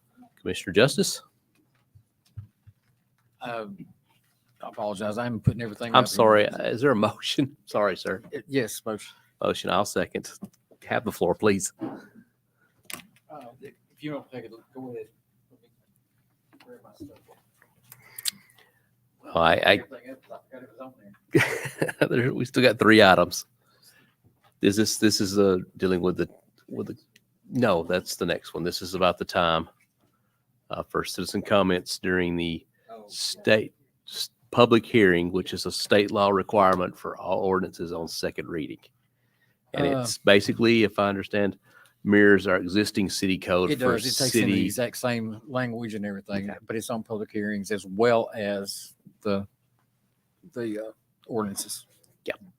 So this would just mirror the exact same city code that we're using currently in our meetings to apply to the public hearing before the meeting as well for items on second reading. Is there any other questions or comments on this? All in favor signify by saying aye. Aye. Aye. Any opposed? That carries on first reading. Next item on the agenda is, I think it's supposed to read an ordinance to restrict any type of wire fencing installed on T-post to be installed in the front and side yards on residentially zoned properties except when used agriculturally to contain livestock. Is there a motion? Is there a second on this? I'm a second just because I want to hear it. This is one of the more bizarre Commissioner Justice things I have ever seen in my entire life, just to be honest with you. Basically, it's a place in my district, and I'm driving down the road, and I see chicken wire in their front yard. And then along with that, I see that the posts that are used are driven in upside down. Now, I'm going to work really hard to restrain myself from saying exactly what I think. Having conversations about morons is not something I really want to do. But when I inquired about this and I talked to Ms. Hamplin about it, there was absolutely nothing in our code that would keep somebody from putting in any kind of livestock fence going around their front yard in the most beautiful of subdivisions, with the exception of HOA restrictions. And that's what this is a result of. I'm not real sure. I actually called Gino Marchetti, and when I read the way this was worded, and it was kind of like, are you serious right now? I mean, but nobody can tell me of a better way of accomplishing what I'm trying to accomplish. In other words, basically, you want to put decorative fencing on a house in a subdivision. And we don't want people running goats and livestock in their front yard. And that's what this is all about. Commissioner Hefner. So this is just the front yard. Front and side. Front and side.